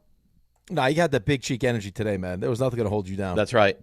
You're going to make T-shirts with some of the phraseology from today? I'm an awful, happy, butt cheek open guy. That's who I am right now. Yeah, there were things said today. That Sherry's in one today, I can guarantee that. Oh, she's going to get some later, I'll tell you that. That will live on for the yep, as long as the show exists. And probably beyond that. Raymond said to me moments ago during the commercial break, he goes, when I do plays of the week, send it to me early because I got a lot. You know what's amazing, though? Like today's show for you reminds me of like what my wife's biggest pet peeve with me is. What? Like that I'll have one of these days on like, Halloween during like when I played, like we'd have the Halloween party and I'd get home and she'd be like, the next day she'd be like, do you realize what you did last night? Like the pieces that I had to pick up because you just like completely went wild. Yeah, like, but no. you see the massive difference here, right? Because I'm going to assume that you were highly inebriated on those nights. That's right. I don't think Dave is drunk right now. He's drunk on success. You think I'm drunk? I'm not drunk. He's drunk on they beat the Eagles. I'm drunk on energy. I'm drunk on emotion. I'm drunk on lack of sleep. I'm drunk on life is what I'm drunk on. He's drunk on dart is what he's drunk on. That's what it is. Oh, that'd be a good T-shirt too. Drunk on dart? No, on Jack. Like instead of like a shot of Jack, like Jackson. A shot of Jack Dart. Jack Dart. Yeah. Take a shot of Jack. Your anal fixation. Energy butt bolts. I still can't believe you said that. I'll say it again. No, you don't have to because we have it forever now. All right, good. But here's the thing. There's certain things that I say, and after I say, I'm like, oh, God. I don't feel like that about this. I think tomorrow or Monday. No. Mm-mm. Yeah, RJ, do you think at any point I hear that, I'm like, oh, why did I do that? No, it'll always take you back to this moment. The only chance it would have if like years down the road, things don't go well, and it just reminds you. But if it does go well, this I think you will view as the start. Yes. Like you could say beautiful. Like you're so beautiful. Like the win over the Chargers, you could make the argument his first start, but I think this is really like the jetpack in your back of like, here we go. Well, this is the Eagles too, yes. right? Yes. Like there's nothing more filthy than the Philadelphia Eagles. This is as good as it gets, really. They're a repulsive organization. All right, we got to make our picks. So Raymond, if you will, fire up the little picks opening. That would be delightful. NFL picks. I'm going to go with the Chiefs and lay the net of DNR. So eloquently stated there by Rick, the Chiefs. It's time for our picks presented by Ballybet and by Amazon Pickup. RJ, if you would. All righty, so we all entered the week 7 and 8. That is where 3 of us remain. Ray, 7 and 9. He took the Eagles yesterday. We know how that went. It didn't go well for him. Did not go great. Ray and I both went 2 and 1 last week, so we go to the tiebreaker, which would be a record if you want to go back to the week before that. That means I control the board. Oh, nice. Good for you. Oh, look at you, little guy. Congratulations.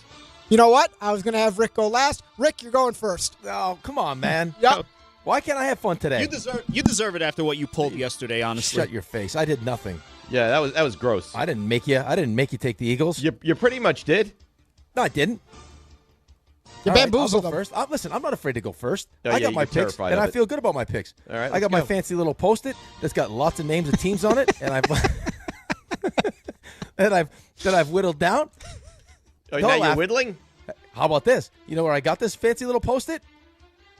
At my desk at work, in my office, where I got nice. all sorts of accoutrement for my desk. I noticed you've been Do you very have busy Sharpies today, there? by the way. I got Sharpies, I got pencils, I got pens. How about whiteout? You have whiteout? Nope. I have tape dispenser. No tape yet, but I got a tape dispenser. You couldn't see it, Dave. He's been very busy all morning. He's calling all the people, getting everybody every bit of information you can get for this. All right. Just for the picks. All right, here we go. We'll start off with this. So, with my first pick of today, I'm going to go to a team that I've had success with. I'm going to go to a team that's home. I'm going to go to a team that is playing another team who potentially might not have their starting quarterback with a foot playing a injury. team that's playing another team. I'm going to take the Indianapolis Colts and Danny Dimes, Indiana Jones, and lay the 7.5 in Indy. Okay. With my second pick, I'm going to ride You this know what's train. going to happen now, though, is because I believe that you do like the Colts because I think you took them last week also. I did. But you're so anti-Arizona that's why you're taking this cloud my game as judgment? well. And if Arizona were to lose, you would be so angry at them that we couldn't even put it into words. That's right. Yep. With my second pick, I'm going to ride this. I'm going to bet against this team until they prove to me that they can stop somebody. No Lamar Jackson. They got the bye coming up after this week. Rams are awful loss. I will take the Rams in Baltimore and lay the 7.5. With my final pick, because I hate this team, I don't really want to watch this team, but I will because I am a loyal fan. I'm going to take Denver and lay the 6.5. Oh, you are against the New York such a Jets. jerk. Yep. How could you do that? Because I hate them. That's why.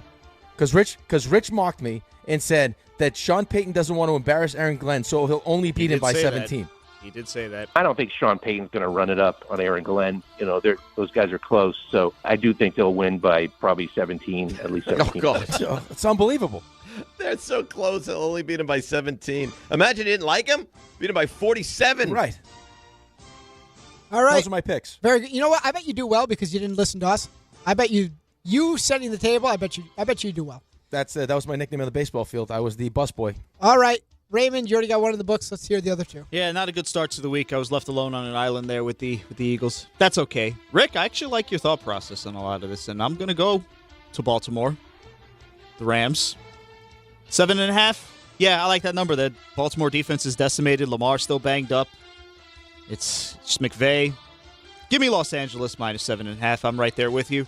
And now I'm kind of struggling lately. I had the 0-3 week. I only had one loss last week, but the Eagles. Now, I've said this all along today. I will gladly trade that 0-1 just to laugh at the Eagles today. Like, again, I'm not celebrating a Giants victory. No, you are. A little bit you are. I mean, in a sense I am, but, like, again, I'm getting joy out of this just because I get to watch the Eagles implode. So that's enjoyable. That being said, I've got to go with what I know. And when I do pick this team, I generally have success. Offense is banged up, but is operating very smoothly right now. Defense, not so much. But I think they can outscore enough to cover this line. So go ahead and give me the Dallas Cowboys in Carolina to cover 3.5. Oh, I was on my list. All right. I like that pick, actually. The Cowboys should cover this number. All right. There you go. All favorite so far. Dave, I'm going to save you for last. Oh. All right. I'm on the Rams for all the reasons you said. I don't think Lamar's playing. So you laid out all the good reasons. Good for you guys. We're all on it, which now actually concerns me. But, hey, I love this going into it. I love going into it. So I'll take the Rams minus 7.5. Next, they were good to me last week. Does this make a whole lot of sense? I don't know. But I like the Saints. They're getting 3.5 at home against those Patriots. Wow. Can New England handle that kind of win? Is New Orleans any good? I don't know the answer to either of those questions, but I really like the Saints plus 3.5. You know what? This You're is RJ. right this now. is RJ's. This is RJ's. You really are. Table. Say I've been crazy all day. This is crazy. That's RJ. You want me to take it out? That's RJ doing that. That was that might be my favorite pick RJ's ever made. The Saints good? I don't know. Yeah. They only have to be this week. Why and not? Finally, boy, I've had this one circled in nice Kansas City red, orange, whatever that color is. They're getting orange. Yeah, whatever color that is. It's red, RJ. It's red, but sometimes it looks orange. The Yankees have sent him into a spiral. But maybe, but I'm seeing the board clearly the last few weeks. That's not the colors of the board. I love the red. It's like Vinny Testaverde. Kansas City Chiefs laying 2.5 at home for no other reason than it makes no sense. So I'm all over it. All right. Yes, he's back to his. Am he's I back up? to his my always. time to shine? Yep. All right. This is confounding to me. Why is the number going from 7.5 to 6.5? I don't understand it, but I don't care. Pip, pip, cheerio, bangers, and whatever the hell they added to it. What? Mash. Mash. Give me the Broncos minus the 6.5. Fish and chips. Fish and chips. You. The O2 Arena. Whatever you want to say. I'm taking the Broncos. I'm laying the 6.5. Rich thinks it stays close within 17. That's fine for me. I only need Denver to win by 7. All you favorite takers. This game's going to shock you all. I'm going to Pittsburgh. The old man bowl? I'm taking the Steelers. Yeah, I knew this was going to happen. I'm taking the Browns. That Browns defense is good. Judkins is a real problem. I actually thought that Gabriel played effectively. I don't think they're great, but I don't think Pittsburgh is great either. That spread has gone from 4.5 to 6.5. It's too much. I'll take the Browns plus the 6.5. And during Nugget time before, Rick said, Bills awful loss. That's when they do their best work. I'll jump in on the Bills as they do their best work. 4.5. It opened there. It stayed pat there. I just think that offensively they put up too many points. They've not played well. It's a primetime game. Maybe getting away from Buffalo benefits them a little bit. I know they don't stop the run well, but I don't think that Atlanta stops Josh Allen. I'll take the Bills, and I'll lay the 4.5. That's nice. I like my analysis better. What'd you say? I got to tell you, I agree. I love your analysis. Your analysis was unbelievable. Joe Fortenbaugh, watch out. I could totally see you on SportsCenter breaking down games. Yeah, I'm seeing the board clearly. You grow a mustache, and there's no difference between the two. And you put that bear head on. RG, you could wear a bear head. I suppose I could. All right, so RJ, you're the only one who has anything remaining as far as Survivor, so go ahead. It's the DNR Survivor Pool. All right, I'll make it easy. You said it earlier, Dave. Green Bay Packers. I'll take them. There you go. That's great analysis. Anyone, we really appreciate it. I know we got to get to Ray here coming up. Anyone consider taking Green Bay and laying the 14.5? I did not. Is that a thought for anyone? I did not. No, too many points. Too much. All right, those are our picks presented by Bally Bet and by Amazon Pickup. Amazon Pickup is a convenient and secure way to collect your Amazon packages from locations near you. Let's break. Come back. He needs a long runway. We'll make it like JFK for this guy. DNR with you. Plays of the week next. ESPN New York. Serving contractors, builders, and homeowners in the tri-state area since 1987, Brooklyn Window & Door is New York City's largest stocking dealer of quality Andersen window and doors. The professionals at Brooklyn Window & Door will help solve any of your window replacement needs or applications. Visit Brooklyn Window & Door's award-winning showroom to see the complete Andersen product line, including the 400, 100, A&E series. Andersen, built, backed, and serviced like no other window. Visit Brooklyn Window & Door at 185 30th Street in Brooklyn or call 718-WINDOWS. This is an ad by BetterHelp. BetterHelp therapists have helped over 5 million people worldwide on their mental health journeys. That's millions of stories, millions of journeys, and behind every one is a therapist who showed up, listened, and helped someone take a step forward. Moments in therapy, like the right question, a safe space to cry, or a small win can change lives. With over 30,000 therapists, BetterHelp is the world's largest online therapy platform, having served over 5 million people globally. And it works, with an average rating of 4.9 out of 5 for a live session based on over 1.7 million client reviews.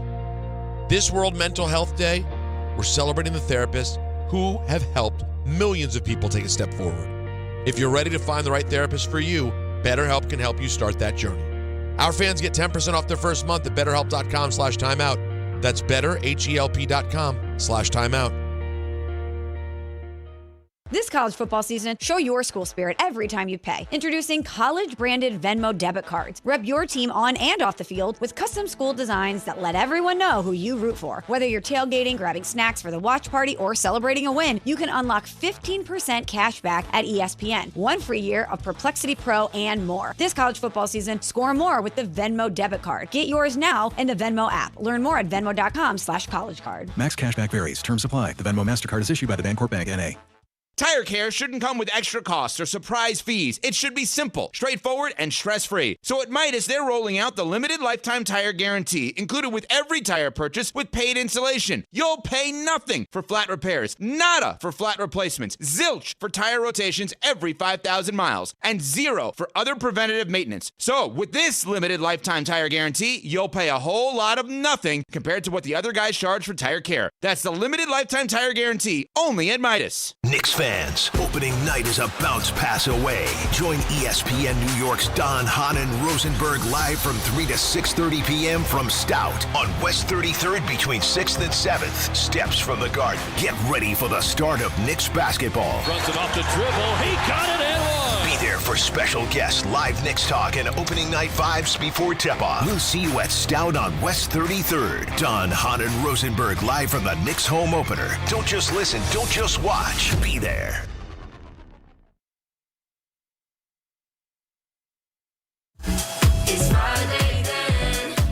Oh, yeah.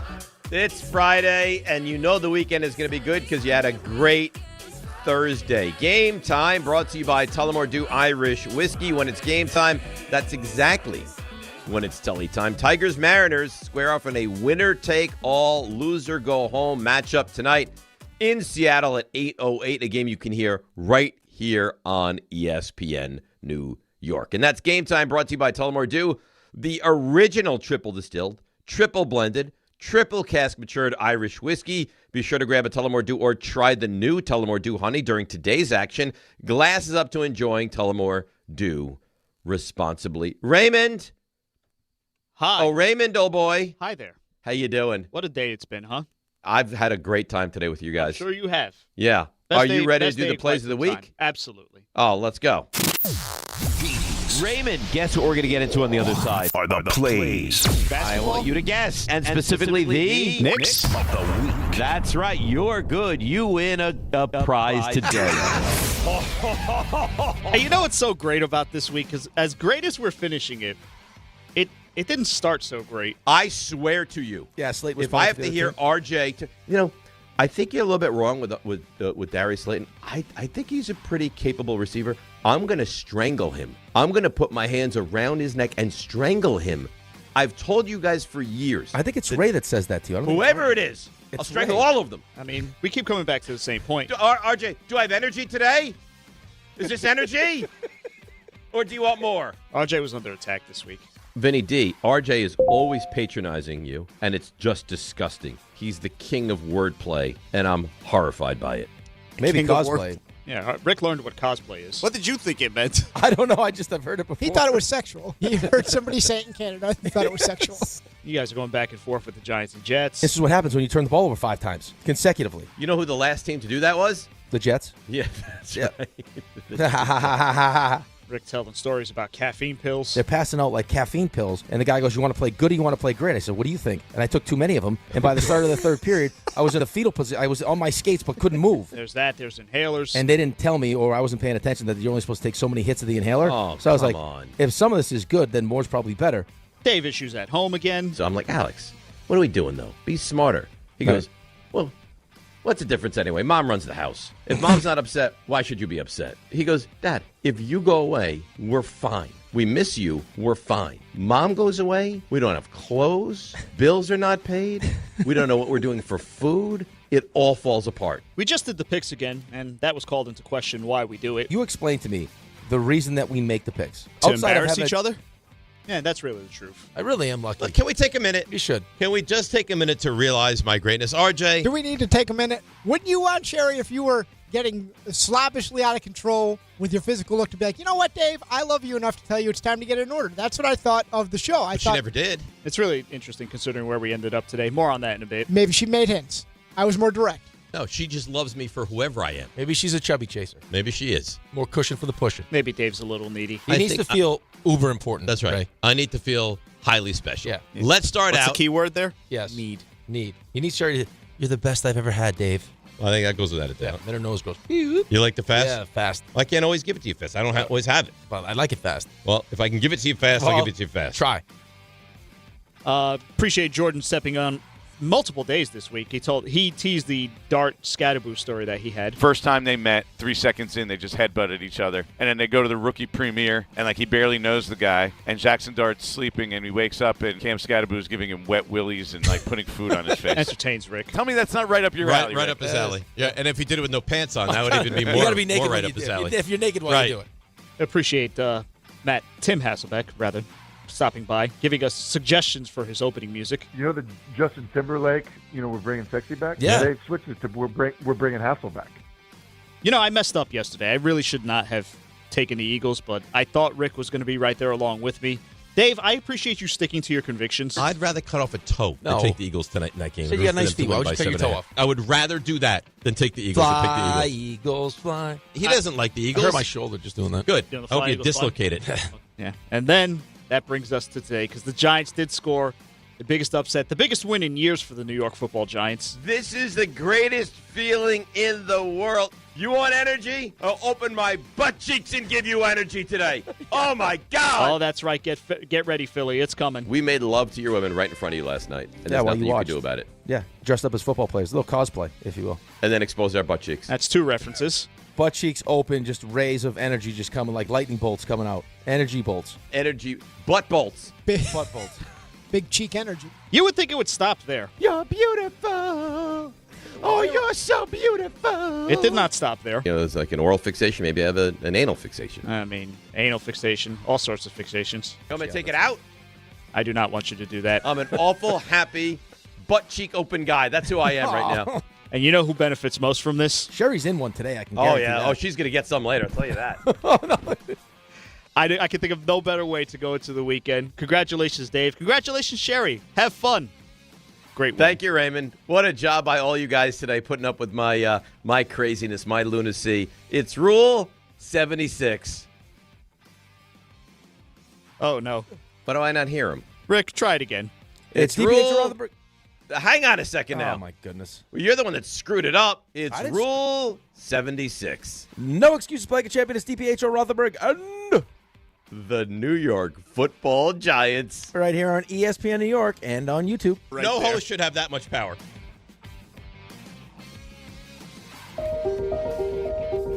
You know so much about who you are.